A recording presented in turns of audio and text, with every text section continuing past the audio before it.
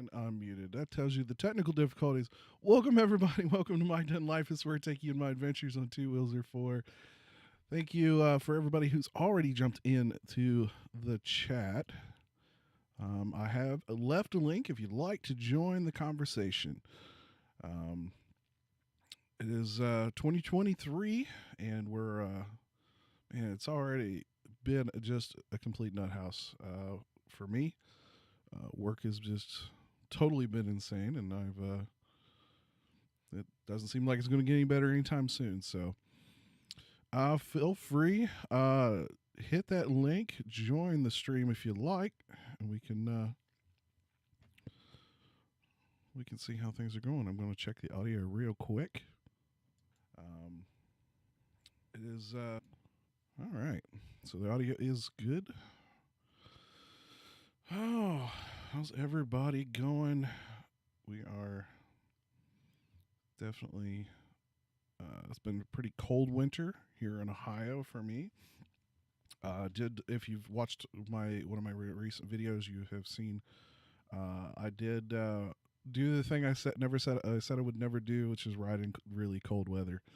And 22 degrees is pretty much it for me. And but yeah, make sure to jump in if you guys want to chit chat and talk. We're got an open house tonight. I'm doing things a little bit differently, and so most of you would all kind of recognize this as StreamYard, and I am using that for as far as the guest, but you should see all the craziness I have going on in the background. And I got Voice Meter Banana doing all kinds of like virtual inputs and outputs, so I can forward audio into StreamYard as well as into my headset and also into OBS. And I'm using OBS to do all the pretty backgrounds that you're seeing here. Currently in the live stream.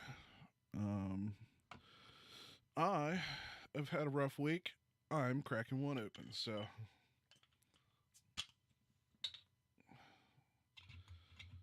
it is Bring Your Own Drink Friday here at the MyDunnLife live stream, and I'm pretty thirsty.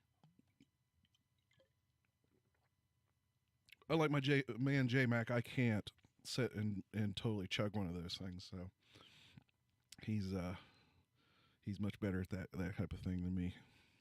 I don't have the lips for it. He's got the lips for it. All right. Any ideas of topics you'd like to talk about? I'm obviously going to talk about the Harley Davidson 120th anniversary, and it was pretty much the disappointment we all kind of figured it was going to be. So I kind of hope we'd sit and talk shit about Harley Davidson for a little bit. And but yeah, I'll start out, give some of my feelings about the 120. Well, it looks like a Goldwing. That's what it looks like. It looks like a whole stream of Goldwings. Because there's a cool meme that's going around. I should have copied it and put it up on the stream. It would have been actually pretty funny. But yeah, it's definitely one of those things where you're like, I've seen that color before. And there's a picture going around. It's got like an 80s Goldwing in that kind of red and faded with the trim, and then it shows the new one, and it looks pretty much exactly the same. So make sure if you're watching the videos and you make sure you hit that subscribe button. That's right there. And I'll make sure that anybody who joins in on the stream, we'll make sure that we give your channel a shout out while we're at it. So feel free to click the link, join the stream, join the conversation, have a drink with me, have several drinks with me, because This might go on for a while. I also breaking out the good old Captain Morgan's. We're gonna have some of that tonight as well. I'm not a complete I'm not a big drinker, but when I do like to drink. But I just I can't do. I'm just not a beer person. I've never had the taste for it. It always just does awful things to my stomach, and I just, like I said, just never had much of a liking of it. So I do a lot of the fruity stuff, and I do a lot of mixed drinks, and I definitely enjoy my moonshine. Apple pie is always my favorite. Lemon drop would probably be my second favorite. For those of a connoisseur of the white lightning, as it is. So make sure if you would like to join in, feel free to click that link. Join the conversation. And we're definitely I'm gonna go on my Instagram and go live momentarily. And we'll let everybody know what we're doing.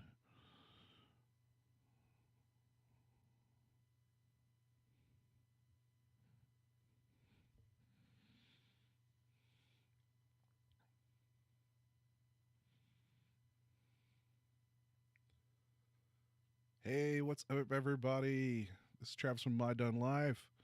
Make sure you jump in on the stream. I am live on my YouTube channel, MyDunnLife. Check it out now. So make sure to come in, have a few drinks. Like I said, we're gonna try to have a good old time. So the room is open. Make sure you hey there, Stevie. Come join my live stream. I always join yours. Come join mine. Anyway, make sure to stop by. We'll talk some shop. We'll catch you later.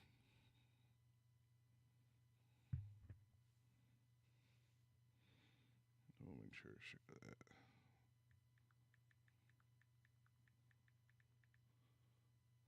Always got to do that cross promotion.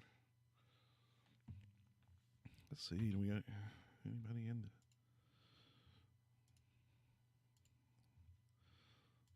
Well, it's not going to last very long if it's just me talking. But anyway, talk about Harley Davidson 120th anniversary edition bikes.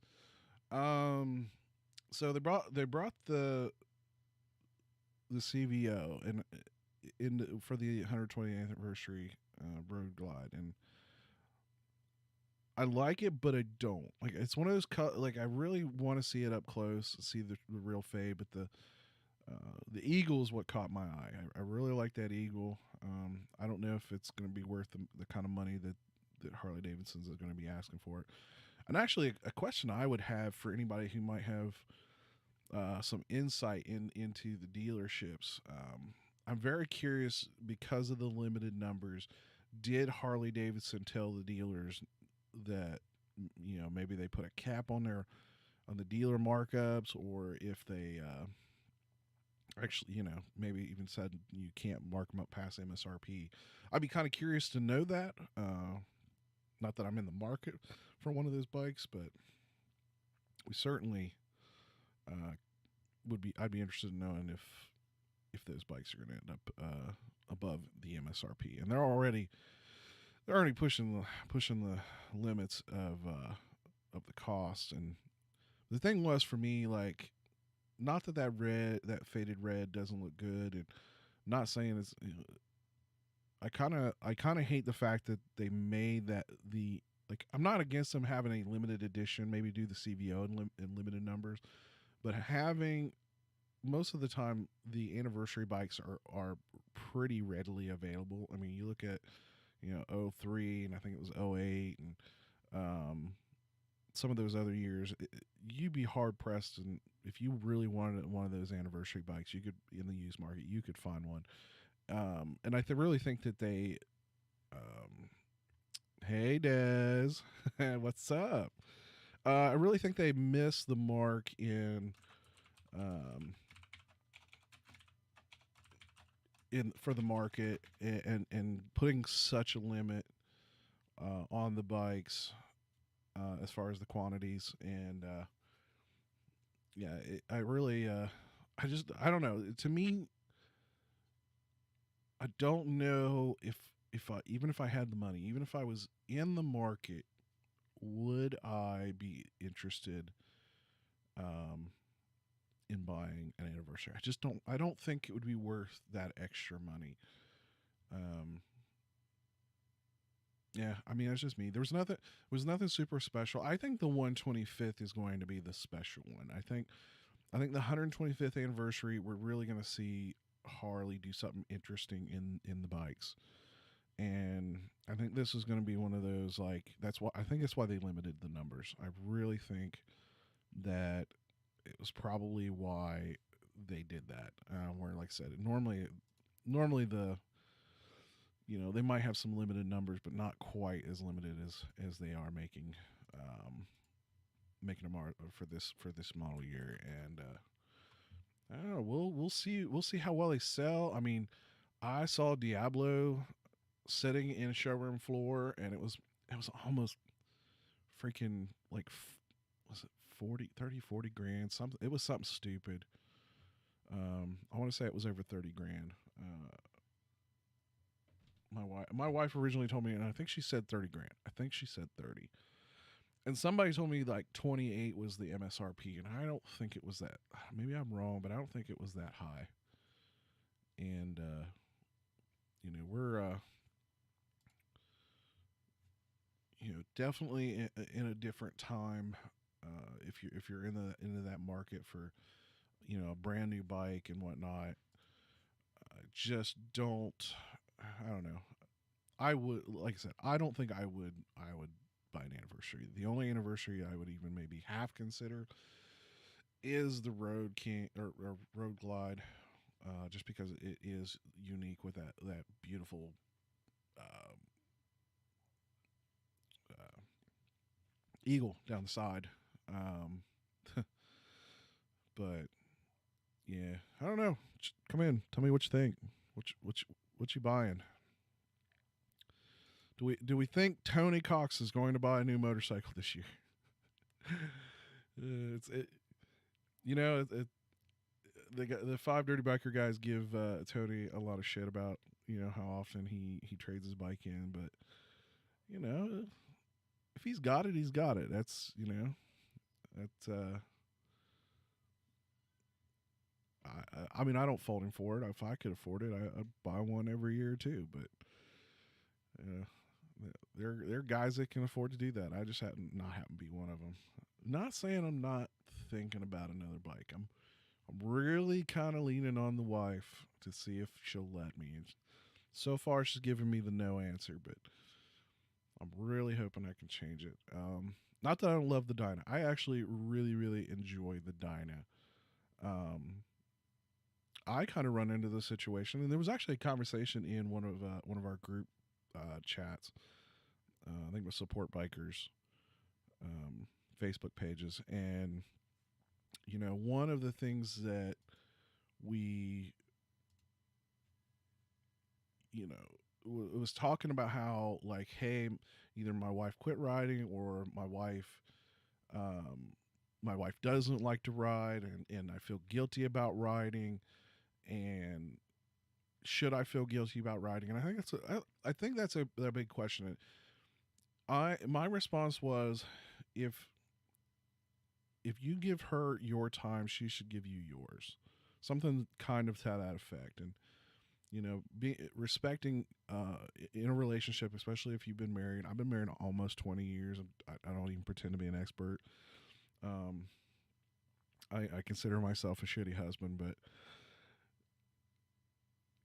I uh, me and the wife, like, when I first bought the motorcycle, and she realized that I really wanted a motorcycle, and this has been almost a decade now, and her thing was, get a big enough life insurance policy to cover if if you get really if things go wrong. And and she gave me her blessing. And at the time she told me, she's like, if you wanna go in debt for one, we'll do it at the time, and hold on a second.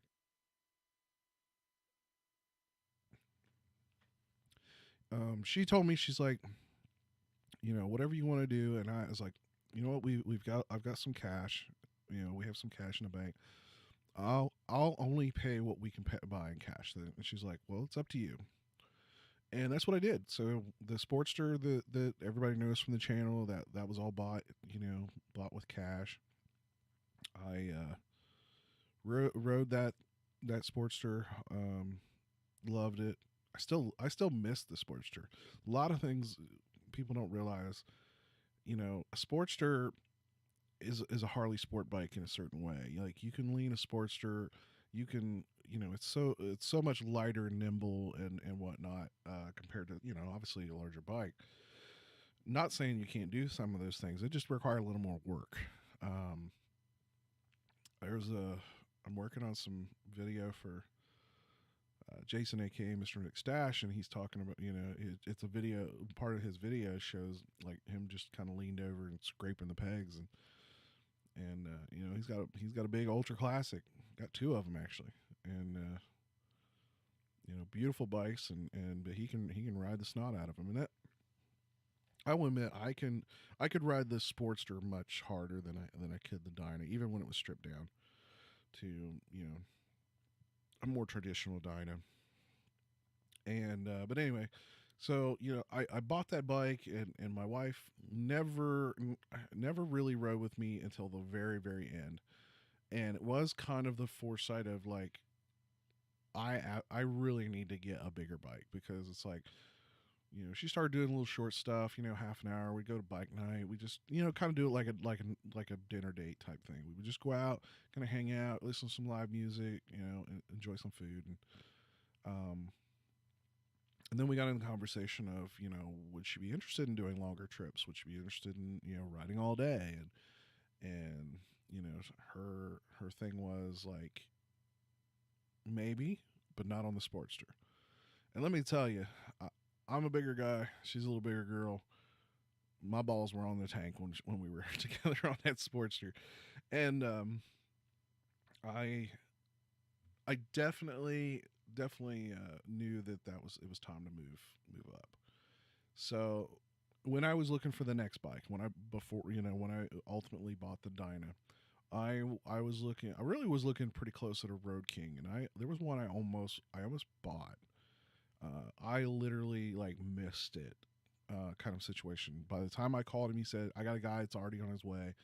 The guy's like, "If he doesn't sell, I'll call you right back. If he doesn't buy it."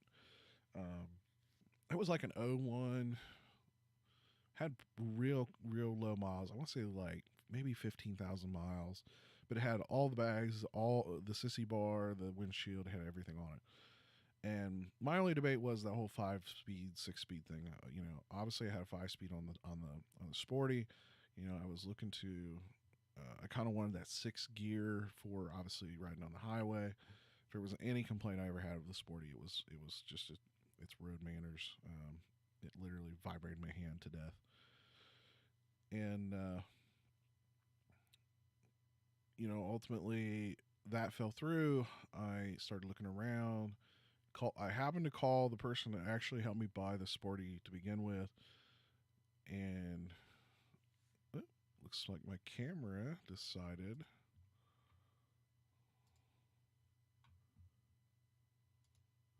I had this problem earlier where my camera just decided it was gonna come back.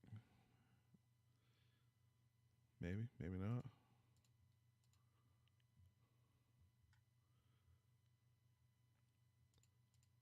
I have to.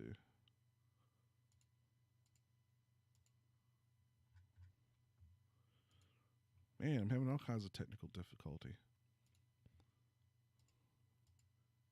Come on. Oh, It's going to be one of those days, isn't it?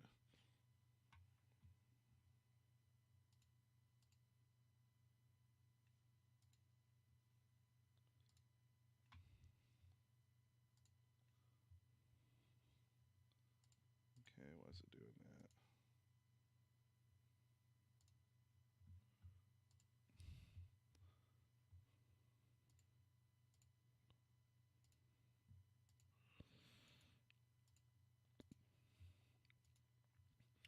Wow. Come on. Technical difficulties.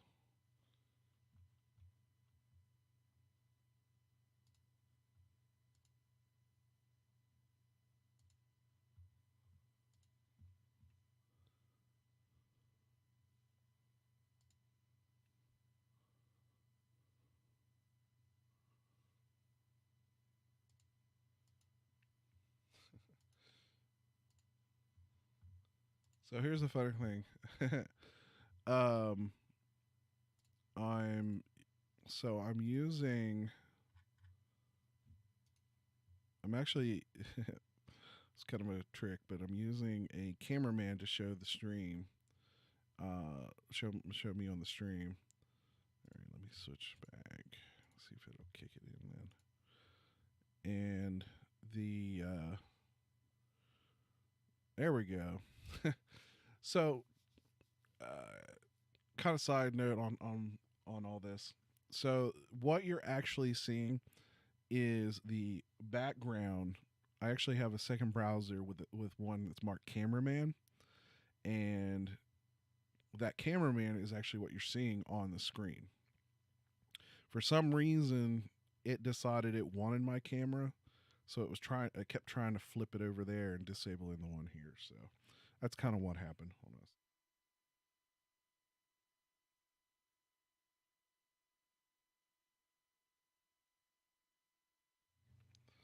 But anyway, um, so yeah, ultimately, I made the call to the guy I know, and he's like, I don't have anything. He said, but my buddy might have what you're looking for, and I told him I was looking for a Dyna or looking for a Road King at the time, and I and I went and looked at it, and if anybody that doesn't know, I'm riding an '06 Dyna Low Rider. I bought it with just less than 7,000 miles on it, and it was pretty much stock, except for it had some. What I ultimately found out were some Amazon Ford controls on it, and I hate them. They work fine. Like that. The problem isn't the problem is the foot pegs. I really want to change out the foot pegs, and that specific one for whatever uses a it looks like a Harley style foot peg clevis, but it's not. It's bigger and thicker, and a regular one will not fit. So, as far as I've been able to find, I can't find a replacement. I would love to have, like mini floorboards or something like that on there, but ultimately, it is what it is. I've thought a couple of times about buying the Harley Davidson Forward Control Kit, and never say never, but it's just like at $400 is a little hard to choke, and so yeah, that is what it is. But yeah, I got the Dyna with the intent that the wife might do some day trips, maybe an overnighter, but I never imagined she would want to do regular trips with me on the bike, and um, we've done some short ones, we've done some overnights, we did an entire weekend doing VAM, and um, she hates the curvy roads. Um, she does get car sick, so it does bother her a little bit. But ultimately, like she does enjoy the being on the bike, and like I said, I never imagined that she would want to take big trips with me on the motorcycle, and so now I'm kind of in this like, do I sell the Dyna? Do I can't afford another bike. What do I need to do to make that happen? Kind of working some things in the background. If anybody's interested, I, I've got a pretty fair number that I would be willing to part with, and hit me up on Instagram if you're really interested. But let me just tell you about the bike. '06 Dyna Low Rider. It's now got around 10,000 miles on it. I have done pretty much every bit of maintenance. The tires I replaced as soon as I bought the bike with Michelin Commander 3s. It's got completely rebuilt front brake calipers, all new brake lines, fresh fluid, synthetic fluid all the way through. I have changed the risers. I've put a Memphis Shades Batwing fairing, thanks to the one and only Mr. Now I feel bad. My brain just went dead. Chopper Fett, Mr. Chopper Fett, was nice enough to give that to me. I pretty much ran out. All I had to do was run out and spend a couple hours with him and hang out. And that was a fun trip and a good conversation. And so I put some risers on it. It's got Batwing front fairing. I have the original clip-on Harley front fairing with it. I also actually have another fairing adapter if you ever wanted to put another fairing on it that would go with it. I have both the original seat, the Harley Sundowner seat, which is currently on it. I have a tall Sissybar with a big backrest, kind of like you'd find on a Road King or whatever, or Street Glide. It's got the bigger, wider one. And then I've got another detachable backrest that I put a Amazon Tour Pack on. It's got Viking leather hard bags, extra large bags on it. It's got, I believe, though I can't 100% confirm, I think it's got a Screaming Eagle exhaust mufflers on it. They've been painted, so it's kind of why, and the markings are no longer on it, but I'm pretty sure. It does have a power tuner on it, a Fuel Pack 1. Thanks to Mr. McStash for letting me have one he just happened to have laying around in the garage. And I've done a lot of little piddly stuff. The battery is like a year old.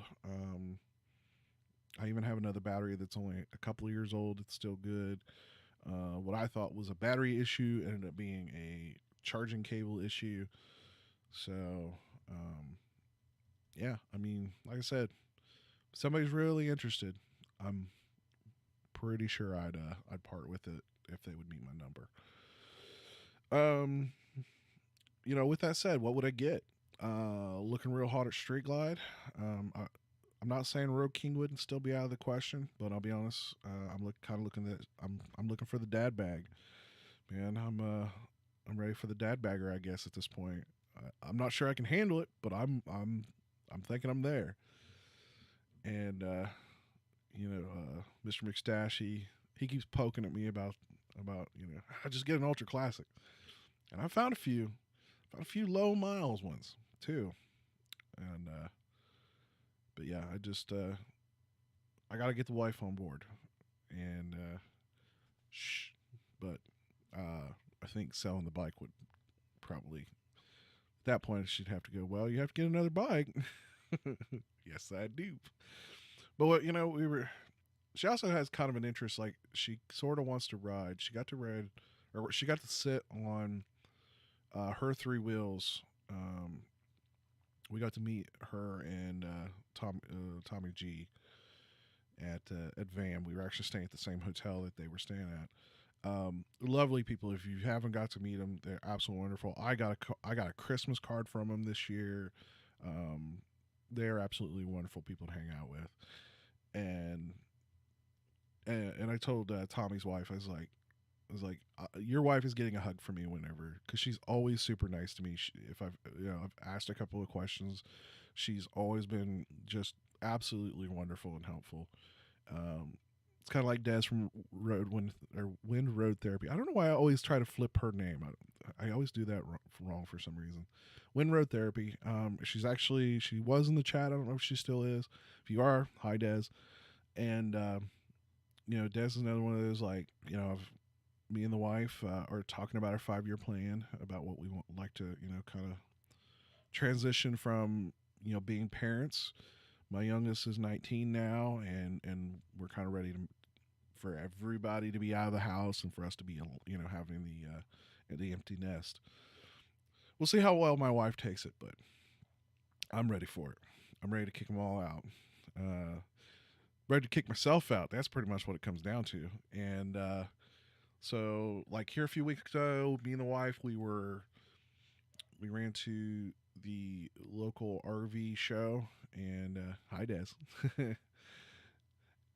And we went and we were looking at some very expensive driving Class A RVs, and we're highly thinking about that. If we can make the money work, and we can make the job thing work, and there's a possibility we can do that.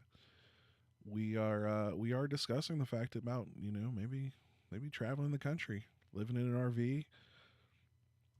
I told her, I was like, my only thing is, it's like, I don't care what we buy, I don't care where we go. Well, I sort of care. I want south, but I was like, I want to take the motorcycle. That's my only thing. A motorcycle will go with us wherever we go. Has to be able. That has to be that's a non-negotiating part of my deal. Whether we buy a truck and a toy hauler, kind of like Wind Road Therapy has, or if we buy the whole driving RV and do a small trailer behind it. If you've ever watched Tulsan Life, that's what they do. In fact, their pull behind trailer, they have a BMW sitting in there, so they're plus 2 motorcycles. I think I got 2 motorcycles in that trailer too, and pulling big Class A motorhomes. So that's what we're thinking that our life might end up in 4 or 5 years. And if it does, man, I'm definitely gonna abuse the working from working remote, and I'm gonna put some time into the channel at that point. Like, I'm gonna be doing a bunch of stuff. It'll be a lot of traveling videos. We'll be hitting all the hot spots, man. I will definitely be like parking out in Sturgis, and Daytona Bike Week, and Laconia Bike Week. Like, we'll travel around and hit all the big ones, and there would be nothing that would put a bigger smile on my face. If I already have one, but I'm just thinking about it. Like, I want that to happen. And yeah, we're that's kind of where we're at in our planning stage for 2023. I am hoping to make another trip for Van. That's high on the priority list. We also have the Ohio Windy 9 meetup. Bell has 2 bikes. Daryl has 1 bike. Well, there you go. Talking about the Tulsan life. And yeah, we definitely want to hit some different events this year. I really like to try to push a little west. We're talking about maybe doing parts of the Route 66, and I know the Badgers. If you're not following their channel, they're also a great channel. And if you're into the moto community, and especially the moto vlogging community, check out Support Bikers Content Creators. It's a Facebook channel or a Facebook page. It is a private one, so you do have to ask to join. But they're pretty open for most people, and it's a great way to learn. There are seminars. We do all kinds of things. I've been a guest. Oh, hey, there's Mr. G. There's a real nice guy as well. He was lucky enough to invite me over to his house. We got to see his property, and he's a real good guy. And but yeah, yes, Des, we are also looking forward to the Windy 9 ride. I will have an official video a little here very, very shortly. There's a couple details I'm kind of waiting for them to, for the other members who are putting that on. That'd be Jason, aka Mr. McStash, and Andy, Road Glide Andy. They're kind of putting that event together, and from what I'm hearing so far, there's quite a few people who are very much saying they're going to go, and I do hope. I do know that they have a discounted hotel and a discounted RV park. So if you're interested, I think Road Glide Andy put out the first video. Oh, no problem, Mr. G. Road Glide Andy did put out the first video talking about the Windy 9 event and where you can check that out. Like I said, I'll be doing an also promotional event video. I'm waiting for just a couple more details to come out for that event. Should be a ton of fun. If you've never ridden Southern Ohio, and I know Des hasn't. Southern Ohio has some great roads. It's kind of a it's kind of a cross between kind of a Tennessee, West Virginia in that southern area. And we've got hills, we've got lots of curvy roads. If you've never done the triple nickel is kind of our version of Tail of the Dragon. And let me tell you, it is not for the amateur. I would say if you're not very comfortable with your leans and turns, you might want to skip that one. But there'll be plenty of other wonderful, very windy but not tight turns, routes that you can take all through. And actually, there is a website. If you do a Google search, go to Windy 9. Just to put in Ohio Windy 9, and you can actually get a brochure, and it will show you all the routes available to you in that area. And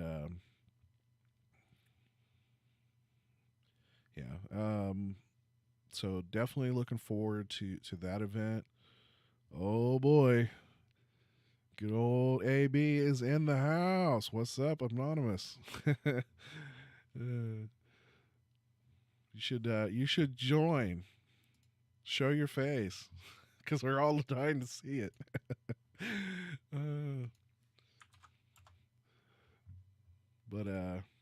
But yeah, those are the two big events that that right now are on my. I absolutely have them on my plan list. I'm still looking at a couple other things. I am a little worried about the Windy 9 only because of the time of the year.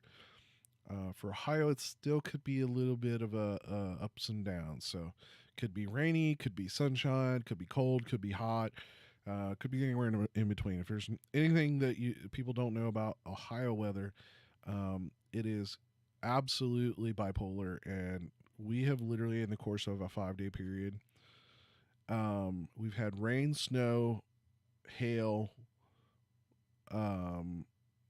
sunshine, clouds, and it's went from freezing to 80 degrees in the course of a 5-day period.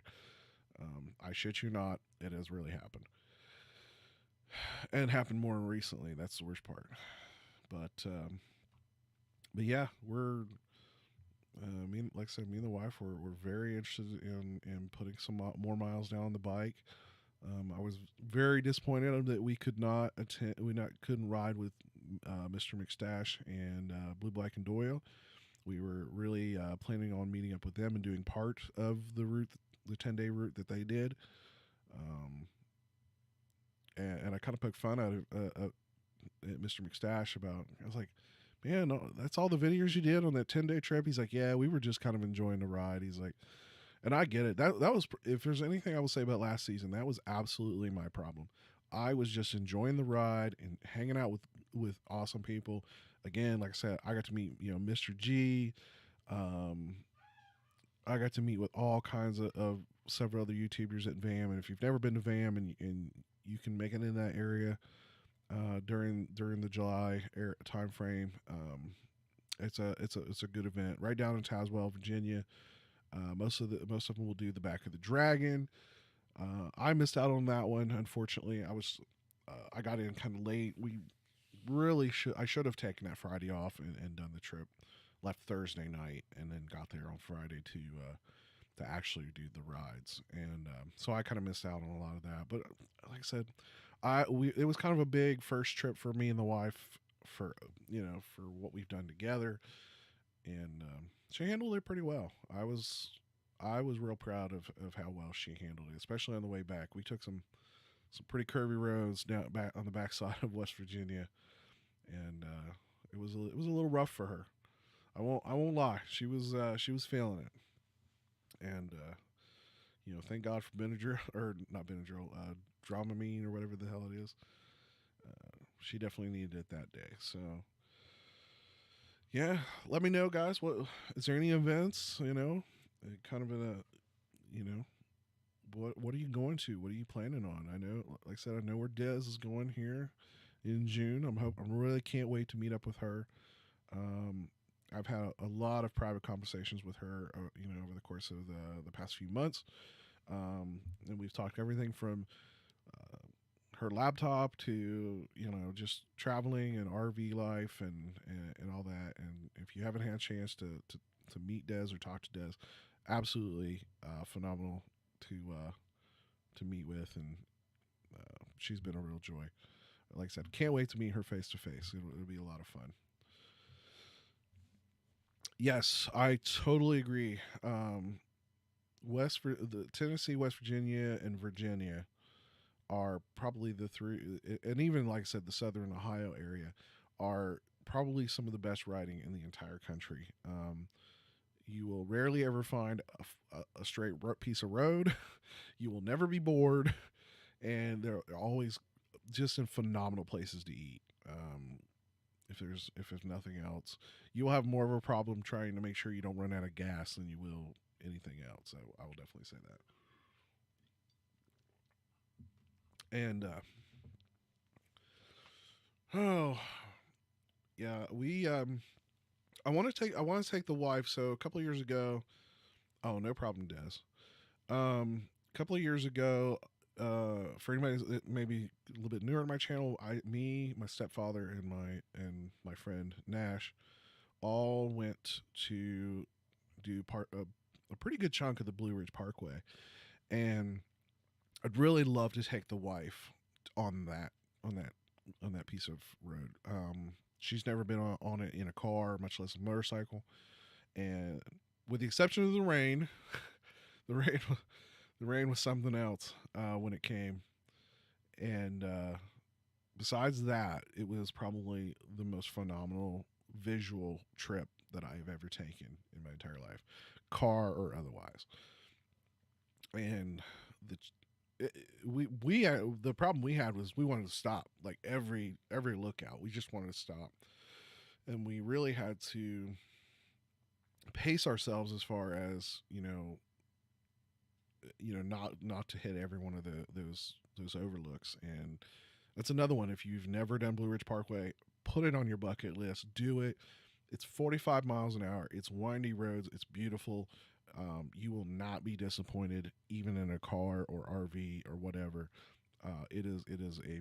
I mean, you're 3,000 to 4,000 above sea level, and when you go to these kind of on looks, and they're kind of on, you're literally kind of on a mountain ridge, and you're looking out, and you probably see 500 miles, and it's beautiful, windy, rolling hills and trees. And um, I'd actually love to do it a little bit closer to the fall when the leaves just start to turn. I went during the summer, so it was even beautiful then. But I can just imagine as the leaves are starting to turn how beautiful that would be. And but again, like I said, it's definitely a place I want to go back to. And I'd also, like I said, we're really talking about doing part of the Route 66, which I think I started to allude to. The Badgers are doing Route 66, and I can't remember. I think in the last video they're going to start in Milwaukee, do the anniversary party, and then start from there down and catch the Route 66 and go all the way to California. Um, I don't think I'd ever really like unless I had a bunch of time, and I'm talking like a month. I don't think I'd ever want to do that trip in on a motorcycle, and only from the pure standpoint, you're gonna have days it's gonna be oh I shouldn't do that. You're gonna have days that are gonna be shitty, and you're gonna want to stop, and you want to enjoy the enjoy the sights and sounds of Route 66. I certainly would. It's one of the reasons why I want to do it. Um, I definitely am not. I am not capable of the level of miles somebody like Road Andy or Mr. McStash. I've seen those guys; they will pound an 800-mile day and not think twice. Them and their wives both, and I commend them. I am just not at that level. 150, 200 miles, I'm ready for 20, 30-minute stop. Um, those guys, they'll go gas station. They'll stop long enough to fuel the bike, take a pee, get on back on the bike, and go. That's what they do, and they, God help them, man. That's why there were a couple reasons why me and the wife were not going to do the whole 10-day trip. One, I told him, I said, I realize I can't keep up with you. Done is getting 20. Shh. No. No. I wish, but no. If I would. There would be no more Mr. Dunn. I would be done in the ground, and but God, now I lost my train of thought. Thanks, Anonymous. You're good at fucking with my head. Oh, well, let's talk about that. Let's talk about the whole 2023 thing. I guess I'm cheap. That's part of my problem. I mean, I bought my last car brand new, and I bought my wife's car brand new, and paid probably way too much money for it. I probably should have sold them a year ago, when the prices were ridiculous. Um, but I don't think I'd ever buy a brand new one, ever. Like I'd have to be like win the big lottery, and I would order a brand new one. Thanks for stopping by, Mr. G. You have a great evening, and we will get to see each other here very, very soon. I hope. If not, I should see you at VAM again this year. That is the plan, anyway. Um, but yeah, if if if I would buy 2023, what would I buy? Honestly, what would I buy? That's a good question. What would I buy if money was no object? What would I buy? Would I buy a Road Glide anniversary? I don't think I would. I just don't. I'm actually I'll be honest. If there's one thing there's one complaint I have about the whole Road Glide anniversary edition. Why in the world didn't they just put a 131 in it and be done with it? Like, well, I don't understand why Harley will not put a one. I mean, I realize a 131. They want that extra $7,000 for the engine, but I don't get it. Especially in like I said, an anniversary limited production. This saying that just say, hey, we're gonna do 1,500 of these. That's it. That's all we're ever gonna do. Otherwise, the 131 will always be that kind of. You know, I've been trying to. I've been skirting around the breakout, and I have my reasons. The breakout, I think the breakout looks kind of cool, but it looks kind of cool in a fat bob kind of way. Like, kind of looks a little bit like OC, like a. It's what I call like a light OCC bike. You know what I mean? It's got the fat tire, and that's another one, man. If you put that bike with a fat tire and a 131 that's all tricked out, that'd be a pretty badass bike. In a Busa, I could see you doing that. I could see you rocking that. If you're, I know you're not a big Harley man, but to me seems like you're kind of sauce. But I don't know. It's one of those weird things. Like I always heard the breakouts never sell. I've seen them on the showroom floor, but I've never seen them on the road.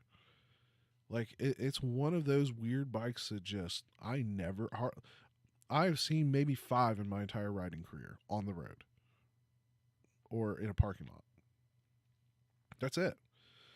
And from my understanding, and I, the last time I think I talked to a dealer because when I saw one, yeah, I know, Boo. So you like all bikes, but you don't buy Harley just to buy Harley.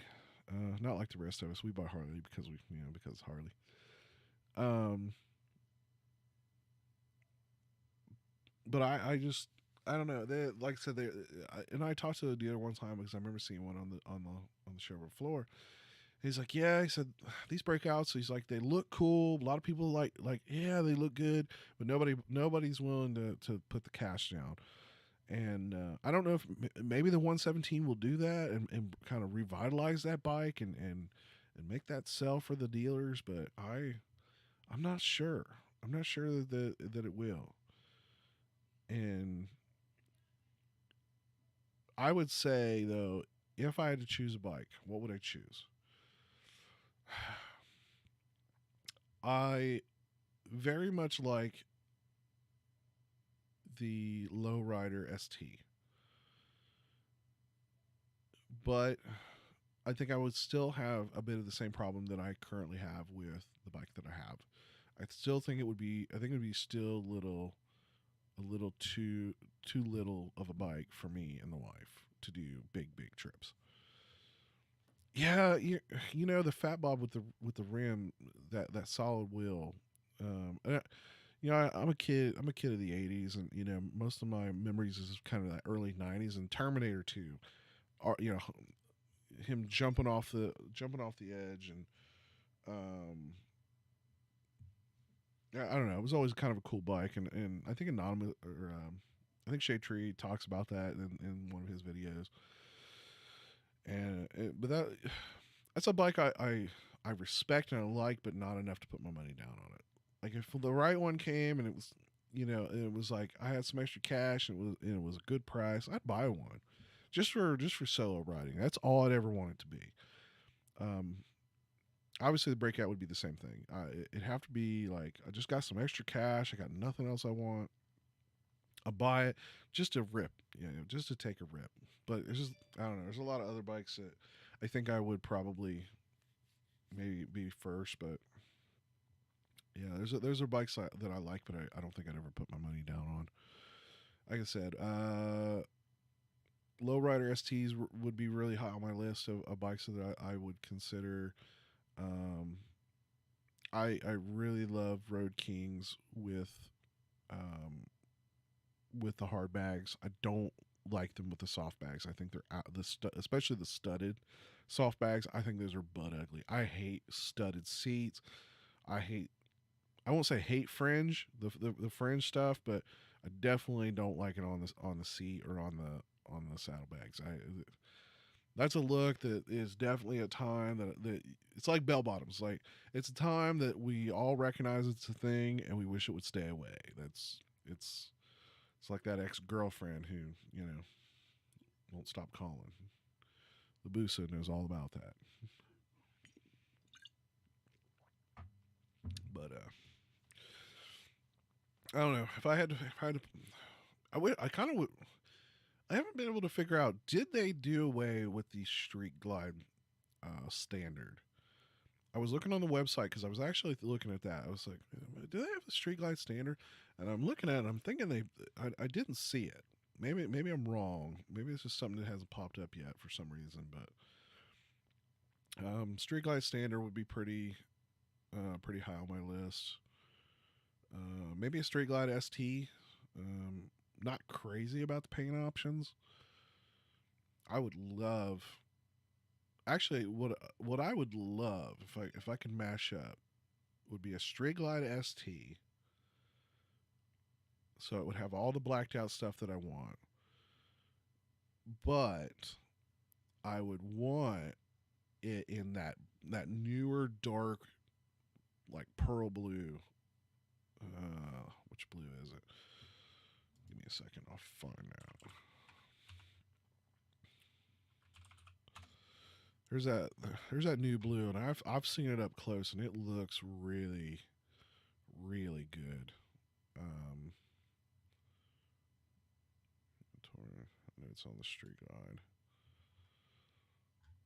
Let's see here. Maybe it's a street light special color.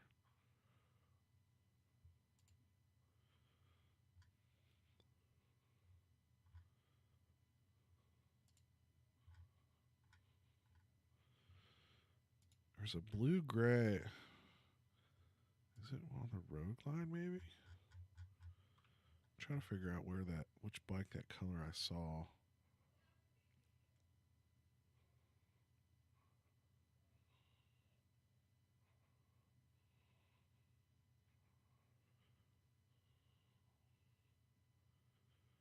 Maybe that was last year's color, I'm thinking.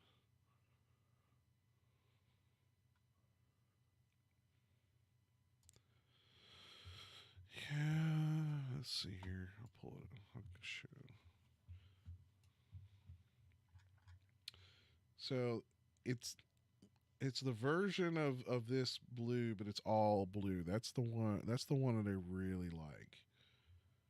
And I want to say maybe it must have been last year's model that had that all blue. But I really like that color. I would say the only other color, if they'd ever bring it back, and they have done some versions that are very very similar. Um, that's not a half bad color with the kind of gold. That's close to the color I'm about to talk about. Amber whiskey orange has been, probably always will be, my absolute favorite Harley Davidson color. Um, I talked several times about paying to have the Sportster painted in that uh, amber whiskey color, and look how inexpensive, man. Uh, I'll tell you what, Boo. So I will roll down to the dealer and I'll sign that check. I'll sign a check tomorrow. You know, where's that big bird yellow?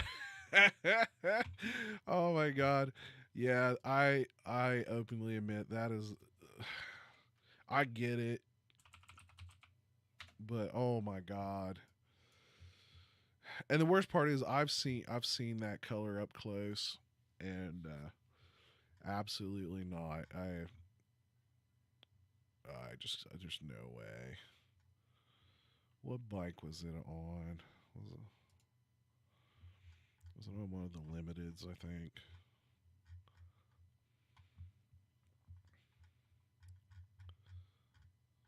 I'm trying to remember which. Yeah, that was the goal. Which one? Which one had the? Which one was it that had that? That had that real. It's got that really ugly. Oh yeah, the Road King special. I don't like that color at all.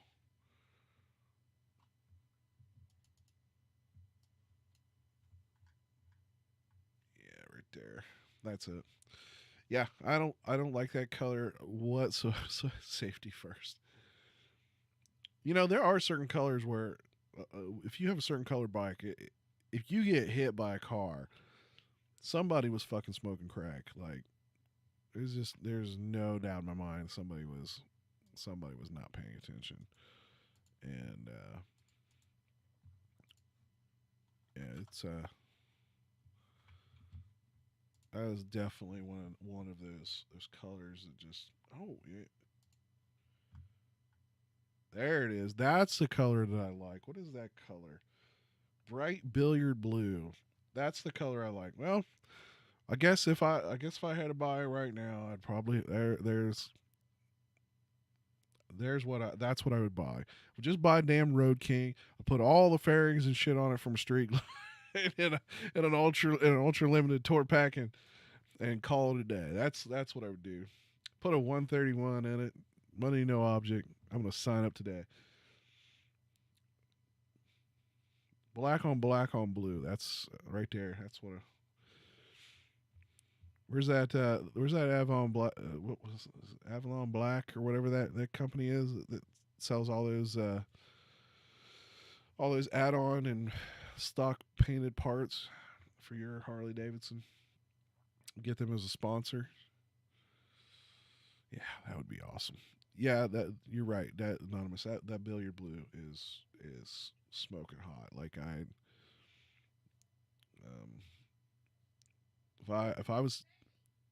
if I was going if I was keeping the Dyna, there's a high probability I'm gonna hunt this paint down and maybe paint the Dyna. Um, and I will say if there's anything that really ever kind of disappointed me in the Dyna, it was the paint. Like it,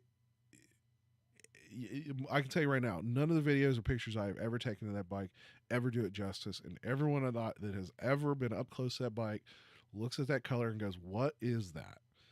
It's a very dark blue. It is metallic. It has a ghosted flame, skulls all through it on all the tins. Um, so it's a numbered. I think it's number 58 of 150.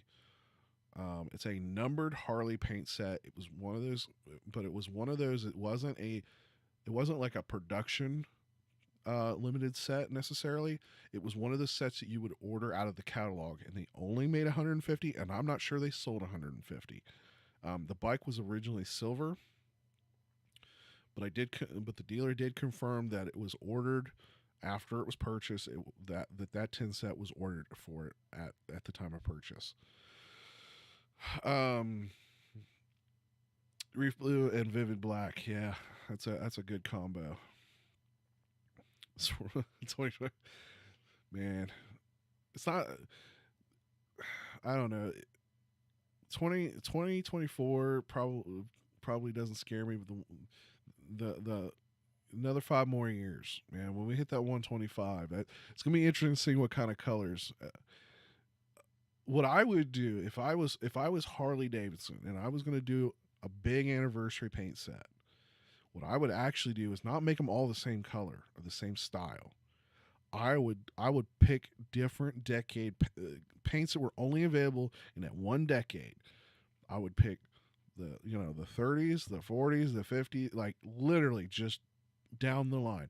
It would be a one model, one set of colors for that model that represented a certain year range or a certain decade that was available, and that's how I would do it. Now, that's just me. It'd be a very I'm sure I for anybody who doesn't know, I work for a transportation company, and we used to, and I say used to, be the exclusive. We were the exclusive dealer delivery agent for Harley Davidson. We used to deliver all the bikes to all the dealers across the U.S. And we also did a lot of their part pickups at some of their different vendors. Um, and they've made comment about Gunslinger, who does a lot of their paints. I have seen some of and I've talked to those people out there before because obviously I've had drivers that are early or late picking up or whatever, and so I've had direct conversations, and I even asked some of them about some paint stuff. And um, Gunslinger is a phenomenal paint company. They do crazy things with paint, and obviously Harley Davidson lets them do a lot of really awesome stuff and a lot of custom stuff. That's how we get all these custom CVO paints and all that stuff. It's all done through Gunslinger out of Golden, Colorado. And yeah, there's some stories I would love to tell that I've been very hesitant to put on my YouTube channel, mostly because I did sign an NDA. Now, because we don't no longer have them as a direct customer. In fact, I used to work the Harley Davidson account. Like, I was a dispatcher. I worked third shift, so I handled all the overnight shipments going across the country. But I did sign an NDA, but there's some stuff that may no longer be under NDA, and I'm kind of holding out. But there's a time I have something in my back pocket if I want to release it so bad. Um, but I'm deathly afraid that Harley Davidson will actually come after me, or they'll. It would also. I'm also afraid it might ruin any possibility of working with Harley Davidson. Um, but let me tell you, I want to really. I've got something that's so juicy. I want to release it, but like I said, I'm deathly afraid to release it. Maybe one of these days. One of these days, I'll get to tell that story. Um, but I'm sure like I said, I'm sure when that if I do, it's going to blow up, and somebody's going to get real pissed off about it. Well, and part of the reason why I don't want to release it because I won't say my company isn't trying to get back into with Harley Davidson, but the company that outbid us for the contract, um, they agreed to some just atrocious things. We was like they can have it. Like it wasn't about the money, it was about the things that they agreed to do for Harley Davidson that we absolutely said we wouldn't do. And yeah, it was ridiculous. The thing was wholly ridiculous. Like they agreed to like at least and this is through the grapevine, so I can't even say this is a first person event. But some of the things I was told, they agreed to pay for absolutely any damages to the bikes, which we always paid anything that was very obviously something we damaged. But the racking system that Harley Davidson uses, which apparently the company I work for developed for them, makes like you have to really f up to mess one of those bikes up. We've done it. I've seen it happen. It does happen, but there has to be a huge failure on the operator's part to mess those bikes up when they're in those racks. And the other piece of it is, um, like they agreed if they didn't deliver within like they had like a delivery window, like from the point of receipt to being released to being delivered to the dealer, and they agreed to some crazy timeline. It was we had over 400 trucks involved in the entire system for Harley Davidson, and I can tell you that it was impossible for us to meet that deadline. They agreed that if they didn't make that deadline, they would take a bunch of pay. They wouldn't get as much money. Um, there, like I said, there was a bunch of weird shit that they agreed to, and ultimately we just kind of went, you can have it. we're not interested at that point.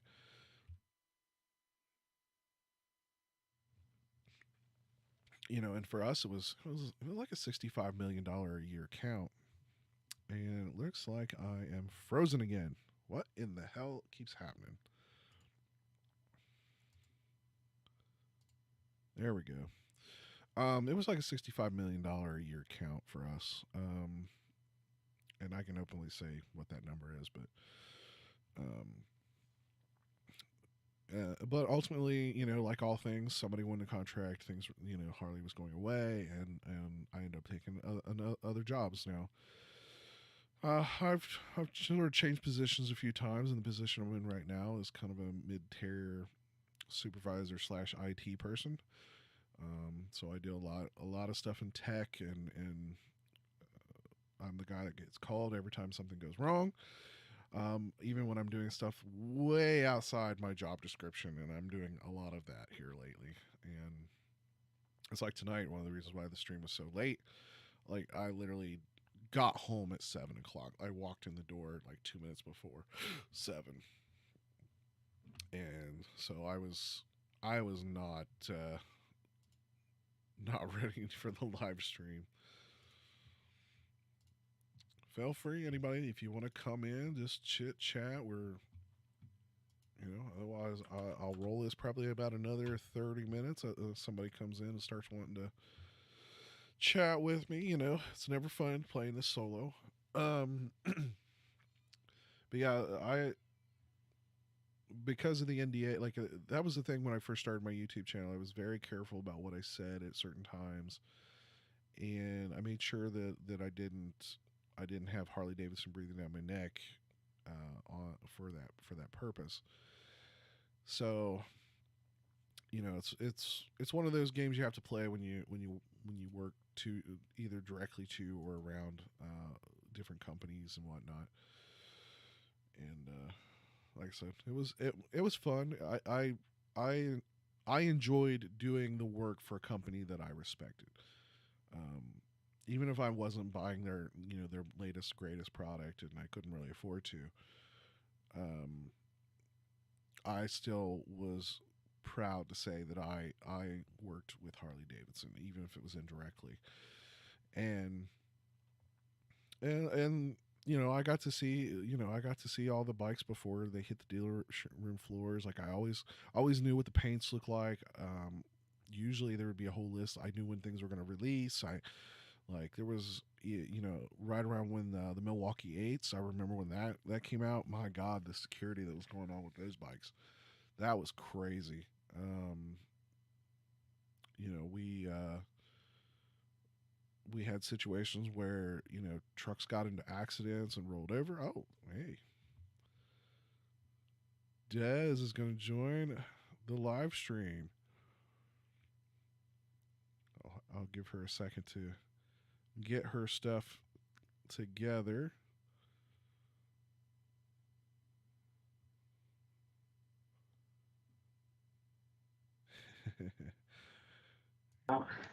There you Hi. are. Hey, Des. How's it Hi. going? Sorry, I was on the road and running around. I'm a night bird, so You're I always saw on the night. move. Well, yeah, I'm comfortable in my house, so I really don't like leaving it early in the morning or in the afternoon, or later in the morning. So I do everything in the afternoon, which brings me home at 9 o'clock at night. Yeah, I started about 6 this morning, and then like I said, I literally rolled in like 2 minutes to 7 o'clock tonight. And honestly, I probably could have stayed to work 3 more hours, but I was done. I was had my fill for the day. All right, that's cool. How was your Yeah, day? Good. I mean it was productive. I'll say that. Okay. Never seems like enough production, but yeah, Yeah. right now we've got some the company I work for. We got a brand new warehouse that's about to open up in the next 30 days. So I'm doing a bunch of stuff for that part and making sure that coming online is a big thing. And then I'm in the middle of onboarding a brand new customer in our current warehouse, and um, never goes perfect. You know what I mean? There's always those hiccups, and we're just trying to roll through it and Gotcha. start handling their product. Sweet. I'm excited for the Windy Nine. I am too. I think it's gonna be. I know it's gonna be a ton of fun. Yes.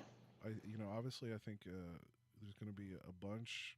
There's a bunch of people that are definitely talking about going. Obviously, you've talked about going. My There's reservations were made in November. I don't mess around with that. When it comes to reservations, and you'll learn that, if you know where you are going to be. For me, I made the reservation in November. Yeah, November like 23rd, like around Thanksgiving. oh wow. That's about when Jason announced it, right? I think Something that's like when he that. was first talking about it. Yeah.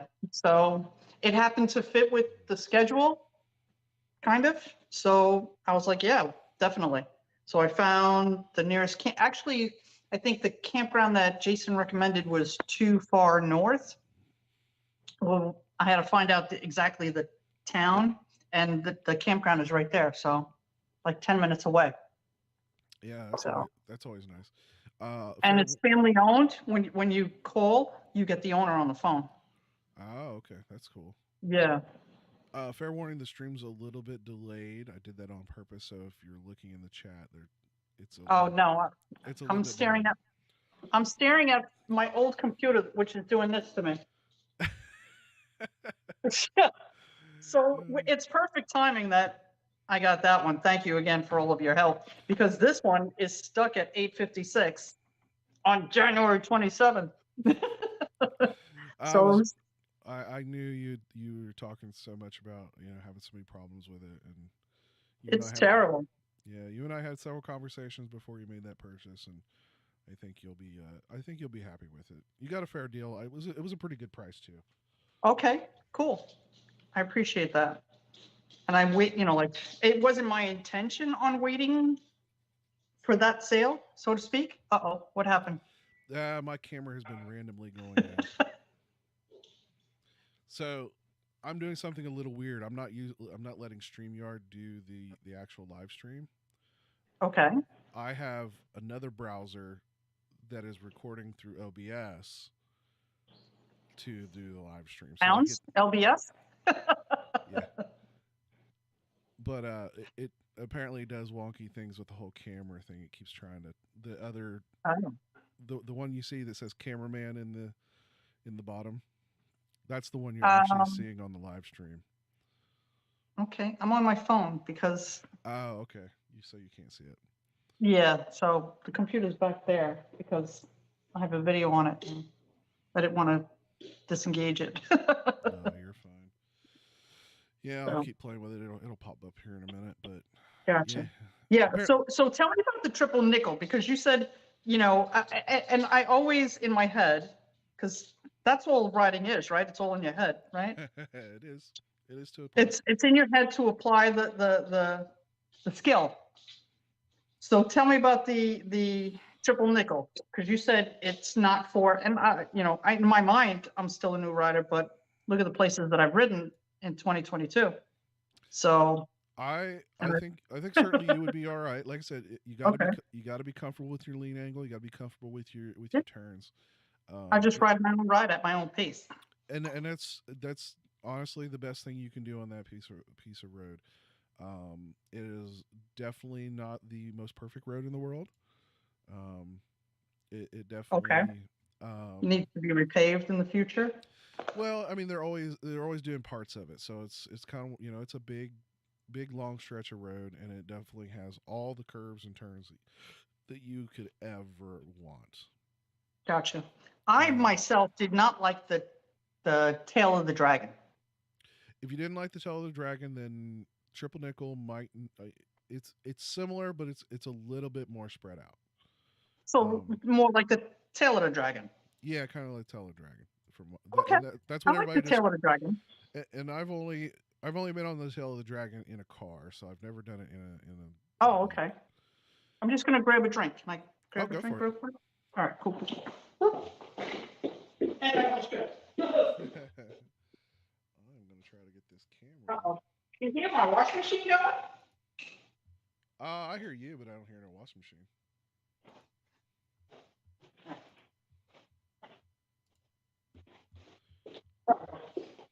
All right, I'm back. Sweet tea. Because I'm a party animal. Sweet tea. Cheers. Yes. Yes. So I'm looking forward to that. I even ordered the map. Wow. Now it says, oh, there There you you go. are. Now you're back. Yeah, I can show you that. I ordered that map. I put it on Instagram post. Yeah, the like I said, anybody that let me actually get that. Like, there we go. Right. Crap. Dropping stuff. Like I ordered the brochure. Where are we at? Ohio's 99. Yep. Boom. I put the link Yeah. in the chat because yeah, and I'm sure you've looked at it, and there are tons of roads, and that's just Yes. the recommended routes. I mean, that's not even talking about a lot of the other branched off Boom. roads that go, in and around Yes. that area. It's Um, huge. yeah, Let me see. it's. Is it upside down? Nope. It's upside I down. say I have mine around here somewhere. Boom. Yeah, That it's just shows you. you definitely you could spend an entire week Yes. and maybe not ride all of it. That's literally I'm actually staying an extra day. oh, Actually, most people are leaving on Sunday, I guess. I'm staying until Tuesday, Monday, Tuesday? so you leaving Monday. Monday or you leaving Tuesday? Damn it, I'm still on the phone. I think we're leaving Monday, or I don't know. Yeah, like I Monday. said, Leaving it Monday. you Leaving you Monday. you will definitely not be disappointed. So It is a bit of then, a treasure for us that know that area, and Brad, and you're close by. Good for you guys. Then I got this one because I'm going to Laconia. man, that's so much on my list. It's the worst time of the year for me to go. I listen. I totally get it, and I understand. If it wasn't for the fact that a couple of years ago I retired, I couldn't do these things either. So while you're working, do as much as you can to make the money, stash it away, and it'll be there for you. Laconia will be there.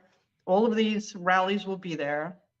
You know, uh, do as much as you can to make as much as you can to squirrel away as much as you can so that when the time comes, you don't have to worry about it.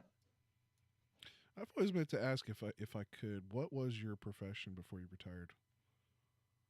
I was employed I was employed by a municipality.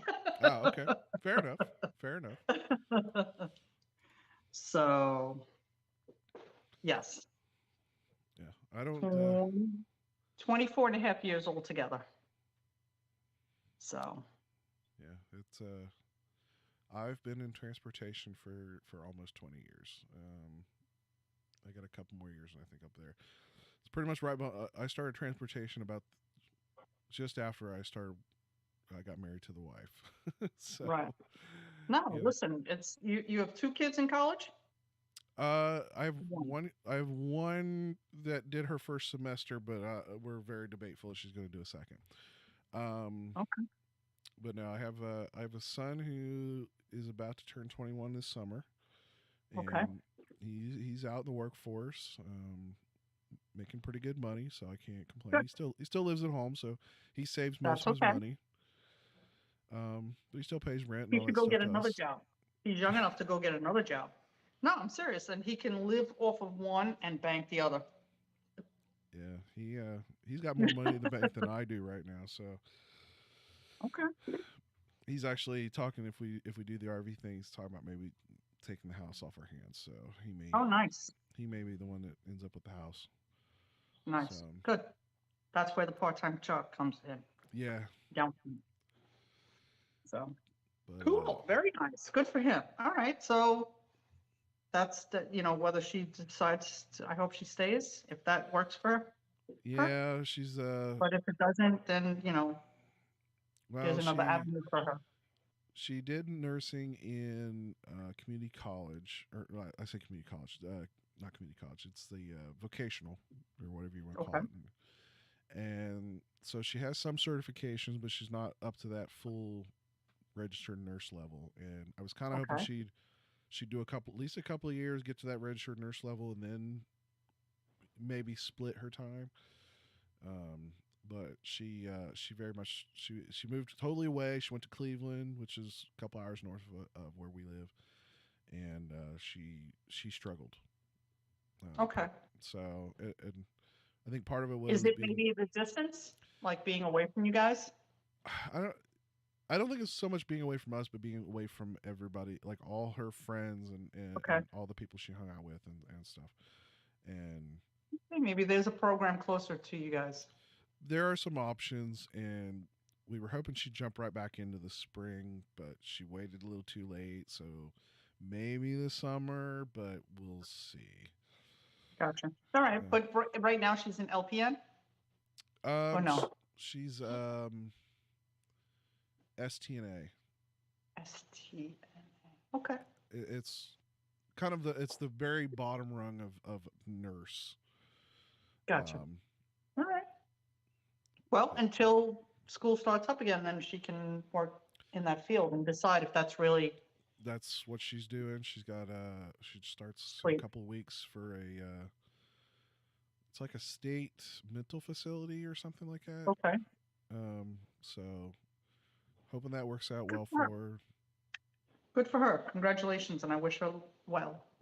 Yeah, I just want her to make a decision. You know what I mean? She's very wishy washy right now, and 19 years old. I get it. I know. I remember where I was at 19 years old, which is for her scares me even worse. You know, I've told both my kids, I'm like, I have no interest in being grandpa yet. Like Right. I'm not ready for that. Like you don't have to have kids. Like I'm not. My brother's wife is like just haggling their children. Like Oh, when am I having I want grandbabies. Like she's got one daughter, is married, and like for some reason that just can't seem to happen for them. And uh, I hope one day let it them go out and does. live life. Yeah, that's kind of Let me though. them live life a little bit before they're settled down, and then they have to wait, till their kids are out of the house.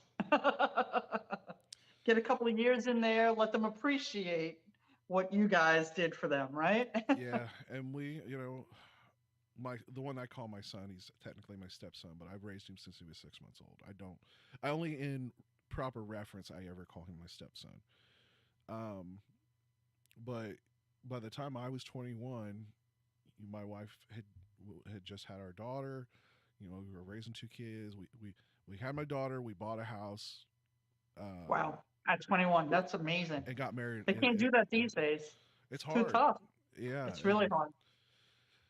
I remember all the struggles. I remember, barely eating ramen most days because that's all we could afford. Yep. And it's true.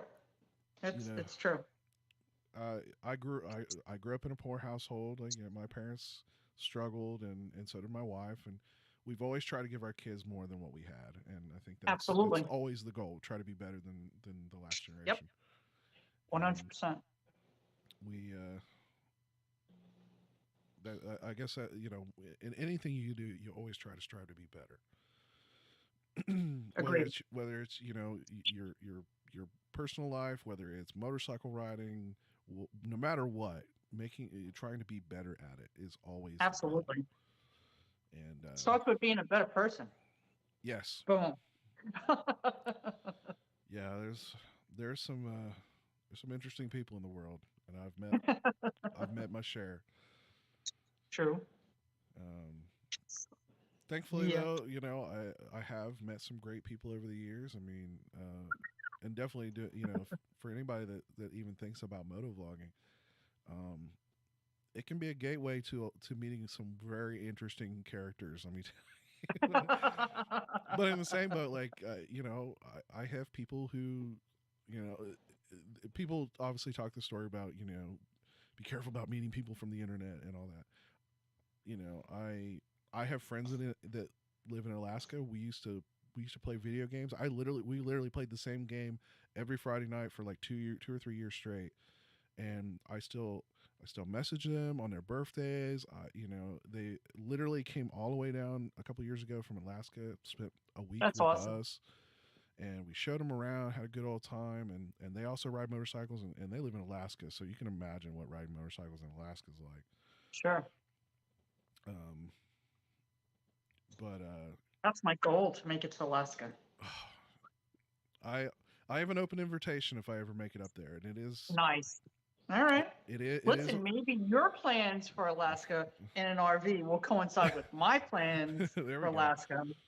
And that would be great. I think that caravanning is a great way to enjoy your trip and still have your own personal space. Right. So. Yeah, and don't get me wrong, it was kind of scary when we went to the RV show. We were looking at some, $300,000 to $400,000, and I know, they're so beautiful. But even when you get to that level, there's still something that's not right. Oh, I would move it here, or I would. Right in your mind, you're going, oh, I would prefer the bench over there, or I would the Dyna. Like. That's exactly what we were doing. We were looking at something that had like the bunk beds, and we're like, well, if we take the bunk bed out, we could put a desk there, and that'd be my wife's office. Oh yeah, we were absolutely doing that. And it's the same thing when you look at a motorcycle. Oh yeah, I would change the lights to LED immediately, because what I did. And then you're like, the exhaust, but my exhaust is like, I changed the exhaust on the Kawasaki because everybody made fun of me, and it sounded like an aggravated sewing machine. And now the Harley, the Heritage, sounds like an aggravated sewing machine, and the Kawasaki is louder than the Harley. Terrible.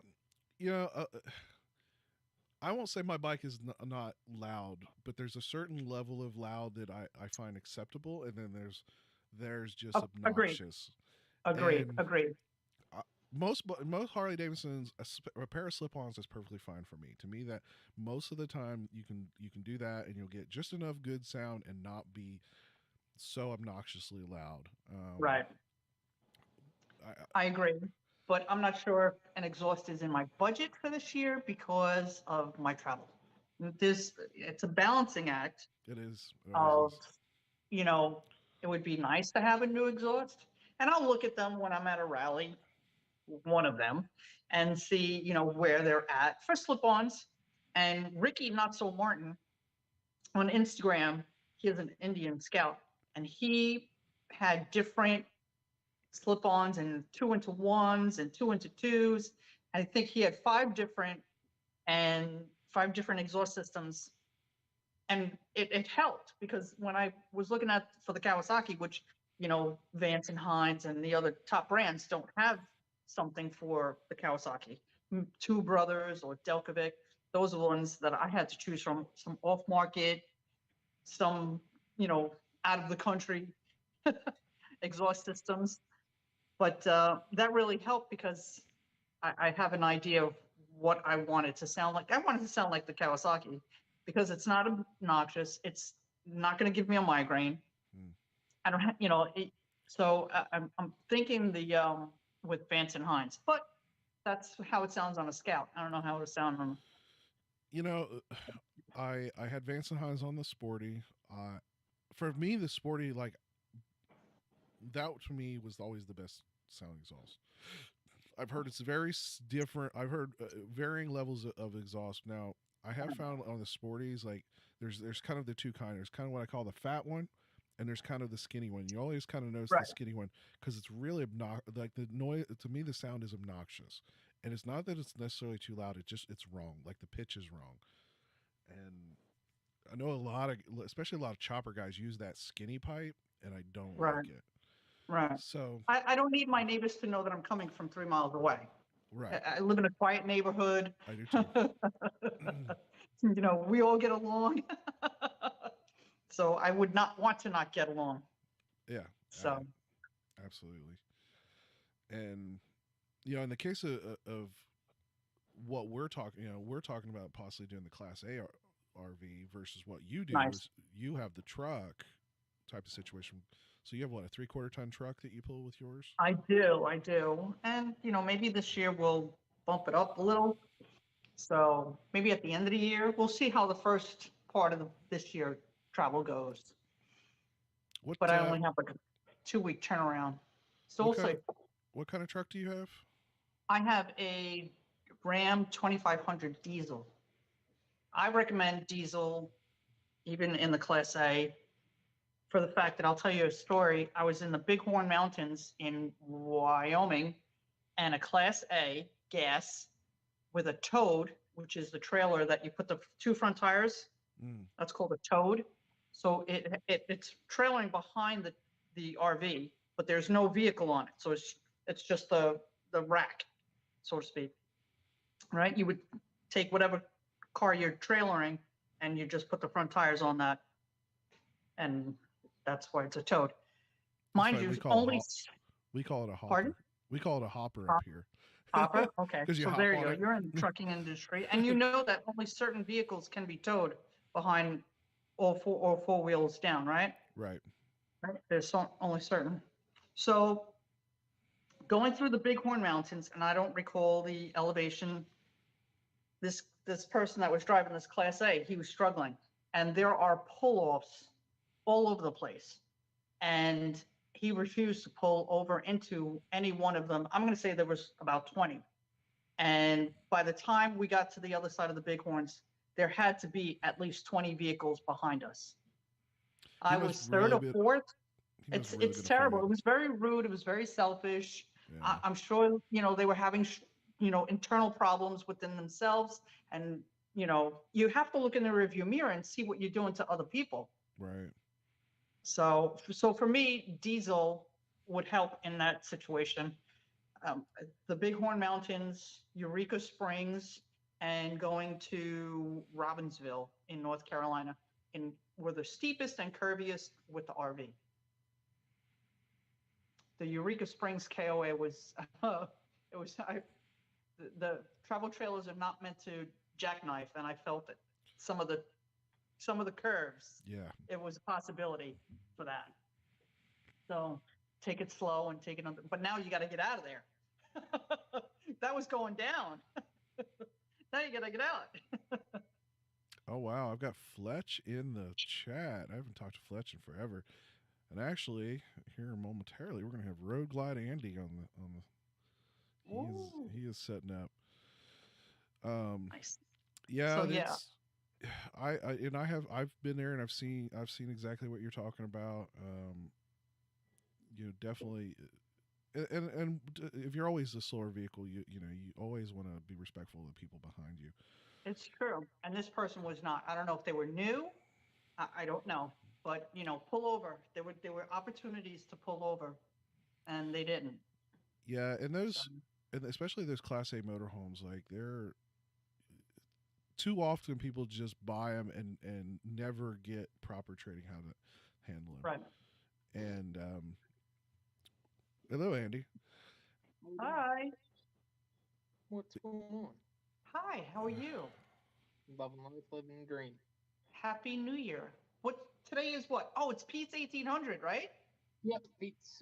We got it. Right there. I gotta get a Pete's 1800 shirt. I'm gonna work on that. I have a request from you. Me? Yeah. Tell me. You got gray shirts now, right? Yes. Is it too much? Would it be too much trouble to get that in a 2X? In a 2X. Let me see what I have. Stand by. See if I have them. Actually, if you notice over here, this is a little 3D printed sign a friend of mine was nice enough to get me for Christmas. Actually, Right, give me a matching keychain too. I have to put you on the list. Okay. No, right. Mondays, it stinks because Mondays, sometimes I'm at work till like 8, 9 o'clock. And I don't wear your guys' shirts to work because they get ruined. You know? Gotcha. Appreciate that. It's a mess right now. But no worries. I will take care of that. Yep. So we were speaking about the Windy Nine. All right, you got your map. Yes, I do. I'm ready. And I got my map, got my reservation. You just have your reservation. You haven't paid in full yet, right? I believe I did. Oh. We're good. No worries. I mean, they're doing the 10% off. Yeah, don't worry about it. We're good. I've had conversations with Kelly. Good. Yeah, she booked all the way back in November. Yeah. Yeah. So we're good. And Patrick is in the site next to me. So Patrick. Okay. Moto Rambling, right? Oh, okay. That'd be cool. Yep. There'll be shenanigans having there, won't there? Yeah. And then they have group tent sites. I don't know, what is this picture? You should see the picture on the screen now. Oh, Lord. Yeah, if you have big groups, they have all that stuff. Yes, they have a small group tent site, and then they have a larger, but I don't think we're going to have that many campers, right? Mostly people in the hotel. In the hotel. Yeah. But, maybe we'll have to come out and visit you after one of the rides for a few hours. And... Yes, that would be great. You're not going to the local Ohio Windy Nine Moto meetup, Travis? Oh, I plan on being there, but I haven't booked the hotel yet. It's coming though. You have to call and book the hotel. I know. Do they have a pavilion? I didn't even check. At the hotel? No, at the campground. They have a community campfire. Oh, okay. Gotcha. All right. They have they have a common area. Gotcha. You know, and they have a fire pit and everything there. Gotcha. You know. But most of the festivities, because the hotel, we booked the conference room, so most of the festivities will be held there. But I mean, it's going to be more so about riding, meeting I people. gotcha. I'm sure people will appreciate the air conditioning. Yes. That would be my only complaint from VAM that last year. It was a hot ride. it was warm. Oh, wait until you make it to the Badlands. It was 103 degrees. It's a And dry I've heat. never no, it was a dry heat. It was. I'm not gonna, but I've never experienced hot wind before. Even here in Florida, when it's breezy out, it's because the Gulf of Mexico is right there, and you're getting the Gulf breeze. But in the Badlands, it was hot. It was like being in a dryer. It's dry. Yeah, I've only ran into something like that a couple of times, but it's breeze was hot. It wasn't breezy at all. It was a hot wind. So I never experienced that before. Just like a cold wind will take your breath away, so can a hot wind. Yeah, I had to go Right?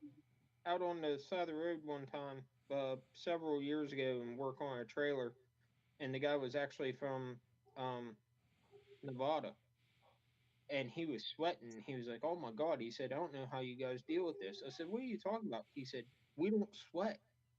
Yeah, He said, "The dry heat, they don't sweat. The humidity is what correct. And Correct. it's like we go over there and we're like, "Holy cow, it's hot!" And it's just what you're used to. It's true. It's true. I'm excited. I'm excited to go. well, we're definitely excited to have you because it's going to be a lot of fun. 1965. Will we make all nine? Is it 9 roads? Is that? Yes, it's will, 9 different will routes. we ride all 9 of them? I will put it to you this way. Tell me. As nicely as I possibly can. if you want to ride all 9 roads, and you ride, but there's some people out there who they're going to go out, they'll make it halfway through one and want to go back to the hotel. Oh, okay. I don't ride fast. Don't get that mistaken. I'll finish every ride. Yeah. It'll just be at my own, whatever the posted speed limit is, thereabouts. That's you know what I mean. Okay, like Triple Nickel. Okay. It's a long ride. We're planning that for Saturday to try to get everybody together and go down. You've been to Hillbilly Hot Dogs. Try to get together and everybody go down to Hillbilly Hot Dogs. Okay. But go down across the Triple Nickel. There's plenty of stop signs on the Triple Nickel to where when we get separated out, we can get bunched back up. And there's a gas station on the left at the halfway point. We can stop there until, you know what I mean, Right. we get everybody. Gotcha. Yeah. You guys should reach out to Amanda, Mandy the Machine. She lives in West Virginia. Yeah, she's down. She's about 4 hours away from me. She's down in Charleston, Yes. Beckley area. Yeah. Yeah, we went to Hillbilly Hot Dogs with her and the Badgers last June. That place is a hoot, isn't it? It was closed when we got there. Oh, it was. I don't know. I don't know what day of the week or. It had to be I don't Monday remember. Monday or Tuesday. But it was closed. It was okay. We put up those stickers. We saw your stickers, and I felt like I needed a tetanus shot. What? There's a lot of rusted metal. It's true. I'm not wrong. But there's a lot of rusted. You've not had the experience until you've sat on the bus and ate a wiener. So. We looked at the bus, and Glad Andy's in shock. There's rusted metal. It's very eclectic and it's very cool, but there is a lot of rusted metal there. It is every hillbilly joke you have ever heard wrapped up in about 40 feet. There's too many to read. Yes, they're very funny too. I have probably 200 pictures just of signs from down there the first time we went there. Sure. So, Well, this stream's about to get interesting because our Uh-oh. favorite John Whoa. decides to He was join. our very first content creator profile. How do you like them apples? What's going on, everybody? Hi, John. I'm Hey, trying John. to work on my lighting in here. It's like Struggle City. You know what? How's everybody doing? Hey, look at that. There you Now go. you can see me. You want There to we see go. you want to see what my lighting is? Dude, It's a hairnet and a clamp from Home Depot. you're ready to cook some lunch for some fifth graders. There you go. closet light. Do what? I said, mine's my closet light. You got that nice halo going on behind you. I just Yeah, tried he's got the right lighting over there. I've got the crappy porch with like junk all around me. I'm working on it. Everything is a work in progress, right? Yeah.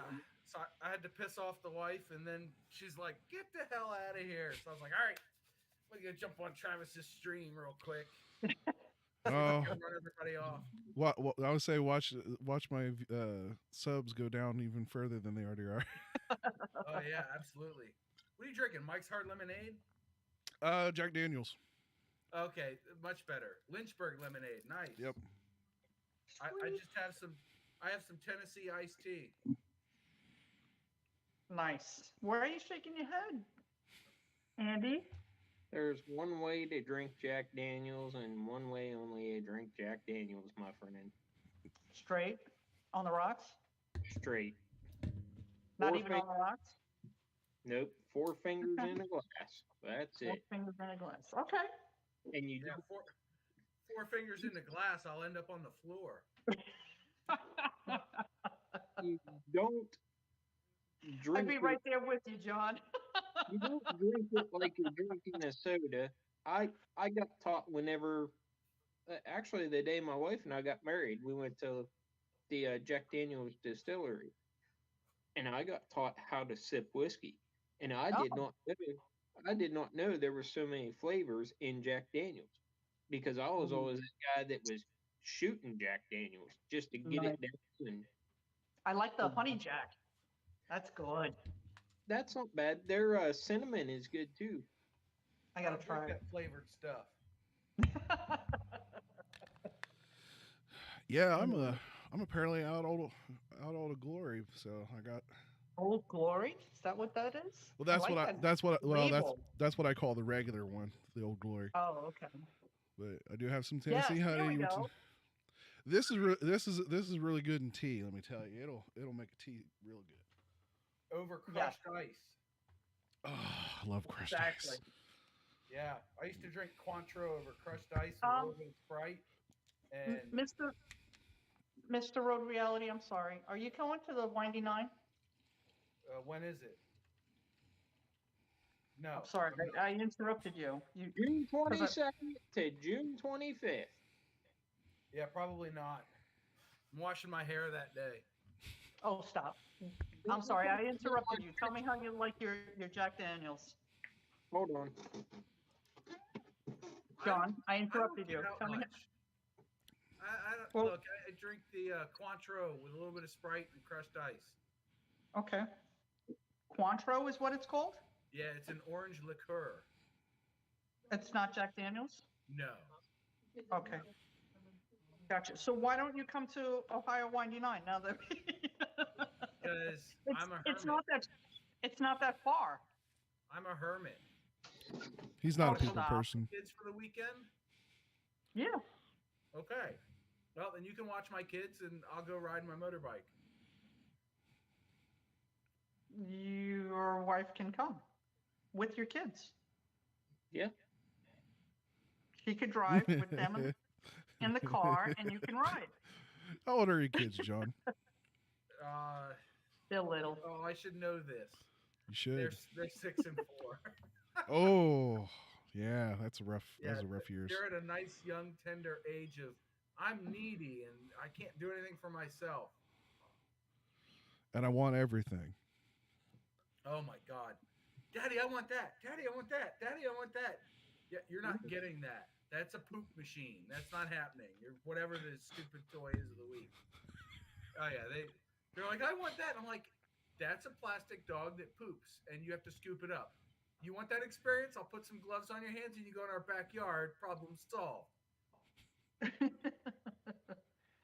So back to your wife driving from Maryland to Ohio, and you riding your bike so that you can join us. I'd have more luck if I put my bike in a trailer and put everybody in the truck and dragged it all out there. Okay, that works too. You can do that. That works, just as long as you make it to the Ohio Windy Nine. Make it happen. Athens, Ohio. Another option is go ahead, reserve the hotel room now, Boom. and the week before, just piss her off that entire week so she tells you just to get lost. So why would I do any different than I normally do? Genius. Andy is a genius. I already told her she was ugly, and I got the whole weekend free now. There you go.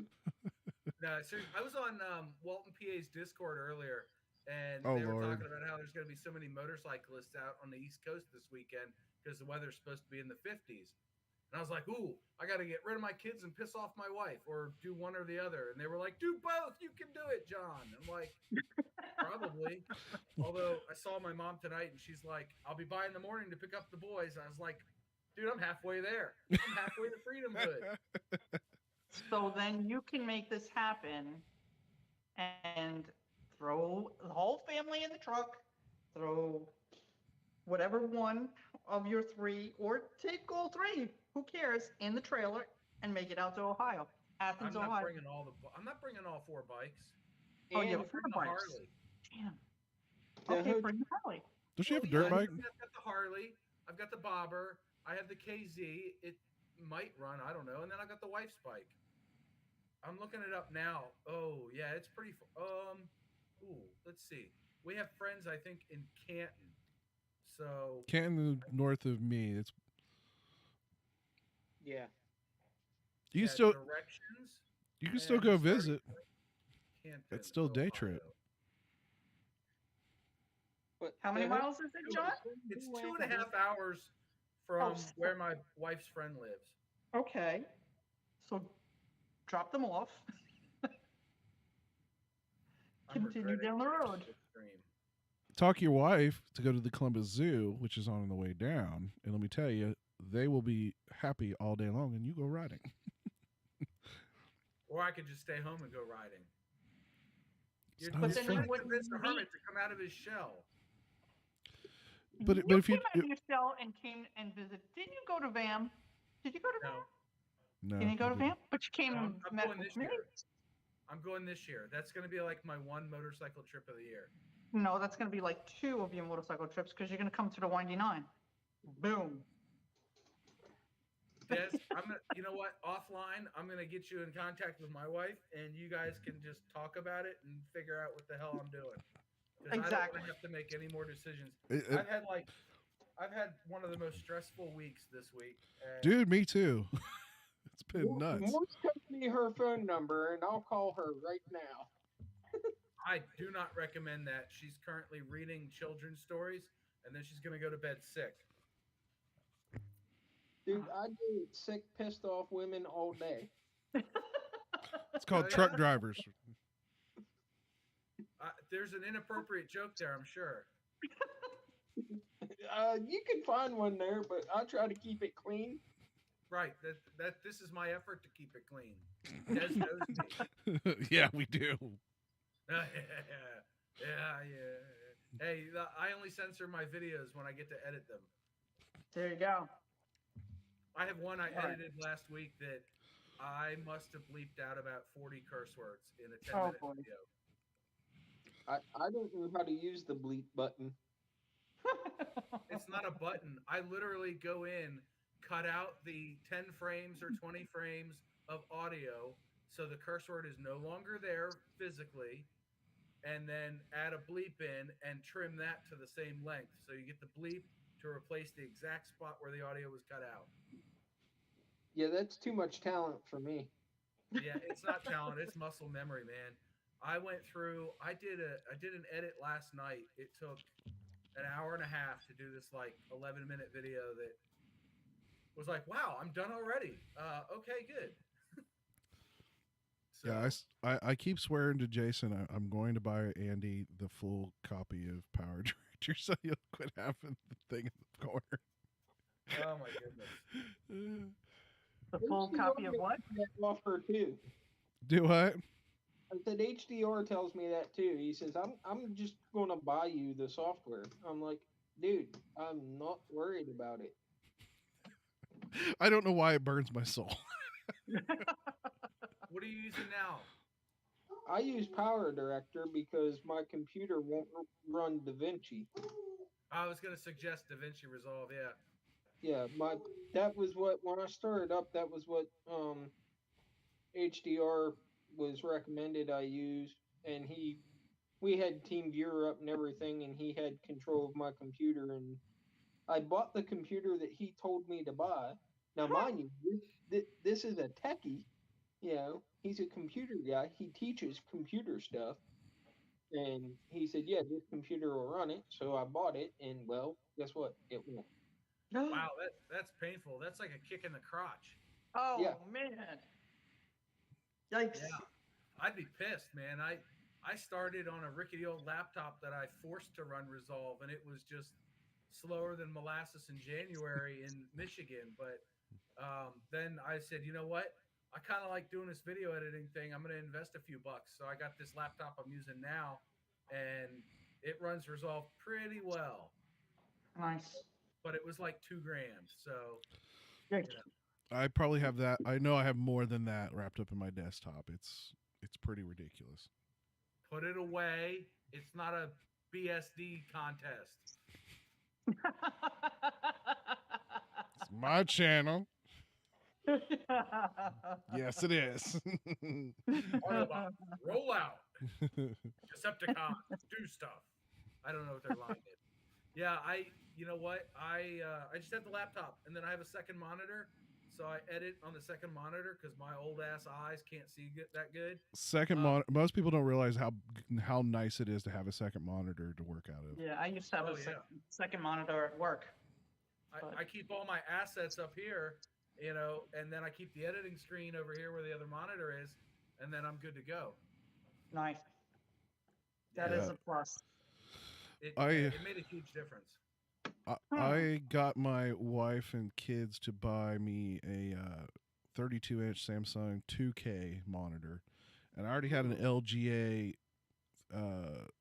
32-inch ultra wide. So it's like I almost want two of these 32-inch Samsung panels. Like, it's so nice. I think mine is 29 inches, but it's only HD. Yeah, I don't have enough graphics card because I do game. I don't have really enough graphics card to really properly do 4K. So it's like, plus 4K monitors are kind of expensive, and the 2K was only like $250 around Christmas time. I was like, man, that's not a bad deal for 165 hertz 2K. I mean, I can show you.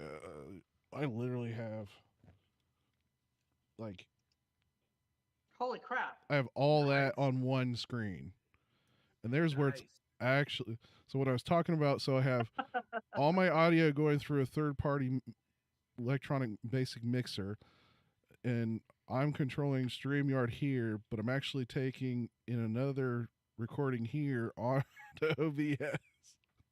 Like, oh, jeez. I've got a ridiculous setup going on right now. By the way, your the audio on YouTube, which I'm pointing to my second monitor, like you can see it because I'm an idiot. Right. The audio on YouTube is really low. I had to turn it up real high to be able to hear you. Okay, that was probably me slightly doing that on purpose.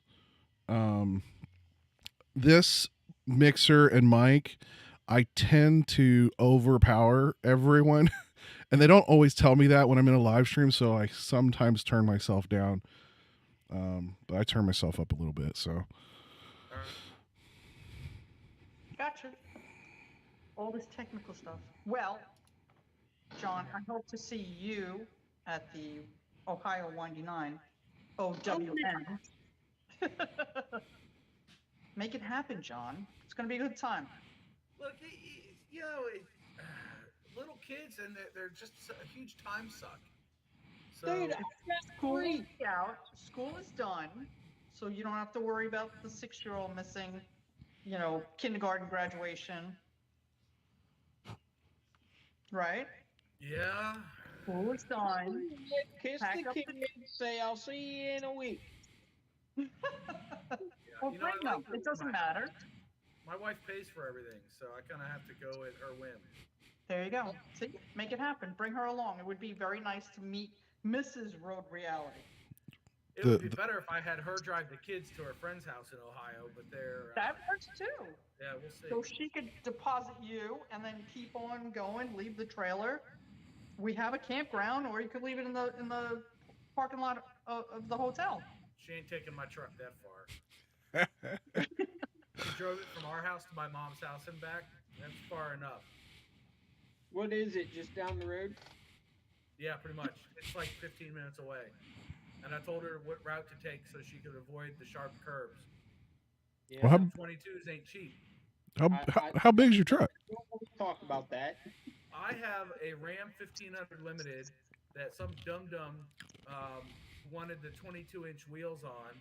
So they come on these rubber bands and they have eyeballs and they look out and they're like, where's a curve? I want to grab a curve. And so far they've only gotten one, and that's when I was at the wheel. But, How does that tow the trailer if you lift it up like that? I'm not lifted. You're not lifted with factory. 22s? It's all factory. Oh, wow. Oh yeah, it's a baller truck. It was like 3 Big Macs shy of 70, man. And back in 70, bought a fully loaded truck. Yeah, I got it for like half price though, because I already had a truck and I don't put a lot of miles on them, so they hold their value really well. So when I traded in, it was like, well, yeah, between the discounts and your trade-in, you owe half. And I was like, all right. So I did that, and then for once in my life, you know, it's like, hey, here we go. I don't have a huge payment. All right. Well, listen, you know. It tows a trailer just fine. I've towed with it once. Nice.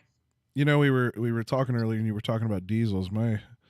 My only trepidation, because I'm actually, if we was to get, you know, where I would pull it with a truck, I'm thinking about trying to like go down to Georgia and find a good used, you know, 2500, you know, 6 liter, something older that I can work on and doesn't have all that DEF crap on it. And it's Jesus. What, you want diesel just to pull your motorcycle with? Oh no, I'm talking about a toy hauler. A camper, a toy hauler, RV. 42-foot triple axle toy hauler with 4 slide outs. You need a 1-ton for that. That's not going to work. Something like that, yeah, I'd say go diesel. But Jesus, the cost of it, man, and the cost of maintenance. Wow. Oh yeah. Yeah, but you know what? If you keep up with it, then it's, you know, not. I'm not going to wood. So far so good. Well, you know, if I could get one of those iron block LSs and put a turbocharger on it, it'll pull all I want. I have a friend that has the 2500 diesel, and they converted whatever so that they don't have to put DEF in it anymore. Yeah. Yeah, they do the delete kit. Delete kit, which they're 10, 12 grand. And you can't, there's certain states that you can't go into, and you can actually get fined for modifying it, and shops can get fined. There's actually been shops in Wisconsin who have been fined so heavily for doing delete kits that they're out of business. Oh wow! There's a couple YouTube channels that have gotten busted on it too. Mm. And the worst part is that the one they only do like off road, like, you know, like tractor pull type trucks, and they still got nailed by the EPA. Really? Because there's some weird loophole that they're playing with. It basically says that anything that was built as a street vehicle can't be modified for any reason, even if it's only used for off-road purposes. Da da da da. Wow. That's Um, pedantic by the government. Yeah, that was a. Freedom, folks. The sad part is like that went back a few presidents ago that put that in place. So yeah, that. As a man who has been in the diesel industry for over 20 years, I can tell you all that crap started when Obama was in office and they brought all that stuff out and they had massive issues with it because of how hard they were pushing for it. You had semi trucks that were going down the road and the DPFs were catching on fire because they didn't have any way to regulate the temperatures on Wow. Yeah, I remember I worked for an LTL company back then. We got those first gen non DEF internationals, and they were so bad, and I mean bad, that International bought them all back the following year and gave us brand new trucks. Oh, because wow. because not only did they not, every one of them had check engine lights. The company that I work for runs internationals and freightliners, and back then they had bought a bunch of brand new internationals and had nothing but problems with them. International bought them all back off of them, and then the home base and the owner is up in New York, so he deals with his local international dealership, and they cut him on some 17s um, Pro Stars.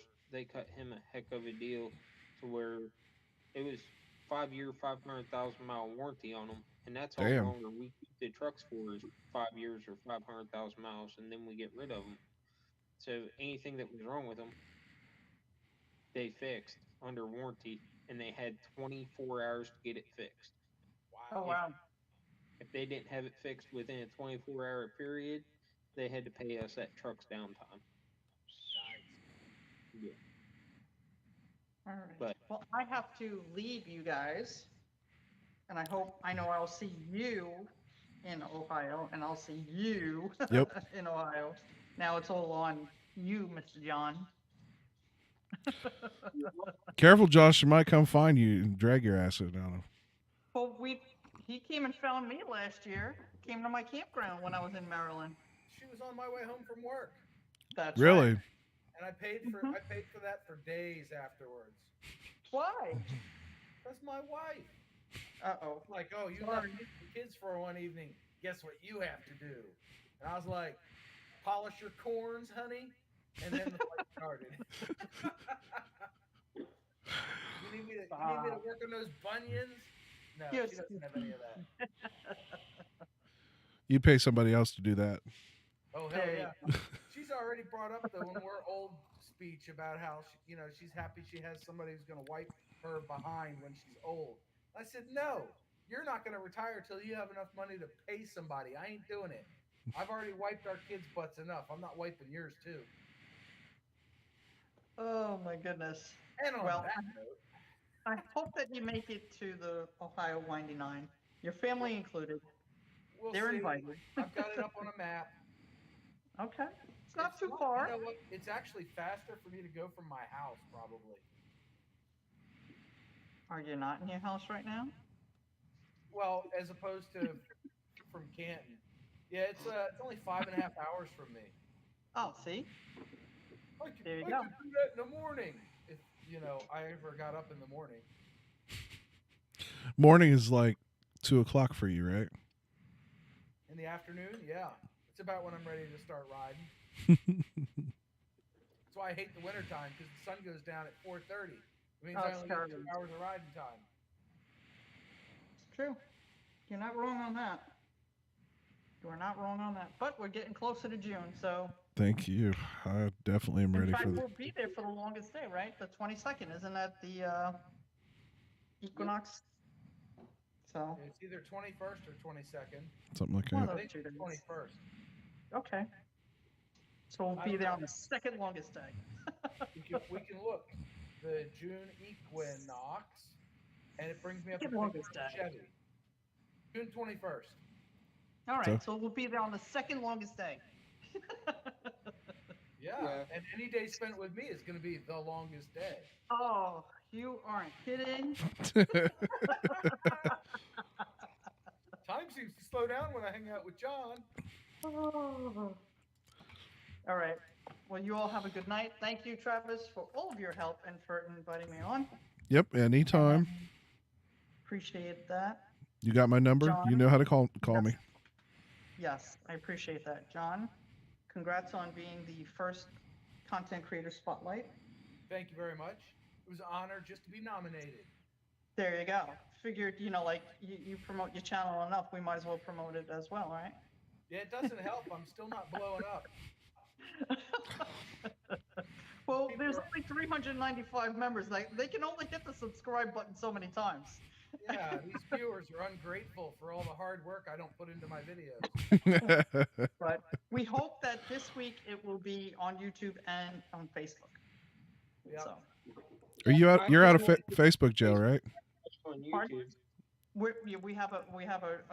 we've created a YouTube channel. So And you're out of Facebook jail, right? I went into Facebook jail twice since then. What in the went world? For like 45 minutes yesterday and 45 minutes today.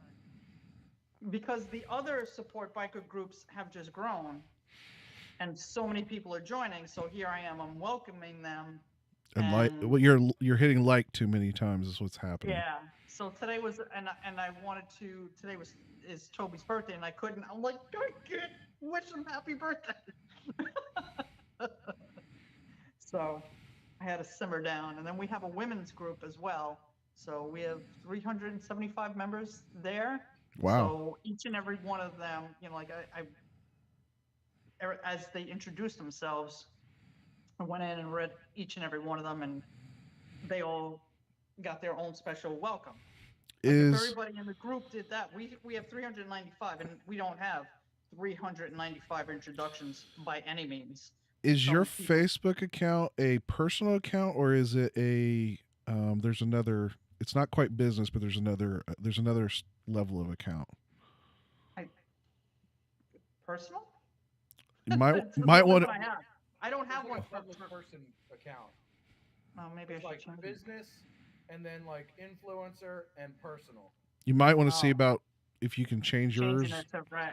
And then, well, it turns out that some of the groups that I was welcoming people and liking all their posts, I wasn't a moderator. So Angie went in and changed that, and now I'm a moderator in all of them. So, I mean, I still got put in timeout for 45 minutes today and yesterday. But I couldn't even comment when we had the workshop last week. I was in Facebook jail. But I every time I would message the badges, I'm like, oh, I can't comment within support bikers. And then I show like a drink, a palm tree, because I got a vacation. So it was a nice little vacation from having to do all of that. So, but back at it. But So, yeah. Thank you so much. No, thank you for joining, Des. We'll I'm sure I'll talk to you on Tuesday. Yes, it's going to be a good one. We got George and Bob. George- 52. George Oh, will boy. be fun. Pardon? Somebody So- extra question. What The time topic is 8 o'clock. at night? Yes. at 8 p.m. Eastern Standard Time. Okay. All right. Oh, Will you be hey, home? Yes. I should be. Possibly. Okay. It depends on what these truck drivers screw up. Yeah. They screw I up a can lot. understand They do. that. It's understandable. They're out there on the road. There's a lot of variables. Okay, when you're pulling out of a parking spot, Mm-hmm. you don't hit the loaded trailer next to you. No, you got to go straight. If there's Yeah. a trailer on, but you got to go straight until you can't go straight anymore. I was at No. work Monday night I was at work until 9 o'clock, and then Tuesday, well, I had to go back out at 4 o'clock, so I was in the morning to Yikes. deal with this issue, and it was just I had like 28 hours in 2 days. Yikes. Yeah. I've been there. All right. All because it wasn't one of our drivers that did it, but it was one of our trailers that it happened to. So That's Gotcha. even worse. yeah. All right. Thank I'm you, gonna go thank feed you. my dog. Yep. I took my dog to the groomer today, Des. I gotta work in the morning, so we will talk to y'all later. Yeah. All right. Good Well, night. Ride safe if you're riding. yep. We'll Hasta see you. luego. Good night. And then there was You're 2 welcome. later. Hey. Now we got rid of the riffraff. Yeah. Now the party can. The real conversation started. Where's all the viewers at? 3 people watching the stream, and I'm one of them. I might be number 2. That means there's one other person in there. Let us know in the comments below who you are. You've won a brand new car. Travis, tell them all about it. Wait, he's over there. It's a Ford POS. Oh, so it's any Ford made. Gotcha. Even Ford made from 1979. Dude, you know, I don't mean to be a hater, but I drove a GMC Sierra 2011. I actually, Road Reality was a car blog back then, and I had a link up with a couple of local dealers that would literally give me a vehicle for 2 or 3 days. I'd put less than 100 miles on it. I'd put a few bucks in gas in it, and they expected it back without any scratches on it. But they'd put a dealer plate on it, and they treated it like an overnight test drive. And I would go park it in a spot, take like 50 or 60 pictures of it. I'd drive it to work and back, and then I would turn it back into them. And that's how I got vehicles to review for my website. And Hey, nothing wrong with that. you know what? It was funny because it started with a Ford dealer, and the first thing they gave me was a $45,000 Lariat, which, what now, 12 years ago, it was damn near fully loaded. It was a crew cab, short bed Lariat with the 20-inch wheels, had all the accoutrement you could expect. Hey, Maurice, it's me, he says. You know, some people call me Maurice. So yeah, they gave me this Lariat on a rainy weekend, and they said, have at it. And at one point in that fall, I didn't even stop at home. I would just drive whatever vehicle I had of theirs back up to their dealership and swap it out for another one. And I went like 8 days without driving my personal vehicle. I just drove their stuff, and it was great. And then when I was looking to buy a truck, I called up the same guy. He was at a GMC dealer. So he set me up with one of his sales guys and said, here, give the guy a vehicle to drive. And the salesman's like, so this guy tells me that you're going to drive our vehicle for like 2 or 3 days, bring it back, but you don't have any interest in buying it. And I was like, yeah. And he goes, I don't understand. And this was before like Doug DeMuro was big. And Right. it was, you know, everybody got their stuff from press fleets, and I didn't have access to press fleets. So I just kind of pressed flesh instead, got what I needed. So I borrowed a GMC Sierra for 2 days, and I should have bought the damn thing. It was better than the 2011 F-150 Lariat that I did buy. I had nothing but problems with it. It worked great until the warranty ran up, and then like $5,000 worth of electronics went bad.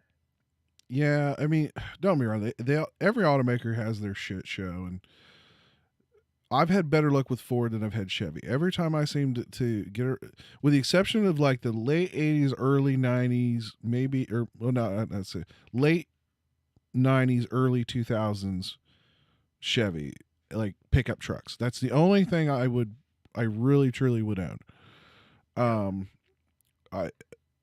I've seen, like, I swear to God, from the 90s into early 2000s though, I think most of the Chevy engineers were all smoking crack. Oh, they had to be. They did, like, I had a friend who had a 95 Camaro V6, and it had a fuel injector leak.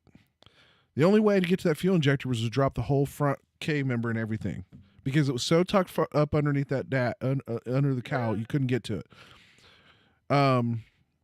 So he managed to get that fixed, and then we went to do a water pump on it because somebody had apparently it had a leak somewhere. Somebody threw a bunch of stop leak in it, and you know how stop leak just ruins an entire cooling system.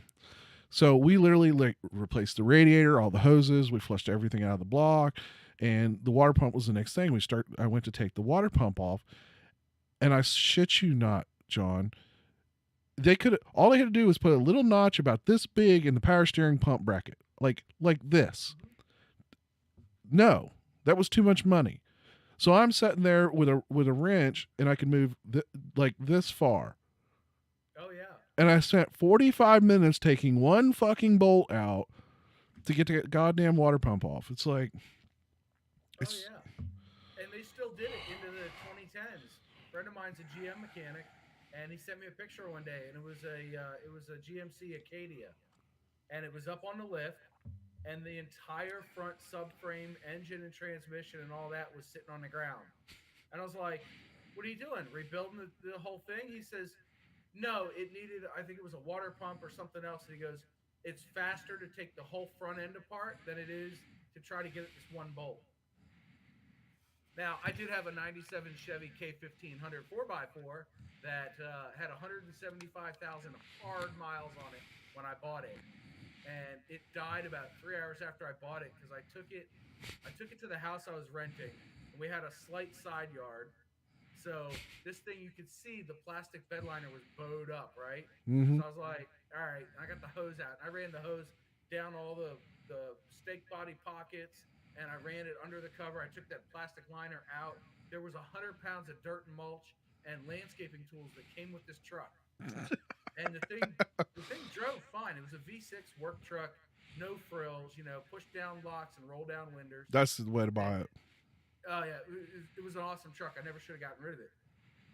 So I was like, all right, I got the bed clean. It's time to take it over to the car wash. It's midnight on like a Tuesday, and I had to be at work in 7 hours. But I was like, I really want this thing clean to take to work tomorrow. I mean, it's covered in rust and dents. It had one straight body panel, and that was the hood, which still had a big ding in it. So I take it to the car wash, and I wash it off, and I go to start it back up, and there's nothing. It can crank, but it ain't starting. And I'm like, what in the absolute fuck is this? So I called my buddy who I was roommates with, and I knew he was up. I was like, dude, I got this truck, man. I'm over at Flagship. And he's like, all right, what's the matter? I said, it won't run. He says, it won't run. All right, give me 10 minutes. And he hopped in his car, and he came down there. And this guy's like 5'4", right? So he's got his cowboy boots up on the front driver's side tire and he's bent at the waist, which just comes up over the fender. Mm-hmm. And he's got the hood open, and he's like, try it now. And it starts right up. And I'm like, what is that? And he goes, oh, that's a built-in Chevy anti-theft device. And the way he said it made me question him. I said, what do you mean, anti-theft device? This truck ain't got one of those. And he says, well, your fuel pump's going bad, so it's drawing too much juice. So it's melting the socket where the fuel pump relay goes in. You got to jiggle the relay to get enough contact for the thing to start. So I had my mechanic put a new fuel pump in it, and it was hilarious. So I showed up at the mechanic shop, and he had the bed tilted up in the front. And he's like, yeah, I just loosened the back bolts and removed the front bolts, tilt the bed up with a jack and put a jack stand under it. I can reach the gas tank, pull out your fuel pump, put a new one in. We're good to go. So it's funny you talk about one of that age. So my son, he wanted a pickup truck for his first vehicle, whatever, and had an uncle. It just so happened he posted a '98 C1500 short bed extended cab. Oh, it's 2-wheel drive though. It is 2-wheel drive. He actually had a 4-wheel drive, but I told him no because my son would never learn to drive it right, and 2, 4-wheel drive and a pain in the ass to work on. It does have the 5.0 in it, so it's not the 350, but he only wanted 950. It's a 305. 305. Yeah, what a dog shit engine that was. You know, at least the one in his truck's not that bad. I wouldn't my first thing, if I personally was ever going to upgrade, that would be the first thing to go though. I know a 350 makes way more power. It's not horrible, but 350 makes way more power. But here's the thing: it had 267,000 miles on it, and my uncle said it didn't run. He only owned it like 3 months, and it did have some of the normal rust around the door panels, but most of the rockers and stuff were all solid, or fairly solid. White step side pickup, it wasn't a bad looking truck. So I was like, all right. And we did some tests while we're there, and pretty sure that the what was the common thing for that?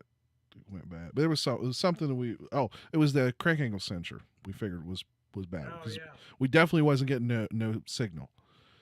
So we tow the thing home, and we start working on it. And I ended up replacing pretty much every sensor. I ended up replacing we did end up getting it running after we put a few sensors in it, the crank angle being one of them. But it had a horrible weird miss. It didn't want to stay running, and it sounded like it was sucking air. So it ended up being the upper plastic intake. I went ahead and I was gonna say it's got to be the intake. Yep, it was the upper plastic intake. I went ahead and changed the spider injection over to the multi-port. And then I did, pretty much everything you could consider. I didn't put a water pump in it, but I changed all the hoses, all the thermostat, belts, hoses, the whole works. And we went through, did a little bit of brake work. We did end up changing the rear end out of it because, babe, if you want to go to bed, go to bed. We did end up changing the rear end, and I found a factory G80 locker at Pick and Pull. Nice. So it's got a factory locker in it now. Yes, John's smoking a stogie. My wife's over here. Travis's wife.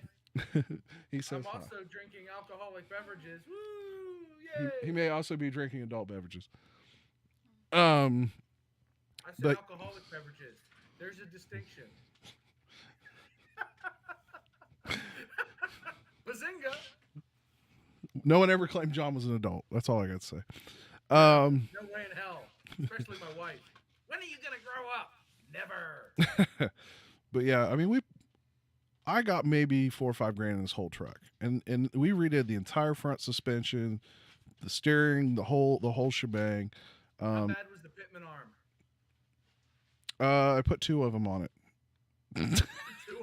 Oh, jeez. The first one wasn't quite right. I had to get a second one. Oh no. But typical. Occasionally you get the part that's just not machined correctly. Yeah, it's a GM product. Well, I bought the first time I bought an aftermarket one, and I bought a GM one, an actual AC Delco one. The second time, it fit better. Yeah, sure. I didn't do that work. I paid another kid to do it. But I mean, for the most part, it's a pretty good truck. It runs good. It gets about 12 miles to the gallon. I still got to get the steering. I still got to, like, once we put the whole front end together, the steering wheel now is completely cockeyed and you can't get it straight. So I need to pull the steering wheel and yeah, I was gonna say just adjust the steering wheel. I'm just too lazy. You got like $4,500, $5 grand in the truck. So I bought mine. It plowed for 10 winters in Washington D.C. and it landscaped horrible. for 10 summers. Oh. But I got the thing. It drove. I took it on a quick test drive. It drove fine. So I had already gotten like temp tags for it or something. I forget how that all worked out. It was many, many years ago, but it was 2007. I remember that much. And I get this truck and I'm driving it for like 2 weeks and it's driving fine. I'm getting like 13 and a half miles per gallon. I'm like, all right, that's not bad. So I take it to a shop to get inspected so I get the permanent stickers for it. And they're like, it needs the following. And it reads like a royal decree. And I was like, son of a bitch. So I take it to my mechanic who does things, his prices are fair, we'll say. I take it to him, and I work like 3 blocks away from his shop. So he calls me up, and he's got my truck. He goes, all right, so I've already done the fuel pump. We did that a couple of weeks ago, but now you gave me this whole list. I need you to come by on your lunch hour and see this thing. So I show up. All the control arms are shot. All the tie rods are shot. The pitman arm, he literally is like, I didn't want to remove it till you were here. And he grabbed it with 2 fingers and pulled it off. He's like, I don't know how you put 500 miles on this thing in 2 weeks without wrecking. And I was like, I have no idea. I just drove it. It drove fine. So he's like, all right, cool. So another couple of months goes by, and he's like, hey, BG just sent me this new transmission fluid flush machine. I'm like, all right, what's it do? And he says, it flushes your transmission. I'm not a mechanically inclined person. I'm a tech guy. So I was like, yeah, but what's the downside? I'm always looking at the downside. And he goes, well, one of 2 things is going to happen. Either this transmission has never been serviced and the fluid in it is just black as night. So it's probably never been serviced. So one of 2 things is going to happen. It's either going to run great or it's going to start leaking like a sieve because the gunk is holding it together. And I said, all right. He goes, if it's the latter and it lets loose on us, I will do it at my cost. I was like, all right, let's go ahead and give it a shot. Dude, I picked that truck up that afternoon. It shifted smooth. It drove better. My MPGs went all the way to 15. Damn. No matter where you drove it or how you drove it. Yeah, even with his truck, I got a feeling the transmission's like it shifts so nice and firm. And we went ahead and did do a service on it. We were kind of back and forth debating whether or not to do it with the miles that was on the truck, but the fluid looked pretty decent. So I'm like, yeah, let's just do it. Let's just do a good fluid. I want some good synthetic fluid. And that truck, man, it's a good firm shift. We've towed with it. It actually, if it had a set of 2,500 springs under it, I would say that's the problem with it. It squats really bad. But it pulls fun. Even with that 5-liter, it still pulls pretty good.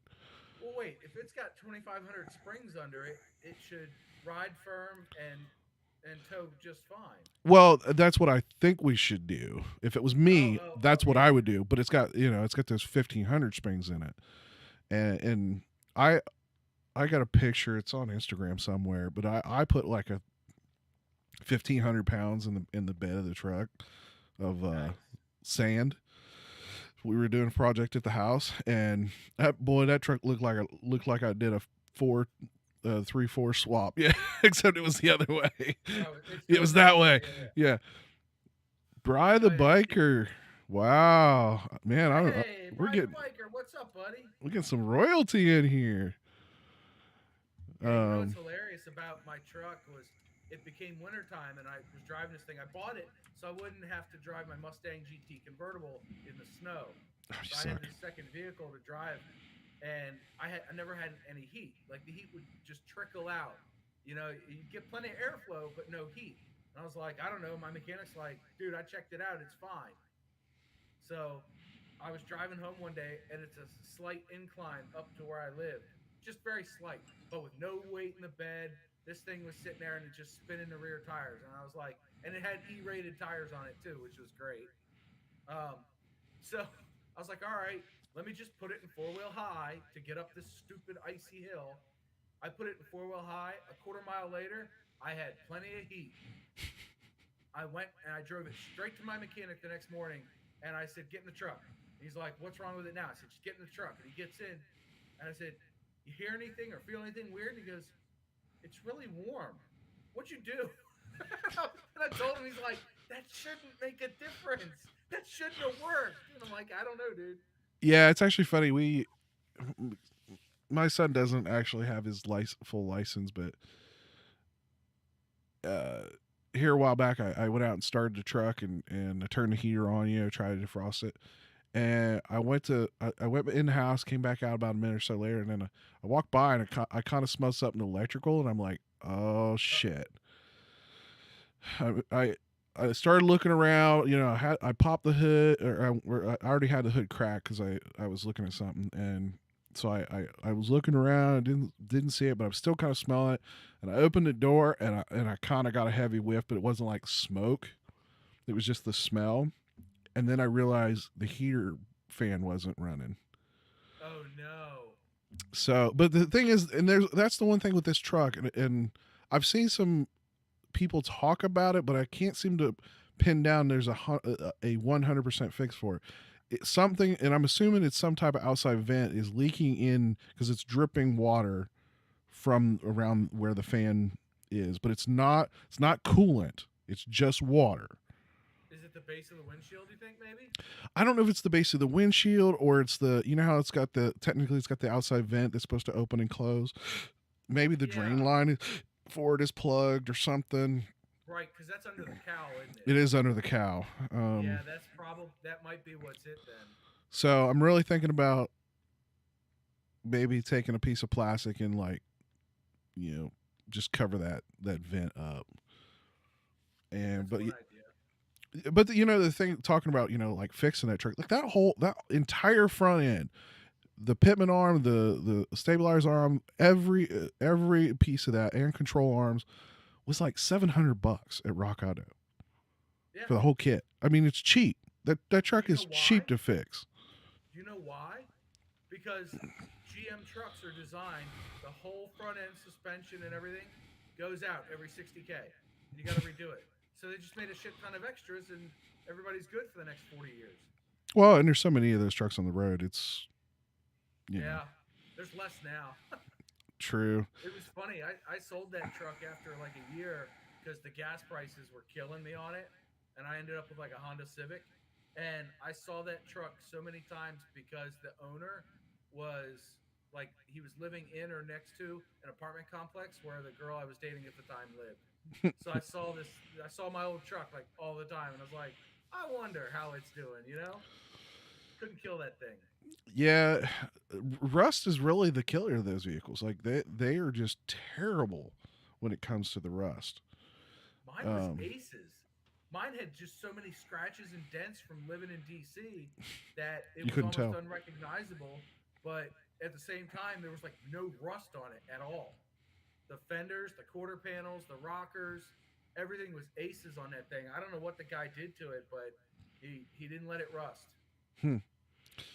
Yeah, that was the first thing we sort of did when we was working on it. We started, you know, doing that conversion paint or whatever, and did a lot of undercoating. We still, honestly, this summer I still want to do some more to it, but you know, it really got me thinking. I'm like, man, if I could, because my mom lives down like about 2 hours south of Atlanta, Georgia, and I've looked online, and I'm like, man, I could get a real nice like high mileage but used and do the same thing. Obviously, I'd pay more for the truck because $950 was cheaper than scrap for that. But you know, I could go down there, get one of those, and do the same thing, and just get it undercoated because obviously down there they don't have salt and all the rust that you and I see up here in the northern states. Yeah. Apparently, your mixer has me really low. Is this better? You know, talking directly into the laptop. It's so funny because I actually turned it down because Des was like peaking my meter. But to hear your soft is hilarious. Yeah, I'm not used to that. I'm used to, why are you yelling? Why are you so damn loud? That's just me. I'm hard of hearing. In this ear, I can hear up to, I think, 12 kilohertz, and in this ear, I can only hear up to 8. But everything is like, instead of the levels being here, they're all here, and then when they get higher, it's like they just fall off a cliff. My audiologist did a graph, and it was just like, you hear fine, and then just nothing. You know, it's hilarious. Mr. McStash, he has the same problem. He's pretty much deaf in one ear, so you always have to make sure to be on the right side when he's to actually talk to him. For me, I have a problem with the bass notes, which I know why, because I had, you know, I was that kid with subs and all that stuff when I was younger. Plus, I did a lot of live audio stuff, you know, years ago. But I hear way high, like I hear electronic noise, I hear buzzing. I'm not quite the dog whistle level, but I'm up there. And it's so You're like funny. my wife. as a kid, I remember my mom got this goofy electric filtering system that was it was something that like literally like almost like a vacuum salesman was coming around and they were selling. And mom had put it in the house and it was giving me such migraines. I mean, that thing was just nonstop, the noise, and nobody else could hear it. I was the only, she really thought I was hearing things. Oh man. And you know, the first question I always get when you go to test, does your ears ring? I said, yeah, I ring all the time. And they always look at me funny. I said, because I hear everything above a certain level that for me, it's normal. See, mine is tinnitus. Everything is 70 decibel constant ringing. And out of this year, like I can go to my mom's house and she's got some open area near her and I can tilt one ear and hear the crickets and I turn my head and I can't hear the crickets. And when our dogs whine, my wife's like, would you stop whining, dog? And I'm like, dog's not whining, hon. She's like, yes, it is. You just can't hear it. And there's so many things I don't hear. She hears electronic noises at my mom's house. She hears the dogs whine. She hears all sorts of stuff. And I'm like, I hear the electric lines making noise, fluorescent lights, even old CRT TVs and monitors. Those used to drive me bonkers because the noise that those things would make was just crazy for me. Brian wants to know what mixer you're using. I'm going to let you answer that question while I get a refill. That's I fine. need another mixer. I am using a Samsung MX Pad. It is the MXP 124FX. The microphone, which is going to sound really funny, is a Pile. I don't remember the exact model. It is a Shure SM58 knockoff. Is what it is. It's you can get it on Amazon for like $15. At least you used to.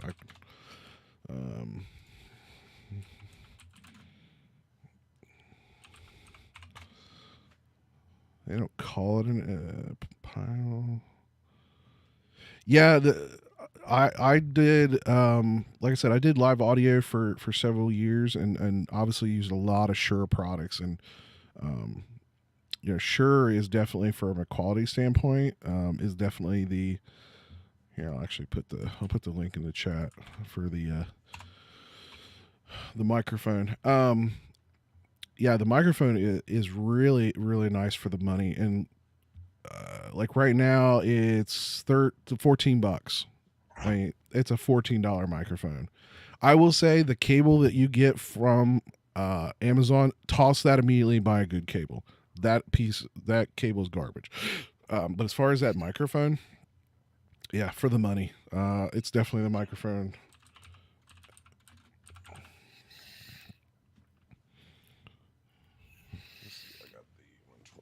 FX. I'm using the mic built into my laptop. How does that sound? Honestly, it's not that bad. I hear a little bit of a little bit of the echo in the background. Yeah, there's going to be a little bit of that. Unfortunately, the walls are cinder block and glass, so you know it's like, what can you do? Actually, I can tell you exactly what to do. If you go on Amazon, fairly cheap, you can buy these phone sound deaden panels, and you can. They're real cheap. They come in a bundle, and all I did was take a piece of foam board and I spray glued them to the foam board. Really? And then just use command adhesive, Velcro, comes right off the wall. Huh? I might have to do that. This wall is covered in nicotine right now.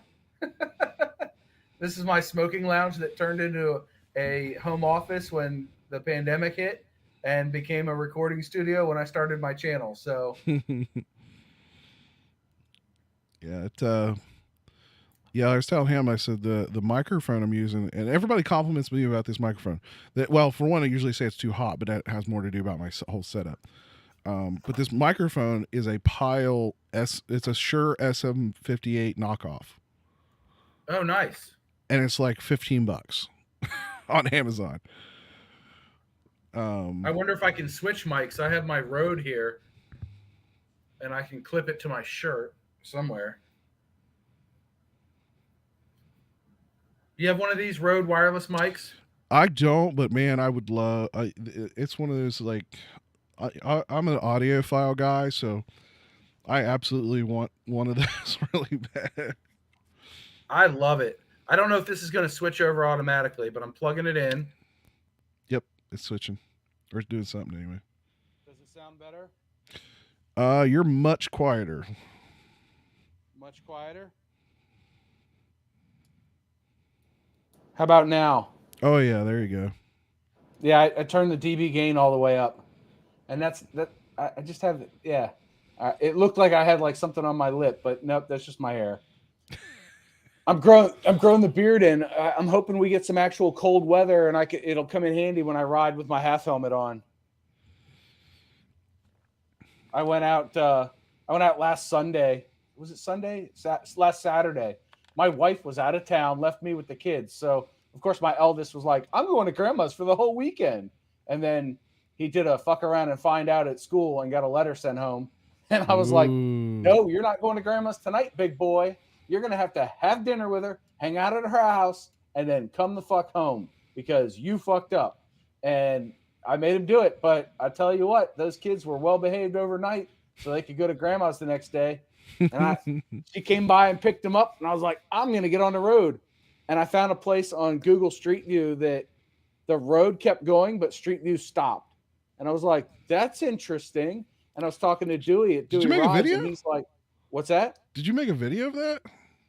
Not yet. You better. That'd be it. Literally, I would like Street View. You ever use Google Earth on Chrome? No. There's an application. I actually pointed it out. Unfortunately, I'm in Chrome. Hold on a second. I will actually show you what it looks like. It's called Google Earth Studio. I've heard of that.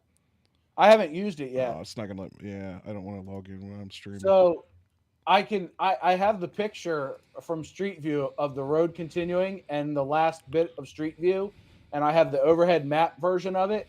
And I started recording in my driveway. I was like, we're going to go to a place I've never been to, and I don't know if we're going to get in or not. And then I rode out there, and it turns out that there's a big, huge gate. Hey, there you go. It's showing, the YouTube stream is showing your Google login. It started to, but I know what I'd have to do to continue that. And but yeah, I showed it up to that point. Okay. Yeah. But yeah, so the gate's there, and I won't give away all the secrets, but I managed to get into this private community and ride around down by the water. That's awesome. And I was like, I can't believe that worked. And I got in here. This is great. So yeah, I got like 35 minutes of footage I got to edit through, but I'm trying to do it more chronological, right? So I have these videos from September, October, November, December, and January, and they're all mixed up right now. And I'm trying to get to where we're just in like October stuff, and then we'll get to November and December, and then finally January. So I don't know when I'm going to get around to editing it, but I did record it. It was 41 degrees out. It was humid. I was frozen. The humidity and the wind just cut right through all my 17 layers, and I was cold. And I was super slabbing it, which wasn't much fun either. But I did 2.5 hours of riding, and yeah, good times. But I did get down there. You know what? I posted the pictures to Instagram already. I did post a couple of pics I took to Instagram, so maybe that's what you saw. Maybe what it was. But that Google Earth Studio, so it's something you have to sign up for. Once you sign up for it, it'll take a couple days for them to say okay. But it's a beta. But basically, you can take Google Earth and you can map how you want it to like zoom in and fan out and do all that, and then you can export it into as a video to use in your videos. Google Earth Studio. Yep, I opened it up in a new tab. I'll mess with that after we're done here, I guess. You have to have. You can only do it in Google Chrome. It won't work in regular browser. Yeah, I'm in Chrome. Okay.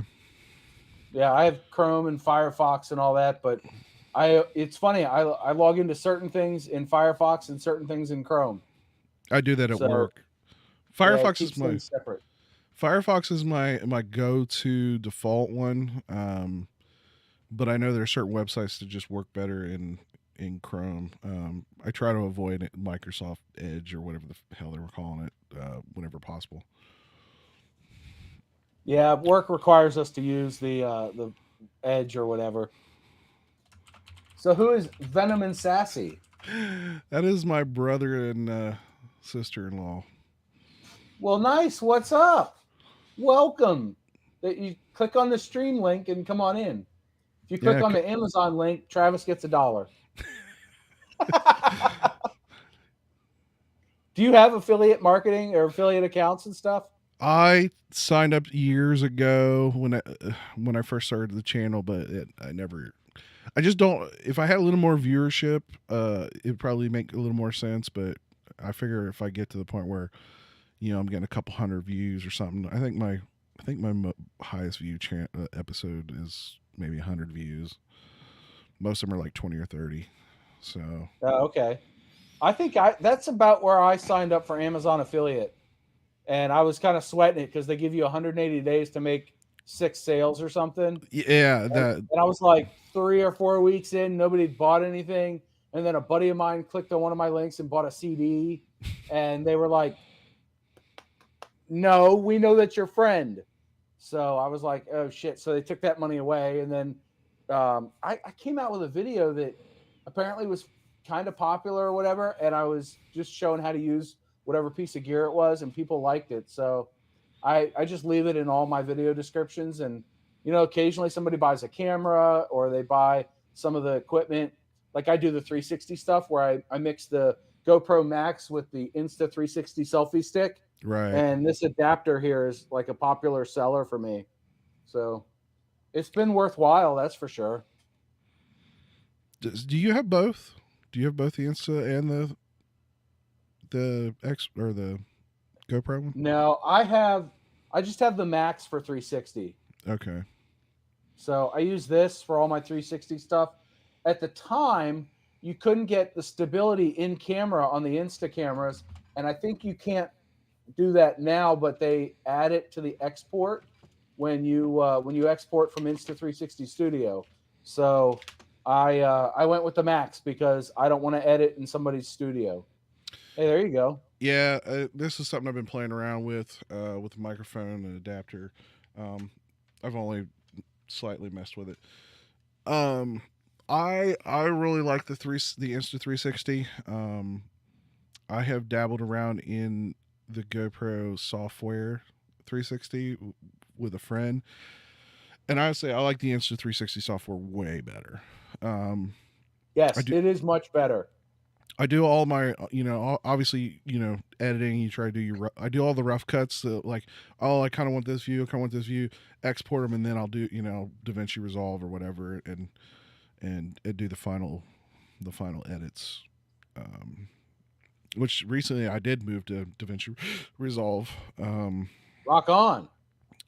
As much as I loved it. See, I originally was a Adobe Premiere user, and this was obviously before they went subscription.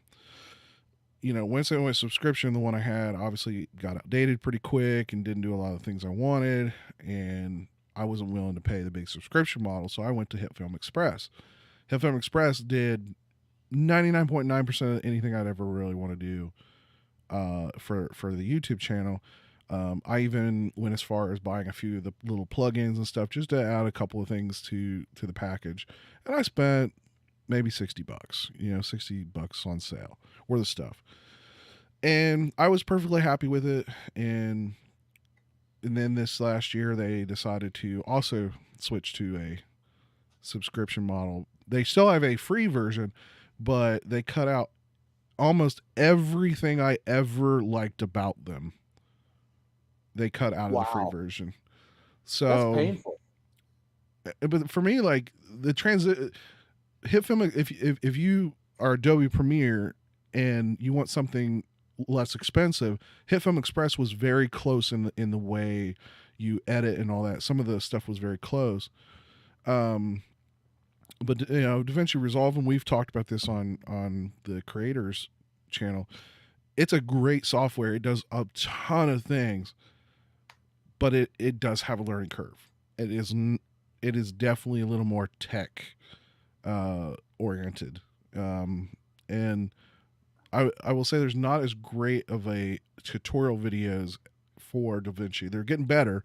Especially the last 18 months, there's definitely been a bigger movement for them as far as those type of things. Yeah, once 17 came out, things really ramped up. It's funny because I used HitFilm Express when I started. I was looking at free viewers. I had a Hero 3 and I was doing test footage in my yard, and then I was downloading free editors and I was trying to figure out how to blur license plates and do basic editing. Right. And I started with like VSDC, which created these ginormous files, and it was kludgy for me to use. I wasn't into that mindset. And then I used HitFilm Express, and I thought it had a Windows 95 vibe to it, and I was kind of put off by it. Yeah, some of the early versions were a little bit like that. Yeah. Yeah, and this was 2 years ago, and I was like, I don't know. And then somebody pointed me to Resolve. I think I found it. I was searching for like free video editing software, and Resolve came up, and I downloaded it, and I was like, I'm home. This is my jam right here. And within a couple of days, I had tracking and blurring, and I had basic edits done, adding transitions, adding music. And I was like, wait, this is all fairly easy. It took me a year and a half to get all the shortcuts that I put into my DaVinci Resolve shortcuts video. But once I had everything lined up, like my video editing went from 5-6 hours per basic video down to an hour for a basic video. That's pretty good. Dude, it's like I did a whole video on my editing workflow a couple of months ago, and doing that edit, I literally just did OBS and recorded me editing a simple vlog, and I looked at the clock. I was like 45 minutes in. I was like, let's go back and do some fusion effects. Let's put my logo on a building or something. And I was like, we're still under an hour. Okay, hit render. We're done. And I was like, you got to be kidding me. It's like, wait a minute. I had 45 videos to edit. Now I have 20 because I'm catching up. And the other thing I would say in the last few, especially the last few updates of Resolve, they have done a really good job of utilizing people who have. I have a 12 core 24 thread processor. I have lots of I've got 32 gigs of RAM, and having all that extra power, it's finally starting to really use a lot of those extra cores and threads, and really bringing down the and that was one of my early complaints when I dabbled in the. I want to say it was like 4 years ago, I think, or so, when I dabbled in DaVinci Resolve then. And one of my biggest complaints was it took forever to render a video back then. They are definitely, they are constantly improving that render time. They've broken a lot recently, though. It crashes more. I have not updated to the latest version because it crashes too much. Dewey from Dewey Rides, he's on the latest version, and he's pissed because like the last 3 versions have added so many more crashes than we're used to. For me, I mean, I have 32 gigs of RAM. I've got a 10750H CPU, so I think it's a 12 core, and it will utilize 100% of my CPU. It'll utilize like 80% of the 2070 Super GPU that I have, and I've seen it as high as 17 gigs of RAM. That's basically, it's maxed out. Yeah, I think on mine, I think the most I've ever seen it use is like 40, 50-ish% in CPU power. Like, but that's what happens when you have so many cores. Yeah. Mine, it maxes mine out, but I actually found that because I do more fusion than a lot of people do, that if I just render at full speed, I can get 175 frames per second render speed. But if I do that, I end up with too many glitches in the video for the fusion effects. Right. So I throttle it at 50. Yeah, and kind of and kind of playing around with the does the paid version, you get a lot more advanced functions. The paid version is definitely for somebody who is more professional. There are more audio plugins. There's more Fusion plugins. There's, um, like I said, it's just a lot more of what it already does, kind of. 99% of what you want to do is available in the free version. The studio version, which I own, I paid for the license because I got a speed editor bundle. So speed editor and a license for $300. So I was like, all right, that's a good enough deal for me. You know, I'm a sucker for a deal. And you get more GPU usage. So it takes a little bit of the load off the CPU to do the video encoding and decoding. So the playback for me is smoother, especially when I have 4-camera multicam streams. And then it also renders a lot faster, and it just makes the whole experience a little bit more smooth. And there's, you know, some of the transitions and some of the effects are studio only. Yeah. Yeah, and when you're talking about, you know, CPU processing power, you know, just like in the case of doing this stream, I've got multiple browser windows open. I have, like I said, I've got a third-party voice software that is plugging audio in different locations, so it spits out where it needs to go. And I have OBS, and OBS can be a bit of a resource hog for anybody that's ever tried to use it for, even when you're like if you're trying to edit and record it, it sometimes is not real happy. Mine had no problems with it. I just know some people struggle. It depends on like what you're recording as far as your session, you know, what your settings are. Like I'm running in this stream 1080p, 60 frames a second. I'm getting about 8 to 9 kilobits per second worth of render. It's not obviously the highest you do. In fact, I think I do 50 kilobits per second in my normal, 50 to 80 kilobits per second on my normal video renders, but my CPU is 0.7%. Wow. Yeah. Mine is a little bit higher than that right now. I'm at 40%, but I've got my normal like 3 or 4 I don't know, 70 or 80 tabs total of YouTube windows and Facebook and all that stuff. Yeah, I'm running 43% of memory, so about 14 gigs of RAM. And I'm showing I'm showing a maximum of like 12% CPU. I'm using like 40% of the CPU, but 21 gigs of RAM and Wi-Fi, of course. And then the Intel GPU is running at 20%, and I'm running 15 to 20% on the NVIDIA.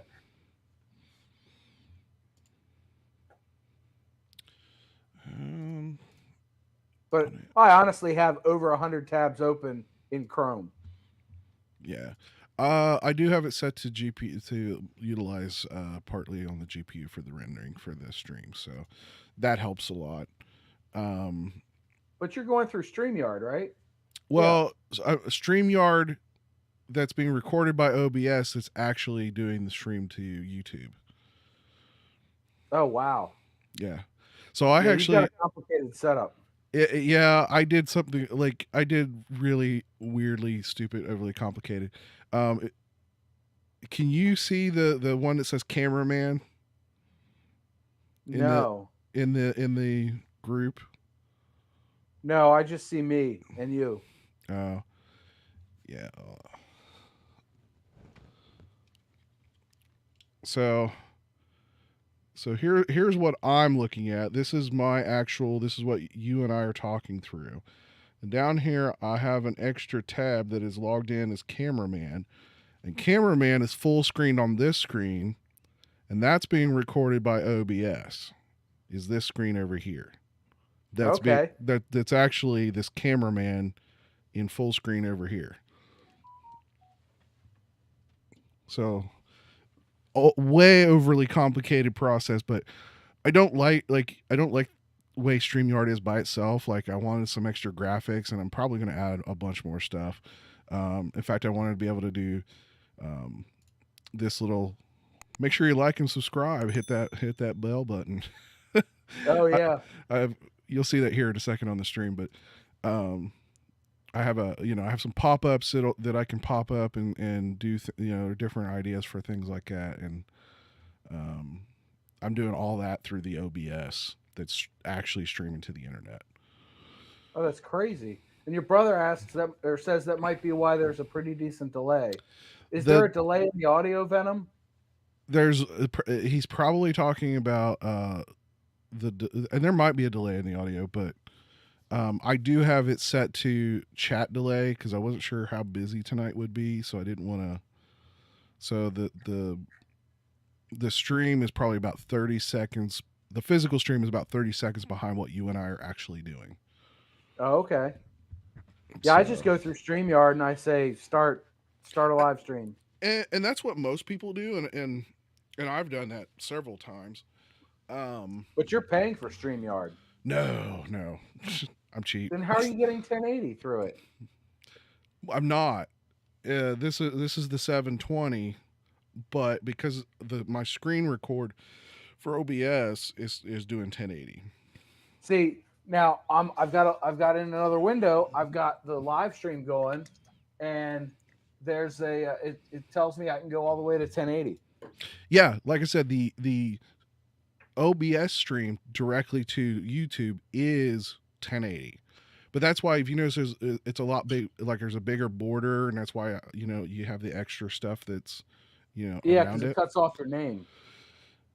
Right, and but the reason that it's like that is because I'm screen recording technically a smaller screen, and then outputting it to a bigger stream. Ah, okay. Yeah, look, I've done exactly 2 whole live streams on my channel, and the first one I messaged Dewey at like 5:30 Christmas Eve, and I was like, "Hey, let's go live tonight. I hit 1,500 subs, man. Let's have a celebration. Let's just rip off the Band-Aid, do a live stream. Forget the results. We're just there to have fun and not worry about it." So I hit go on live stream and on the StreamYard, and I gave it a thumbnail to play with, and I said, "Here, let's go." And I was like, all right, that works good enough. And then since then, I've tweaked my camera setting because I'm using a Hero 8. And then off to the side here, I've got I have a softbox light I use for recording my talking heads. Right. And I can actually Velcro it to the back of my monitor stand so that it's literally right over here. So it's a little bit more than arm's length away from me. And it does much better lighting. I turn off the overheads and then do that. And I'm decent enough for what I am doing. I'm not a professional by any stretch. Yeah, my brother and his wife they do Twitch, so everything's live. A lot of gaming stuff and things like that. And but yeah, I mean, there's absolutely nothing wrong with doing the StreamYard thing. Honestly, man, I wish I had come up with that idea, because being able to just throw in a link, boom, boom, boom, hit the stream button. Let's go. Let's have a conversation. For what it is, it's absolutely phenomenal. It's easy to use. It's quick and dirty. You can get up and running in 2 minutes. And I just wish it would offer, even in the paid version, like the ability to kind of do some overlays and kind of let you add a little extra to it. I'm sure because you're breaking up real bad. Am I really? That's weird. Am I sound all right now? Yeah, you're fine. Okay. I just wish they would give you a little more options in doing the layouts and stuff like that for. Oh yeah, you're totally freezing up. That's weird. Looks good on my end. Is it just the camera, or is the audio messing up? Oh, nope. Now I'm having issues. They're both dropping out. Hey, it's John at Road Reality. I'm going to run the channel now. Woohoo! He's frozen up. He's still frozen. Look at this. It must be cold in Ohio. He's frozen. Am I still frozen? No, it's back and forth. I think you're okay now. I wonder if I'm coming up on like, because you know how like after like 2 or so hours it kind of. Nope, you froze again real quick. Yeah. I went for 3.5 hours on my stream. I didn't have any issues that I know of. Yeah, you are sometimes. Oh, I am frozen. I see that now. Yeah, right as I did the cold joke, I'm freezing up too. Yeah, it looks fine on my end. Mine keeps getting choppy, says Venom. Huh. I don't know what's going on. I'm showing decent connection. That's weird. Yeah, I'm not showing any dropped frames or anything like that. But yeah, even my brother says it looks like it's you on. It says not me on having On the the issue. YouTube side, it's John having issues. Yeah. Okay, so what I'm seeing is you getting frozen, but it's really my internet that's screwing up. Right. I wonder what happens if I try to switch whatever Wi-Fi I'm using. Yeah, we're both fine at the moment. I don't know. I'm gonna connect to. I'm gonna connect, dirt. We'll see if it drops back in. Yep, I'm back in. There you are. I have a repeater. Ah, okay. So now I'm on the repeater. I'm not on the direct connection, so I got full service. Okay. It's literally behind that window. Because behind that window is a bathroom, and there's a wall outlet that I put a repeater on. Because it's just like sometimes it wasn't enough to get out here to where my laptop is, so I put the repeater back there, halfway in between. So it's only like 2 walls it has to go through. Look at my brother in chat. Get a Cat 6 cable. Man, I'm allergic to cats. What the fuck? You know, it's funny. So my whole house is wired. I did it all myself, and Because of course you did. well, because I'm a nerd. I need to add that little video clip from Revenge of the Nerds where he goes nerds. But I also have like right in here because this kind of corner of the house is a little bit of a dead spot as far as Wi-Fi. So I do have a Ubiquiti pair antenna repeater, but it is wired into the rest of my wired. But I got gigabit through the whole house.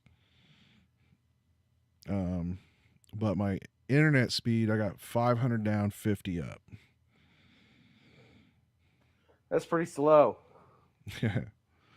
I know. That's peasant internet.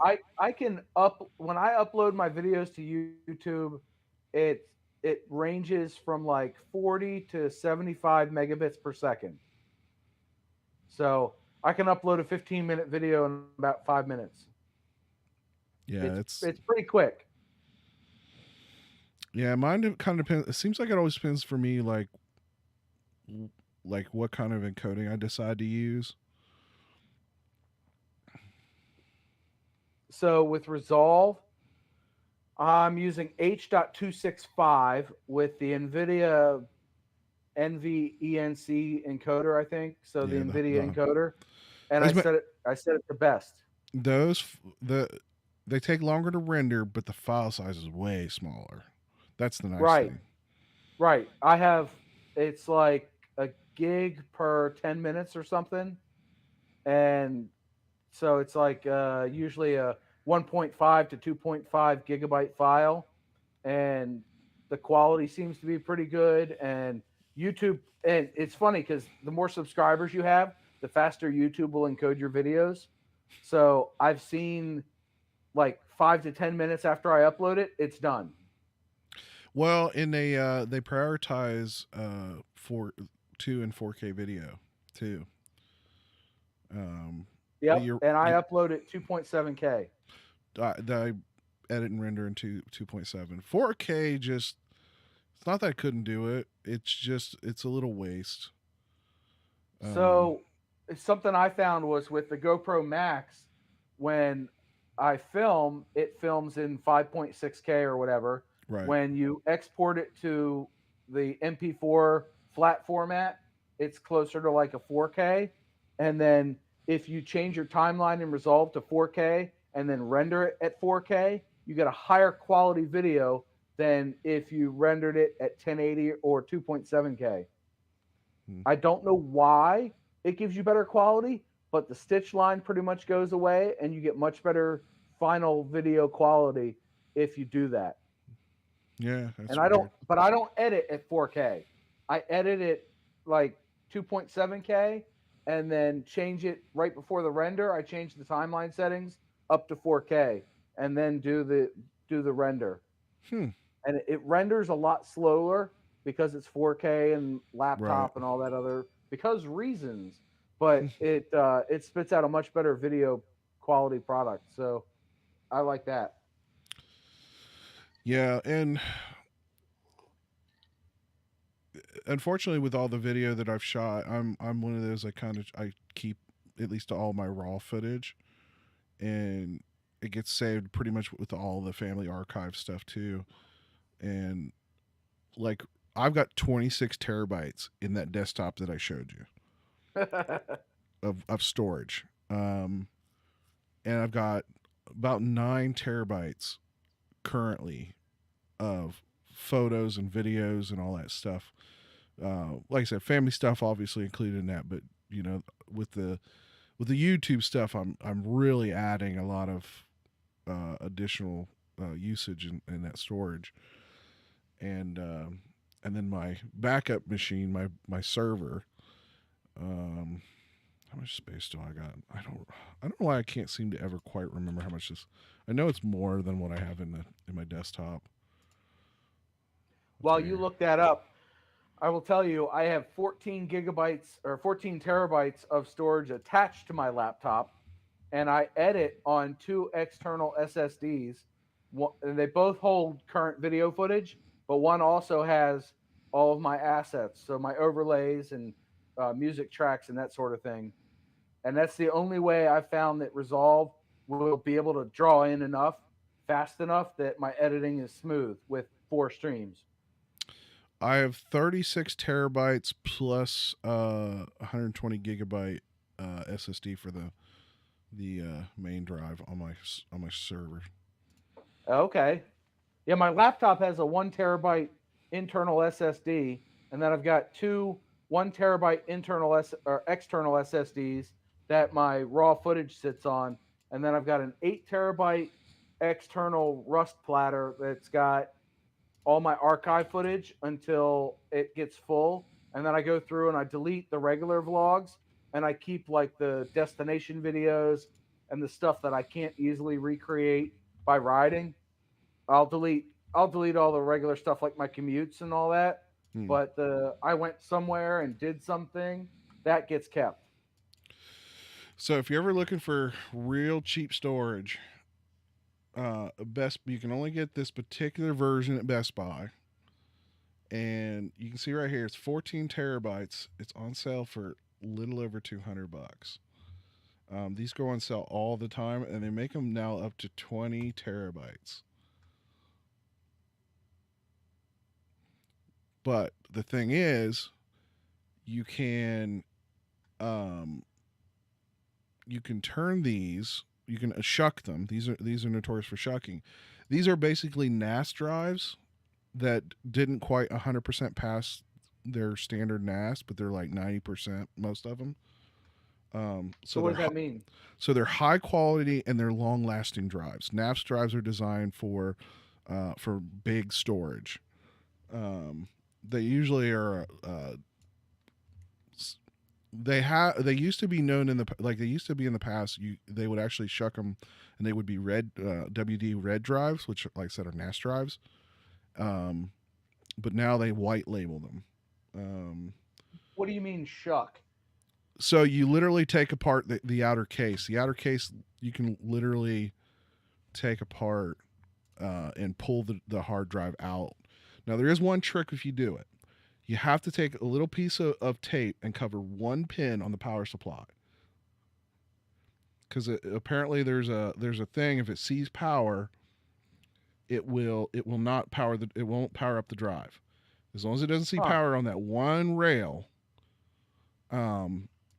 it will actually work as a regular spinning hard drive.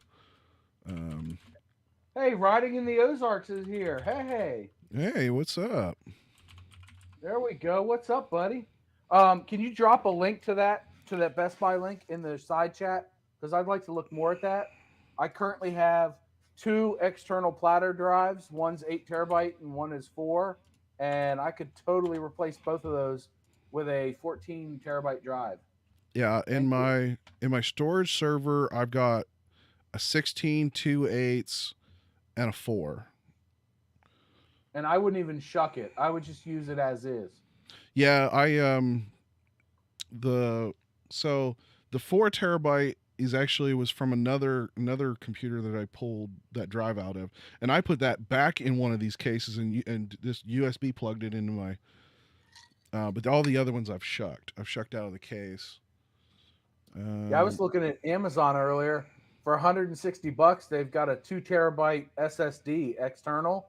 It's a SanDisk or Samsung. I don't know, whatever I have, black with an orange ring on it.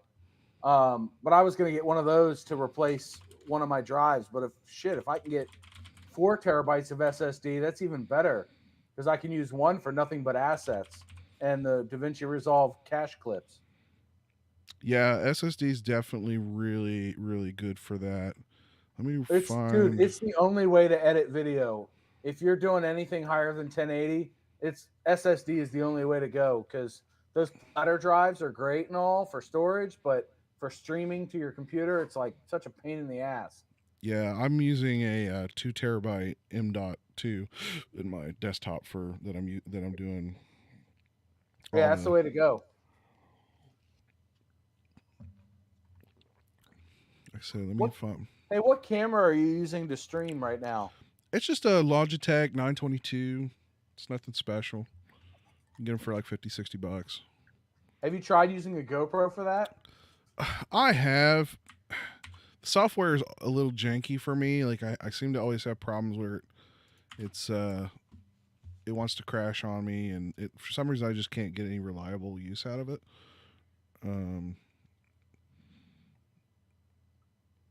I've been using the GoPro lately, and I've been on probably half a dozen streams, and it's nice. It's much higher quality than the HD webcam that's built into the laptop. Right. Yeah, and that's why I kind of played around with trying to use it, but like I said, for some reason the software does not like me at all. This is the built-in laptop webcam, and it's freaking horrendous. And then if I switch back to the GoPro, it'll take a few seconds, but it'll come back up, and it's so much higher quality. Yeah, it's definitely much better quality. I dropped the link to that YouTube video on how to shuck those drives just in case you want to tunnel. I opened it in a new tab. I've got 78 tabs open now in that window. But yeah, like I said, I've not had any problem with those drives. Anybody that has talked about these drives, they say even if you shuck them, they've still had pretty good luck with WD if they do fail. But I've got some that are 4 or 5 years old now that have never given me problems. So. Yeah, your brother says I was washed out badly. That's going to be the GoPro light mod. So my fingertip is blown out right now. It's real white because it's right up next to the light. But back here, 3 feet away, it doesn't look half bad. If we take that away and let it readjust, I'm a little bit dark because the lights are behind me. But having this little light in front of me, just sitting on top of the GoPro, makes a huge difference. And it does the temporary job because I didn't know I was going to get on tonight until I got on, so I didn't have time to move the softbox over here. The soft box looks money, but this is a stand-in. Yeah, like I showed earlier in the stream. I mean, all I have is two cheap clamp lights from Home Depot or Lowe's or whatever. Um, I have some daylight bulbs in them, and I got them covered with a frosted shower curtain or like hair curtain or hair or whatever cap. Um, but yeah, Ryan the Ozark is talking about how he uses an M50. That's a really nice camera. Like I have a can. The bad part was I bought my SL1 right towards sort of the end of that cycle, and then the SL2 came out that had 4K recording, and I'm like, man, kind of wish I had the SL2. But now I'm kind of in that, like, I might consider buying another camera in the next year.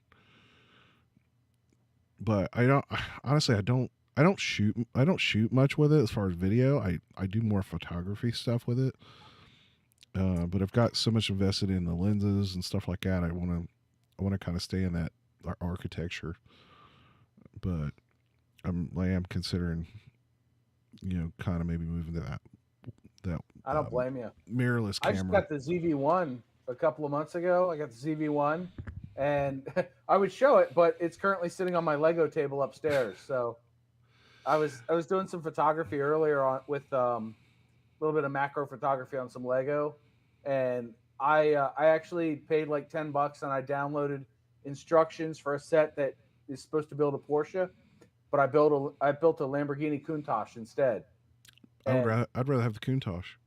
Well, I have both because I'm an idiot and I'm bad with money. So I bought the Porsche set last year because I love 911s, and it builds the I don't know if it's 73 or 79 or 86, whatever. It builds a turbo or a Targa from the same set. So they give you the extra pieces to mix and match and whatever. And I built one, I converted it to the other, but then I found out about this rebrickable.com instruction set. Oh, that's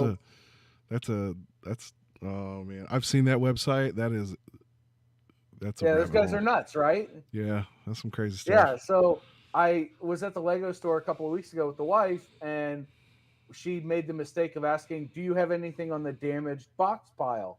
Because Lego collectors are all about the box. They want it to be pristine and sealed and mint and yada, yada, yada. So they'll pay extra for that. Me, I just want to build the fucking thing. So I was like, yeah, the whole corner's blown out. Oh, you dropped off. I'm still here and my camera froze up. Oh, so I keep having that problem.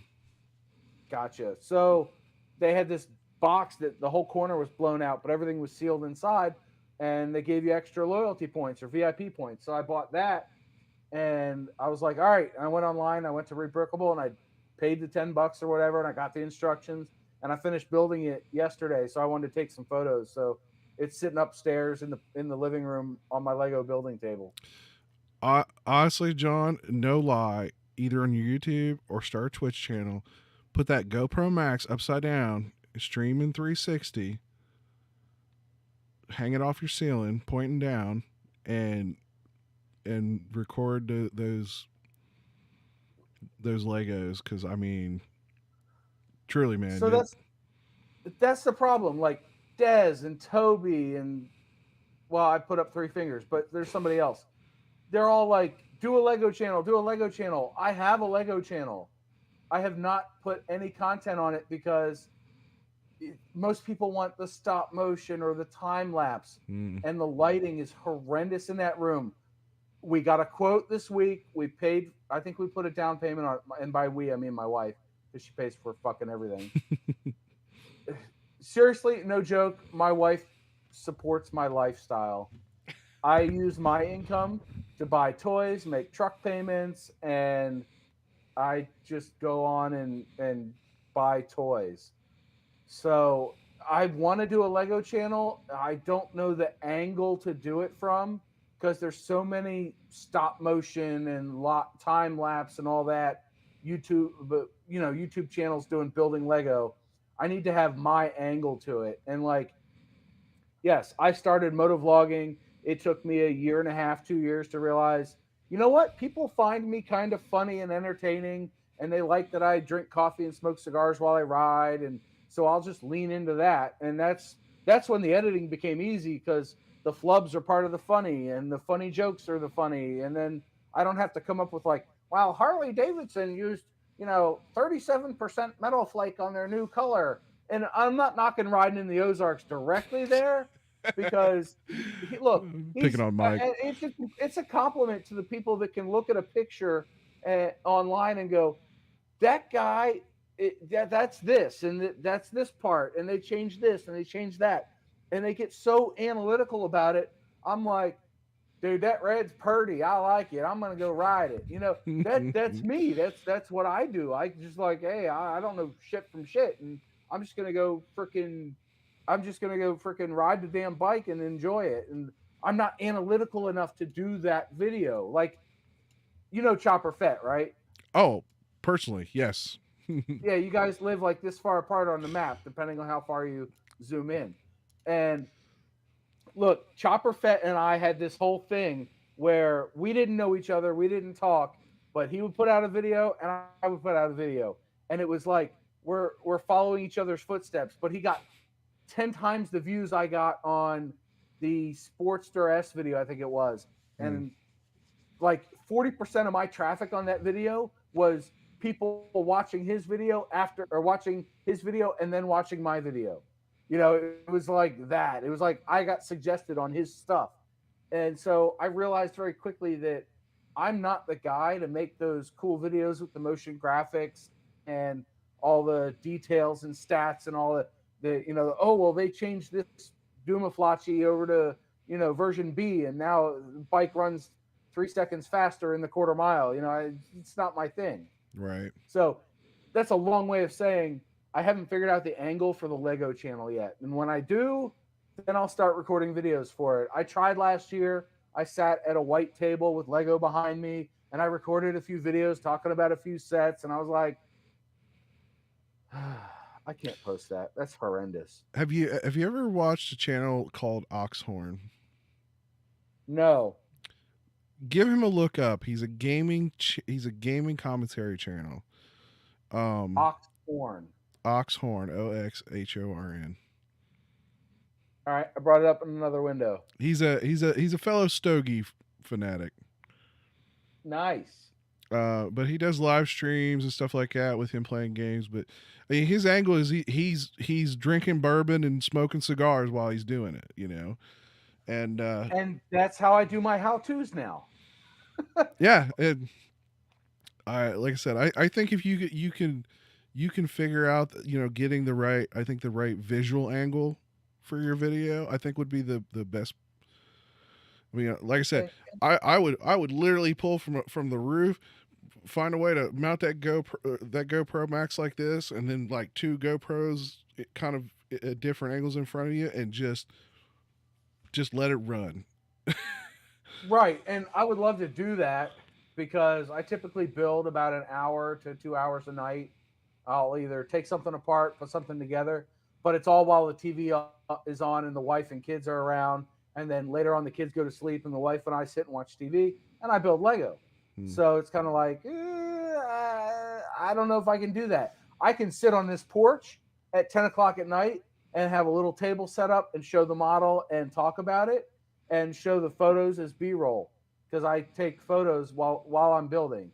I'm like, wow, that was a really cool technique. They got this piece and that piece and that piece and that piece, and you put this one on the side and then it sticks upside down and that makes a foot. And you're like, that was really cool. So I take a picture of it and then I post it to Instagram. And making a video of that sort, probably not going to be watched by many people. Yeah. So for Christmas, I got 2 very kind of expensive Lego toys bought for me. And I can't wait to hear what you think is expensive, but go ahead. They're about $250 a piece. $250, $300 a piece. So I mean, they're not your typical Walmart $100 or under sets. They sell the $200 Lego sets at my Walmart. Yeah, it's. I'm not saying I haven't seen those, but those are pretty rare. Like usually there's one. So they got me the Optimus Prime, and they got me the Back to the Future car. Which I have both. They're awesome. Here's my problem. I love looking at Legos. I absolutely despise putting them together. I can't do it. I have no patience for it whatsoever. So Optimus Prime takes about 6 to 8 hours to put together, and a little bit less for the Back to the Future car. That sounds about right. Look, I have a BPH, a bricks per hour, and you're that kind of guy. For Technic sets, I'm at 125 to 175, and for the system brick, which is your non-Technic stuff, so like actual studs that connect together, right, I'm closer to like 400 or 300. Did you see my brother's last comment? I want to. The problem is I want to say something, but every time I do, I get him in trouble. I saw it and I've been ignoring it for the same reason, because I don't buy groceries. I don't buy my own clothes. I don't pay for my health insurance, and I don't pay for childcare. I pay for the mortgage, most of the utilities, my truck payment, my bike payment to my wife, our car and bike insurance, and then gas, and that's about it. So all my leftover money goes into toys and retirement. And right now it's about a 90-10 split, toys versus retirement. Yeah, I know my brother would love to ride, but him and his wife both worked. I think he's still certified, but I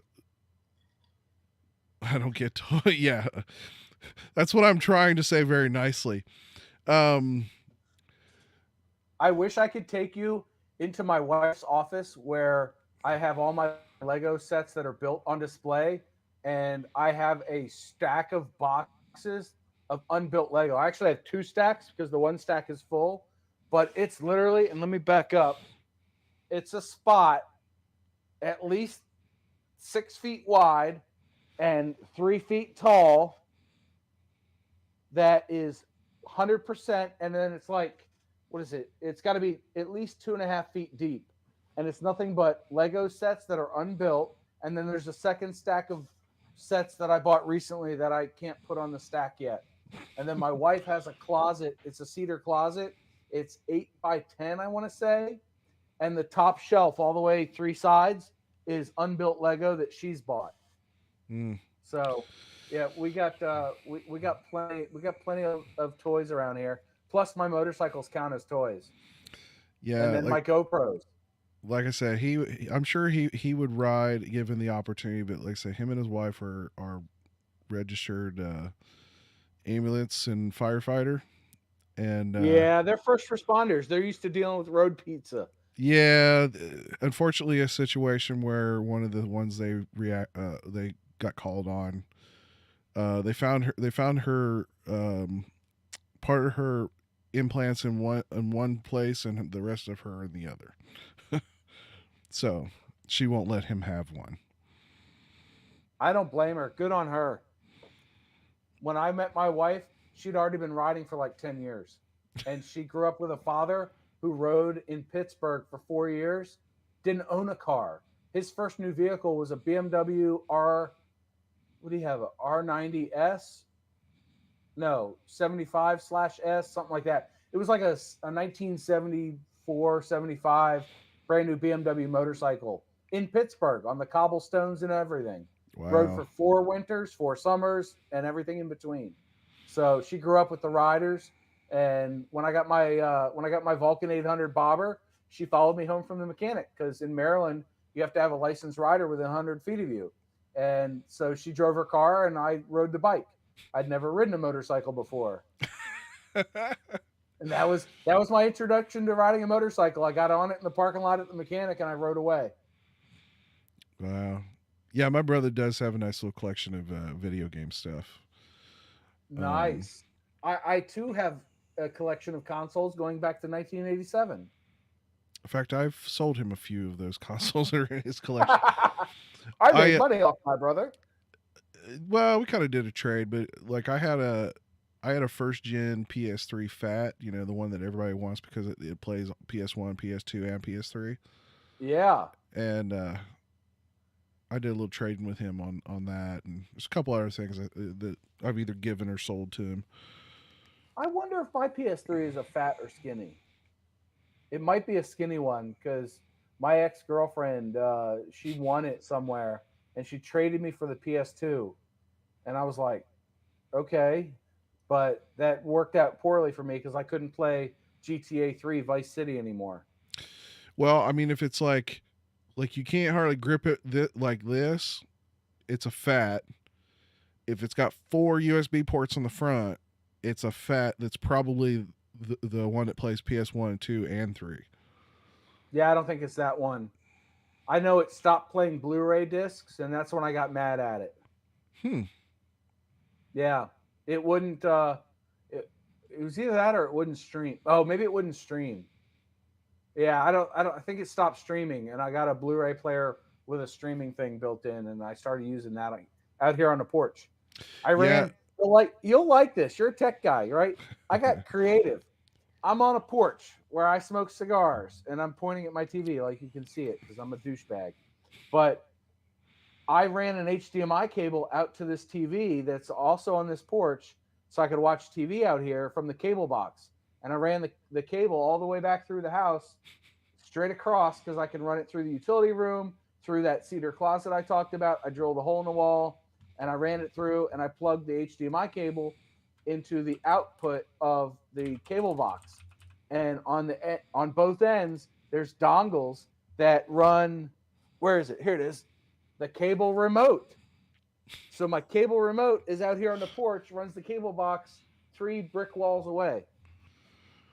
Oh, that's hilarious. Yeah, it was like $20 or $30 or whatever it costs, and I can run the cable box, and I just tape the receiver out here to the table that's the TV's sitting on, and I can control the cable box from out here without ruining the cable box because it's our DVR. Yeah, you can. So there's a couple other ways you could do that if you wanted to. One, if you ever got into running Cat 5 or Cat 6, there are adapters that you can convert back and forth between Cat 5 and HDMI. The other thing you can do is the wireless ones have gotten pretty good nowadays. So there are actually some wireless options. Well, my cable works just fine. In fact, the cable remote works better than the TV remote. You know, I'm having the weirdest issue with my Roku remote. Like, sometimes you hit the button, it does nothing. Other times you hit the button and it freight trains. It either goes all the way up or all the way down. Like, it just... That's odd. Yeah, my brother says... I don't know anything about that.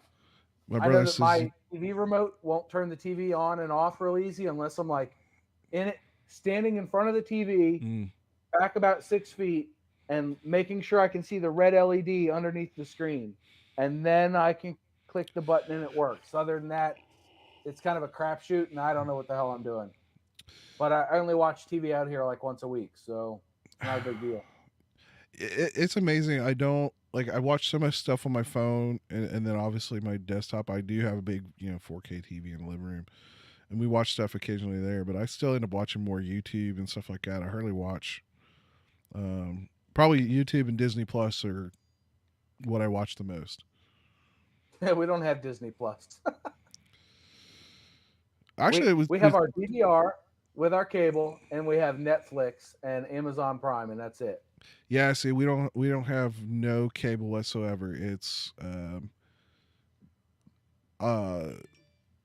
we have Netflix, Hulu. I have HBO Go because of my cell phone. We have Hulu because the friend that lives with me and my wife, he gets it with hit because he's got T-Mobile, so he gets Hulu for free, and then he's got Amazon Prime, and with that he's also got the Disney Plus. Nice. So, yeah, we've pretty much got. I mean, I got anything I really ever want to watch. I can pick up enough over-the-air channels for when there's like weather, emergency, that kind of stuff going on. I'm close enough to the main big part of town.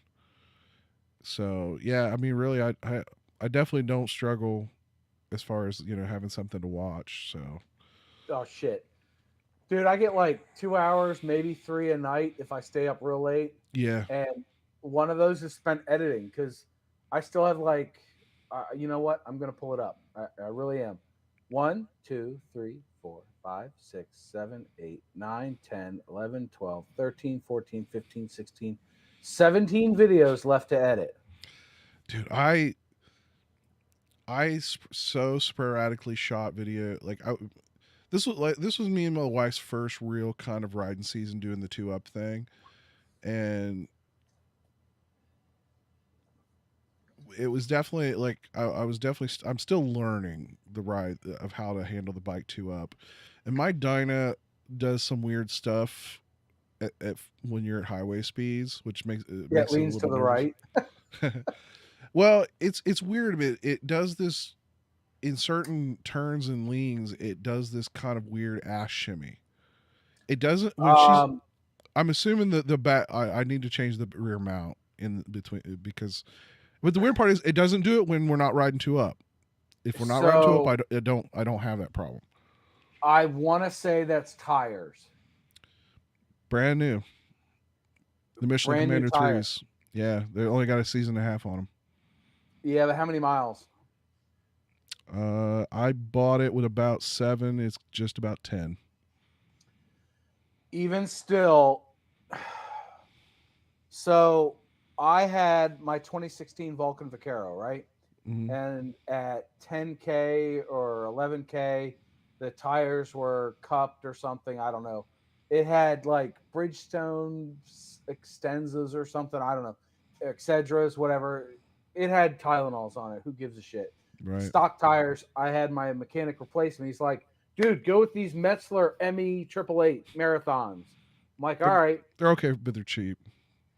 Right. Well, I put them on, or he put them on, and then about 1,000 miles later, I got in an accident. And after that accident, I always felt like I was riding on ice, and the SN felt like it was just doing one of these numbers, just going wherever the fuck it wanted, and it wasn't following my instructions.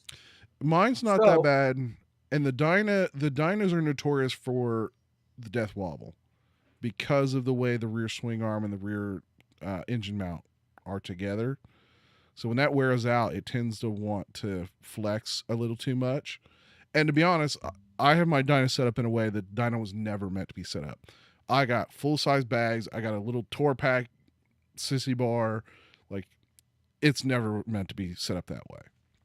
A lot of weight on the back end. A lot of weight. Especially with my 250-pound fat ass on it. Well, yours might then be suspension setup. Mine was tires, and the end of my story ends with my Harley at 10K started to do the same thing, where it felt like it was stepping out on me going through corners. And I was like, what the hell? Like I'm getting flashbacks to not being able to ride like at all because my Vaquero got so bad. I was getting tunnel vision, stressed out, wasn't riding, yada, yada, yada. Oh, wow. Changed tires, problem solved. They were cupped, and that was the problem. Yeah, like I said, the Dyna, and the thing is, like I said, it only does it when we're 2-up, and that's why I'm thinking that it's the engine mount that I need to get that rear engine mount. And there are stabilizer kits designed to more rigidly mount the motor so it doesn't, because that rear end and the motor are kind of combined together as a mount. Yeah, it's a stressed member. Right. And so I do plan on getting a new engine mount if I don't end up buying one of those stabilizer kits. I really hate to buy one of those stabilizer kits because they're hugely expensive. Oh yeah.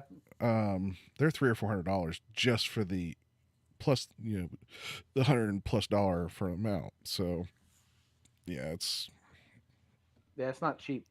Not cheap, but I might have to do it. It's funny. I noticed the tires started to cup. I noticed it after I put the tour pack on the back of the bike. So I had an extra 40 pounds hanging off the ass end of the Harley. And that's when I started to notice it. And then at 19 and a half, almost 20K, I could hear it. And I was actually editing last night and I sent a little video clip to Dewey. I was riding straight and then I went into a corner. And as soon as I started to lean the bike on camera over the radio, when I applied clarity to it for noise isolation, you could hear. And then as soon as I straightened back up, it went away. And I was like, that's the freaking issue I was dealing with. And now at 20K, it got a new set of tires, and now we're fine again. Yeah, it's like I said, it's just a very, and it's like I said, it's not necessarily that the bike is dangerous. It just feels like it kind of scares you when when it does it. And the thing is, it doesn't do it all the time. But I'll be in a lean, and it'll just kind of, just like this, just enough to like you'll notice it. And like I said, knowing that those are kind of notorious for, especially that 2006 model, was kind of notorious for that death wobble. It scares the living shit out of me. Oh yeah, you don't want that to happen when you're by yourself, much less with your wife. Right. And the trip that really showed itself was the trip to VAM, and we had the bike so loaded down. Literally, it was so loaded down. I'm like, I even told Jason, I was like, because he was like, he's like, why can't you seem like he noticed that I was not as confident in the turns as he's seen me ride before. So you knew something was weird. And I said, this bike just doesn't feel like, it feels a little off. And I said, it gives me a little bit of an ass wiggle when we're fully loaded. And this was, when I say fully loaded, it was her, me, the trunk full, plus I had a heavy bag on top. I mean, it was loaded. Oh yeah. And I'm like, and I noticed when I was sitting on it, I kind of just jiggled the handlebars, and like the whole bike shimmied separate from each other. Oh, that's not good. Yeah, he's like, dude, you got this bike way overloaded. I was like, but I had to bring all the shit. And but I literally did. We had the bike completely loaded down. The saddlebags were full, the trunk was full, and then like I said, I had a wet bag on top of the trunk strapped down. And I even tried to, when I strapped it, I tried to strap it so it would pull up on it to keep it from sagging so bad. Yeah, I wonder if you might have been better off with higher tire pressures. Maybe. It could be too. Like, what are you running? If I'm fully loaded, I'll push it around 42. Yeah, you don't want to go much higher than that, but I think the sidewall on most of those tires says like 50. You might want to bump it up to 44. Yeah, I think just 30. Just as a test, try it this spring. Just as a test, you and your wife go for a ride, set it to 44 and go like 10 or 15 miles. Yeah, I might have to do that. Yeah, I think normal PSI is like 38. I think is what that calls for. I think most Harleys are 36 front, 40 rear, and it's coming to light now that like through Jerry Palladino down in Florida, he's like, oh, what's she saying now? Oh, I got it's almost midnight. So I'll probably another 10, 15 minutes. Yeah, no worries. Jerry Palladino down in Florida, who does the Ride Like a Pro series. I've been watching a lot of his videos lately. Yeah, good stuff. It's the same 3 techniques, but he follows, just a sidebar, he follows Nate at Channel Maker's advice. If you're an informational channel, give your information to your viewers 80 different ways. Because no matter who you are, if you give it 80 different ways, the 80 different types of viewers that watch your channel are going to each get something different out of your videos. Yeah. So anyway, he said a few months ago, he said in a video, run 40 in the front and 41 or 42 in the rear on the Harley touring bikes. And through that, I would guess the Dyna as well, if you're loaded up, and you'll get much better front end response. So it's like people always have a problem making U-turns on Harley touring bikes. If you bump the tires up to 40 in the front, you'll get much better turning radius because your contact patch gets a little smaller, but the tire doesn't deflect as much when the bike gets lean. Right. Yeah, and I put a set of Legend shocks on it last year. I got a set. A buddy of mine from work, he had a Road King that had 13s on it, and he put 12-inch Legends. Well, he had already upgraded the front wheel to 20. He put a bigger front wheel, so it really put a look on it that he didn't like with the kind of lean back. So he sold me those shocks for like $300 under what retail. He didn't even ride half a season on them. And went and bought another set of 13-inch. I think it did 13 or 14, something like that, to jack the rear and back up. And they're great shocks. I definitely would recommend Legends to anybody that's even interested. But I will say, unless you're a light person, get the heavy duties. That's the only thing I wish these were. I wish they were the heavy duties. I have them cranked all the way up, even when I'm on it. Yeah. But even cranked all the way up, like I can bounce on it and it hardly moves. But even going down the road, cranked all the way up, not technically set for my weight, it is still a great ride. Like it still does not kill my back. I need to do that this year so bad because I've got these roads around here. I mean, my Harley chews up wheel bearings and tires every 10K, like clockwork. They're at all 9,500 miles. Yeah. You can hear the whine out of the tires. And this last time, I didn't know it the first time, but the wheel bearings were both shot. But this time, you could feel a buzz in the handlebars as you're riding down the highway. And I was like, that's a sure sign of wheel bearings. And I thought both issues were the wheel bearings, but they weren't. I ended up with like, I want to say, it was $1,200 extra on top of the service and everything else just to get the tires and wheel bearings replaced. $1,200 with the tires? Yes. So the tires were like $700. The wheel bearings were $135 or $140, and then the labor to replace all of it. Wow, that's still crazy.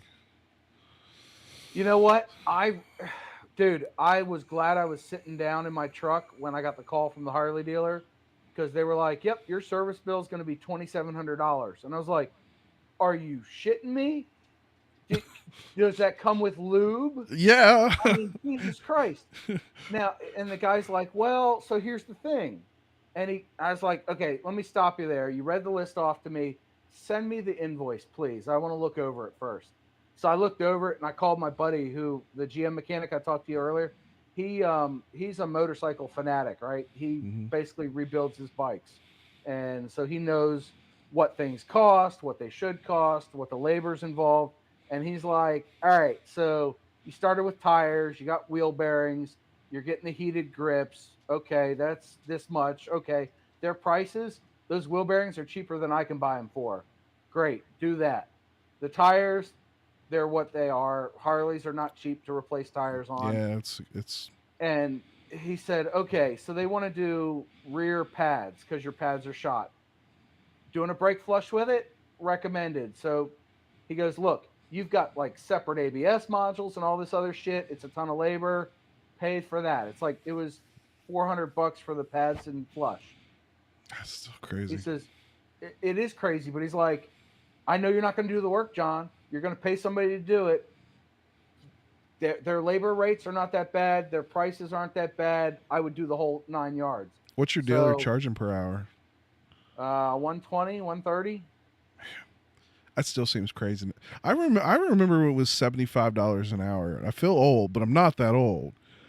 Like I remember $75, $85 an hour was Look, I remember $65 an hour, back in late 90s, early aughts. Yeah, you didn't pay a lot for that, but now you got to pay a shit ton of money.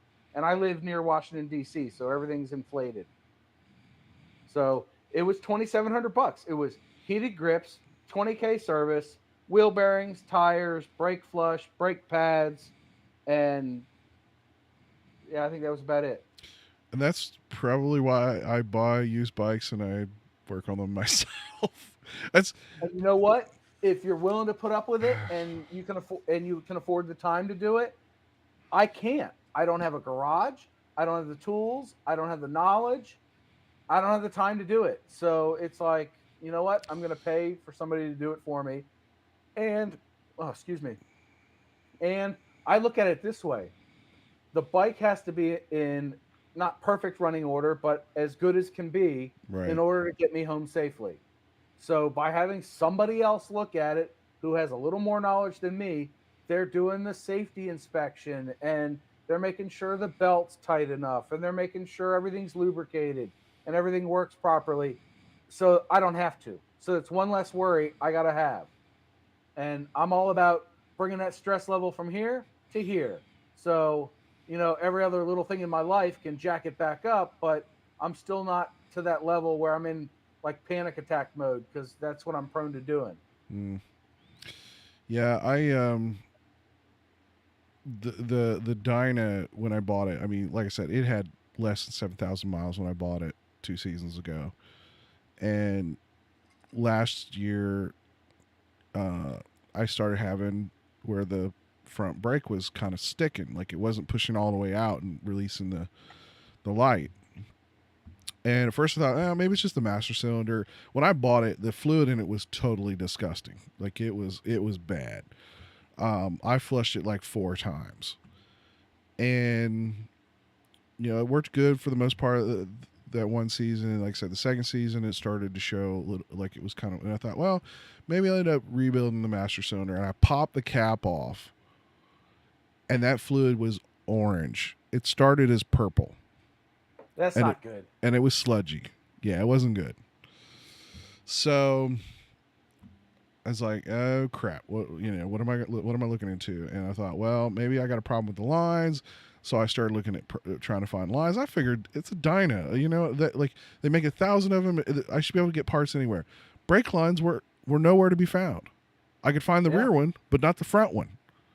Or the only set I could find was those really ugly stainless braided ones, which look terrible on a bike unless you're doing like all chrome. So I was like, I found a local shop, and if you ever need a brake line done custom for whatever reason, there's a shop in Dayton, Ohio it's called Spiegel Performance. They will literally, you ship them. You can either give them the measurements and tell them what you need, and they'll make it and ship it next day, or you can send them the line, tell them what you need, and they'll make it to your specs. And that's exactly what I did. I sent them the line. I wish I could have drove, but they were only open the hours I work. So I shipped them the line. I told them I needed it. I think I got 4 inches longer because I knew I was going to put risers on it, and I needed the right fitting. Sure enough, they wrapped it up in about 24 hours. So by day so I sent out one day. They did it the fall and shipped it the third day, and I got it back the 4th day. Nice. And got it on. It's a beautiful piece of line. Like, it's real well made. I've not had any problems with it. They weren't able to make my back line because of the brake switch that was built in. So I did have to order it from a different company. But even so, like they'll do different colored lines. They'll do all that kind of crazy crap if you want to like color match stuff with your, color accessory of your bike. No, dude, I keep everything as close to factory as I can because it's easily color matched and replacements aren't that hard to find.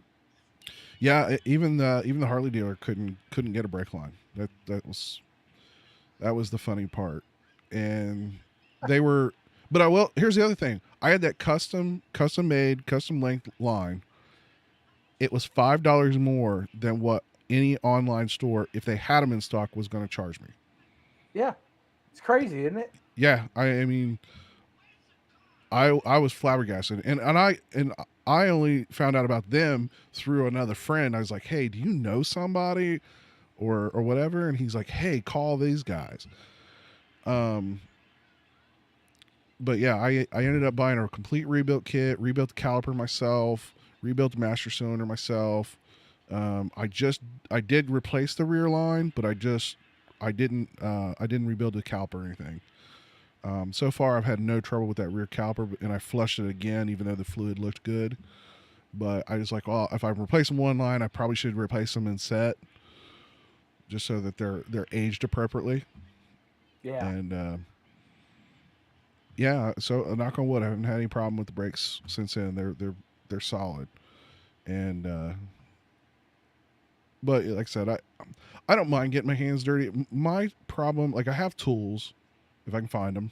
My shop's a mess, but and I got most of the basic know-how. Grew up tinkering with cars.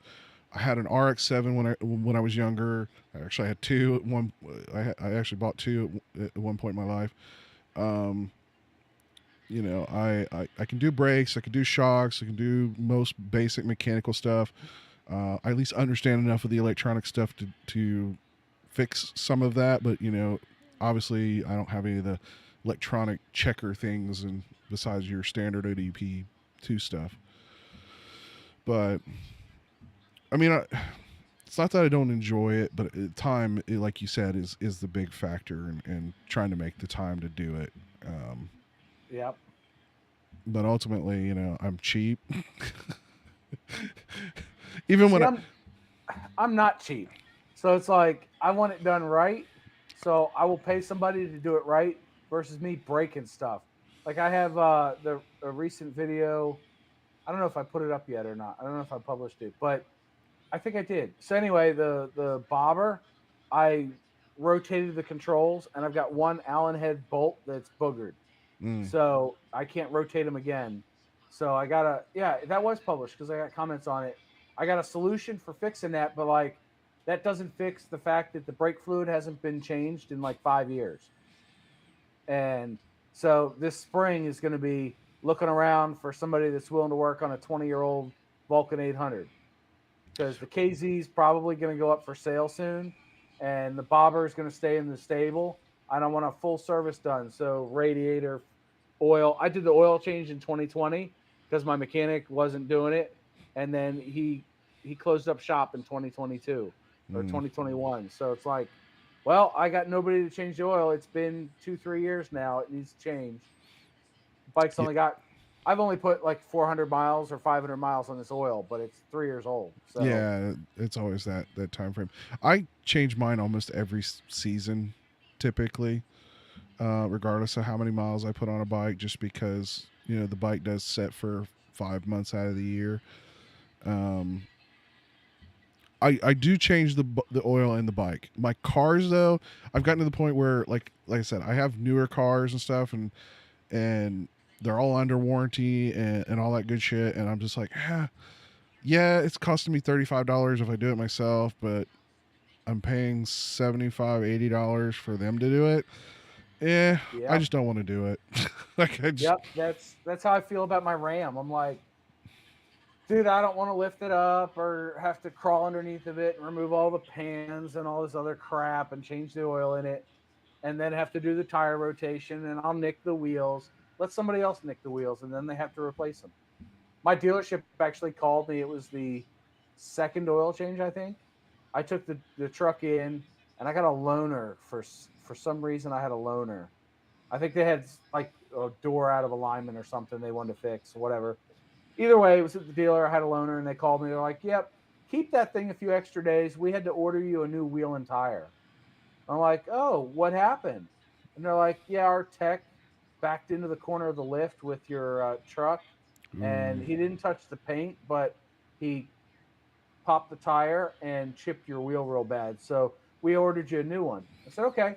So I went in 3 days later and picked up the truck, and I was like, "Oh, well, yeah, the wheel looks great. Tire looks great. Okay, good. But just by the by, what did that cost you guys? Because that can't be cheap." And they were like, "Well, the tire was 400 and the wheel was 900. So I was like, "Oh, $1,300. He goes, "Yeah, that guy's going to be working that off for a while." I was like, "Holy shit, dude. $930 for a wheel." yeah, and a stock wheel at that. Like I remember Yeah. getting a whole set of aftermarket wheels for $900. Like I looked it up. It's $1,600. I could get a set of all-terrain tires and 20-inch wheels that fit my truck. And I'm so tempted to do it because the tires alone are $1,400 for my truck, and I want to put a set of all-terrains on it. So I can go like actually through the snow without sliding everywhere. Yeah, I see that a lot around here. I see guys that have got the lifted 22, 24-inch wheels, rubber band tires, and you can tell them trucks never had a lick of dirt or anything in the bed of them trucks. Like, it's like, why bother? Like, That's not my truck. I just like, I understand the guys that do like the leveling deal. Like, I don't even understand why manufacturers don't make them level. Because so here's why they do it. Because the headlights aim slightly down from the factory. When you load it down to the payload capacity, they're level. So when you level a truck and then you load it down, now you're pointing up at people's eyeballs in the sky. Yeah, Unless but you drive a Ram where it's got the air suspension and it auto levels. Which and a lot of these newer trucks all have auto adjusting headlights. Nah, not up and down though. A lot of the upper model like F-150s and some of the Silverados, they auto adjust. Not my F-150. I had a 2015 loaded up Lariat. There was no auto adjustment on the leveling of the headlights. Yeah, it was probably, I think it's more like a 17, 18 plus model that I've seen that. But it's only in like, it could be. It's only like the top tier package. Yeah, I mean, even when I was looking at the F-150 Limiteds, they didn't have any kind of auto leveling headlights.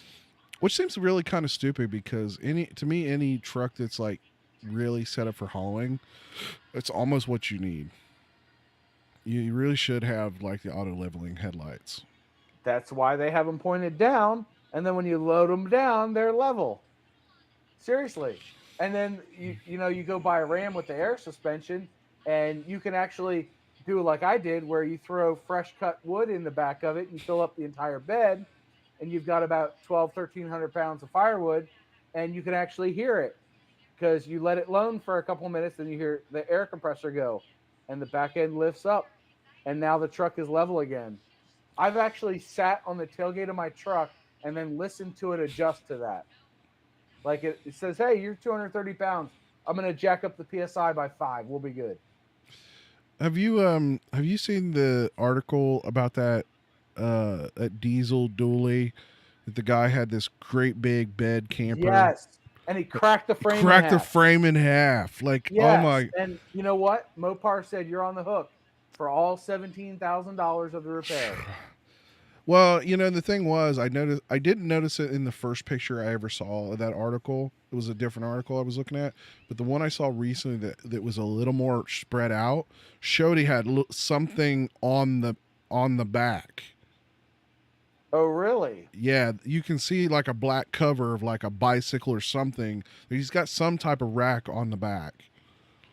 So, from what I gathered from reading those articles, is that while he did have the heavy camper and the camper was designed for his bed, he had a 3500 though, right? Yeah, he had a 3500. So it was designed for the 3500 two-wheel drive diesel. Right, which has a much higher payload capacity and has a different rear axle than the four-wheel drive. Well, and he also had the quad cab, not the extended cab. It was made for he had the 4-door cab. It was meant for the 2-door cab with that bed. Right. So what happened was, and the article I read went into why it could have happened, and I think they're right, is that if his rear axle is here, the center of weight was back here instead of being in the front. And I reversed it for the camera. Right. But instead of being in front of that axle, where it was distributing the load to the front axle a little bit, it was hanging off the back axle, which put too much stress on the frame and caused it to bend like an early 2000s Tacoma. Yeah, the Tacomas were notorious for that. Honestly, if I was him, I would probably just find a shop willing to replate it and then reinforce it. At that point, what do you do? I mean, who's got 17? There's not a lot of people that just throw out $17,000 on a $80,000 truck that you've already bought. You know what I mean? They all live near me. I see, dude, I see so many platinums, limiteds, high country. You know, there's so many of those trim level trucks around here. They're driven by landscaping companies and private owners all the time around here. Well, It's like they buy the $100,000 truck just because they can. well, remember when when you talk about the landscaping guys, it's probably leased, and they're probably writing it off. So why not drive around in the nicest truck on the planet? Absolutely. And they're making a ton of money doing landscaping in Washington, D.C. I Yep. mean, you should see what they charge for a lawn mowing around here. I- It's ridiculous. Yeah, we have a guy at work, like the company that was doing just our plowing for every season. On average, they were charging us more than $5,000 a month Yeah. during the winter. And Oh, he's like, I'll go buy a truck and do it for slightly cheaper. And that's what he did. He went out and bought a truck with a plow. He bought a 2500 heavy duty work truck. So it's pretty bare bones, but it's still pretty nice. And got a real nice plow on the front, and bought a salter on the back for the bed of the truck, and Away pretty he much goes. he in pretty much one average month he almost pays for the payments on what he owed on the truck. Oh, sure. Absolutely. There's a guy that lives 7 or 8 miles from me, I think. And every time it snows, he calls me. And he's like, John, you doing snow removal? I'm like, hell yeah, man. I'll be there within the hour. And I go with my 26-inch Craftsman hanging off the back of my truck. I bought a carrier. It was like $75 it was $200. It weighs 75 pounds. Steel carrier that can hold a 26-inch Craftsman's 2-stage snow thrower, which for you guys is like, yeah, every homeowner owns one. But around here, that's a rare beast. Nobody needs one of those. But I bought one because I am who I am. And I got a deal on it. So this guy has paid for it 3 times now in the 10 years I've owned it. And all I do is drive down to his house, do the snow removal at his house, which takes anywhere from 45 minutes to 2.5 hours, depending on if it's 8 inches of snow or 17 inches. It's a big difference. And yeah, he pays me cash. And I go up the road Cash is king. I go up the road with a pocket full of cash and my exercise for the week. Yeah, where I'm at in Central Ohio, we don't get it's not that we don't get snow, but we don't get it in large quantities most of the time. Like 6 or 8 inches is a pretty heavy deal, but we get a lot of like onesie, twosie, 1, 2, and 3 inches all the time. The problem with us is That's what she said. Yeah, we still get a lot of the cold. That's where it sucks here. I did that ride here right after Thanksgiving with Mr. McStash at the dealer, and it was 22 degrees outside, and that was the high of 22 degrees. Yeah, that's pretty cold. And, we saw a low of like 8 this winter so far, and it lasted for 3 days where it didn't get above 20 degrees, and that's an oddity for us. Wow. Normally we get like that heavy wet snow. So it's like 3 inches is like 12 inches anywhere else. That's what I tell my wife anyway. I have an uncle that lives up in Oswego, which is pretty close to Buffalo, New York, and yep, they've been pummeled this year. Dude, they've definitely gotten hammered, and he was literally telling my mom, he's like I'm getting to the point where I might have to move south. He's like, I can't get on this roof anymore and plow or to shove all that shit off his roof, because if he doesn't, it will literally destroy his house. Like he can hear the house creaking because of the foot of snow on his roof. Oh yeah, dude, 2016 we got 2 feet of snow, and I was all set to make a ton of money doing snow removal because work was closed, there was nothing going on. And I pulled my rotator cuff again, shoveling the snow off the stoop because I couldn't snow blow it. I had to get a shovel out, and it was awkward angle. And I was like, oh, God. And then I had to make phone calls. Sorry, guys, I can't come out and clear your snow. I cleared out the bed of my truck and everything. I just bought the 2015 F-150 with the all-terrain package on it, and my light shut off. That's great. That's all right. Yeah, We're about to wrap up. Yeah, I know. So I couldn't do the snow removal, but I spent 12 hours walking around my neighborhood behind my snow thrower. And it was like the best 12 hours ever. I had my dogs following me because there was no way they were getting loose. They were stuck because I had 30-pound Cocker Spaniels. They're so low to the ground that they couldn't jump over the snow, so they were stuck in the path. They would run up to where I was, realize it was loud, run all the way back to the house in the backyard where I made an oval for them to run and do their business. And that was it. And then like 3 days later, we had this much ice sitting on top of 1.5 feet of snow. They could stand on top and poop and pee. It was hilarious to look out and see a dog standing on ice 2 feet off the ground doing his business and then hopping down in the trough to run around and get his energy out and then come back in the house and warm up. I had a dog once, and we got some decent snow, and he normally absolutely hated getting his paws wet. Like, he would all but refuse to go potty, but obviously he couldn't help it. Like, he had to go. So he goes out the door, kind of like, but the moment he sat down, he's like, nope, comes right back in the house. He's like, man. nope, I can't do the cold shit on my balls. Right. That's why I snow blow. The first thing I do is an oval around the backyard to give the dogs a place to go, because otherwise they'll go in the house. And like my older dog, he'll wait 26 hours is his record between pees. Wow. He waited that long because it was like raining cats and dogs for 2 days straight one time. And here I am in the middle of it, like, dude, go outside. He actually went outside, peed, and ran right back to the house, like, let me the fuck back in. Yeah. And now he's 12. Yeah, he's like 12 years old now. And he's like, whatever, I'm going to get wet. Dad will dry me off when I get inside.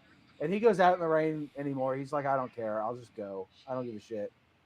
But yeah, they the dogs, they like, the one dog likes eating the snow. You take him on a walk and he'll stop every 3 feet to chew on the snow, like, ooh, this tastes great. Wait, this one tastes even better. Oh, wait. I got to try this one. Hey, look at this yellow snow. Like, what's that? Look at this yellow snow. No, he stays away from that, thankfully. But then the older dog is just like, I want to go on my walk, do my thing, and then I want to go lay down again. Yeah, we're down to one dog in the house. She actually belonged to my mother-in-law, and we kind of had to take possession. But the poor dog is deaf or a doornail and about 3/4 blind, and it's kind of a love-hate relationship. She's got horrible bad habits. My mother-in-law, she fed her, all kinds of table scraps, and oh yeah. So it's a process. We still have 2 cats, and they're both getting up there in the age. We've got a pair of brothers. We got them both. They're from the same litter, obviously, and they're the complete opposites to each other. One's a complete asshole, he's an orange fat tab. I mean, if you ever see my Instagram, he's a horribly fat tabby, and he's a complete asshole. I lived with like 2 cats like that.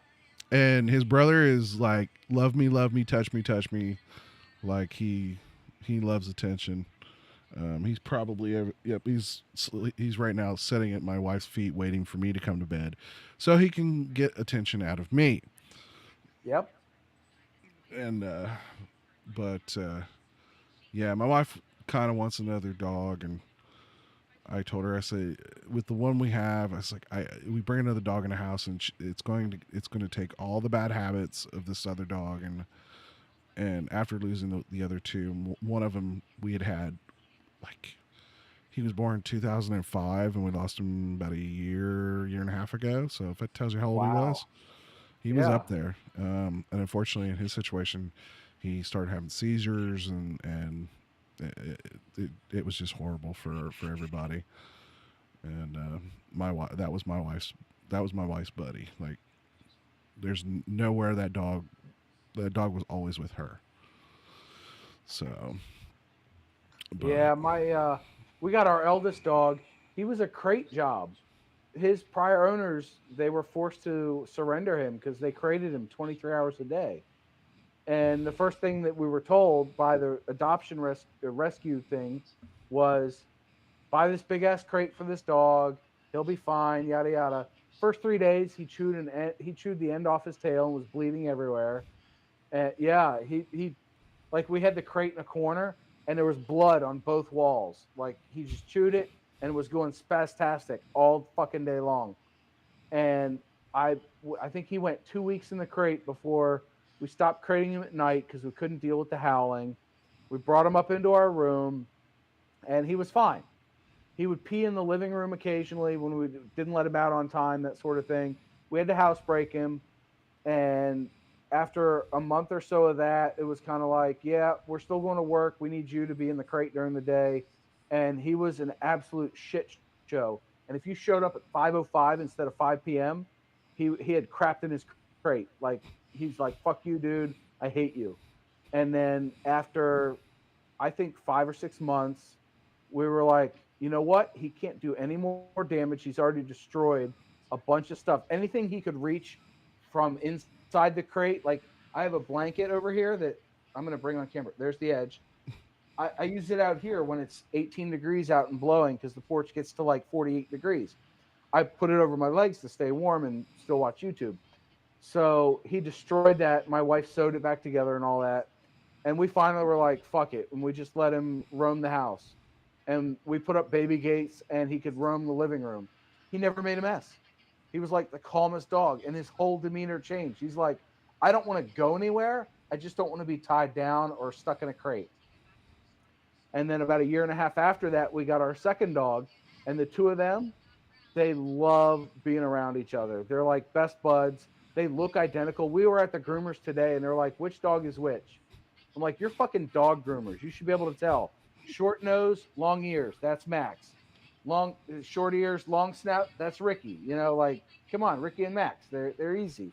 We tell them apart, no problem. Our kids, they're like, I don't know what dog I've got, but it's like whatever. But they're completely opposite personalities.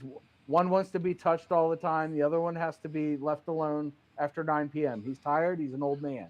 Mm-hmm. So the dogs, they're just hilarious. But I love them. I hated Max when we got him. We rescued the second dog. And it was funny because we took our dog Ricky to meet Max at his foster mom's house. And as soon as we let both of them off leash, they both ran off together. They ignored the other 6 dogs that live there because this woman runs a daycare out of her house and fosters 6 dogs at a time. It is a busy house. Mm-hmm.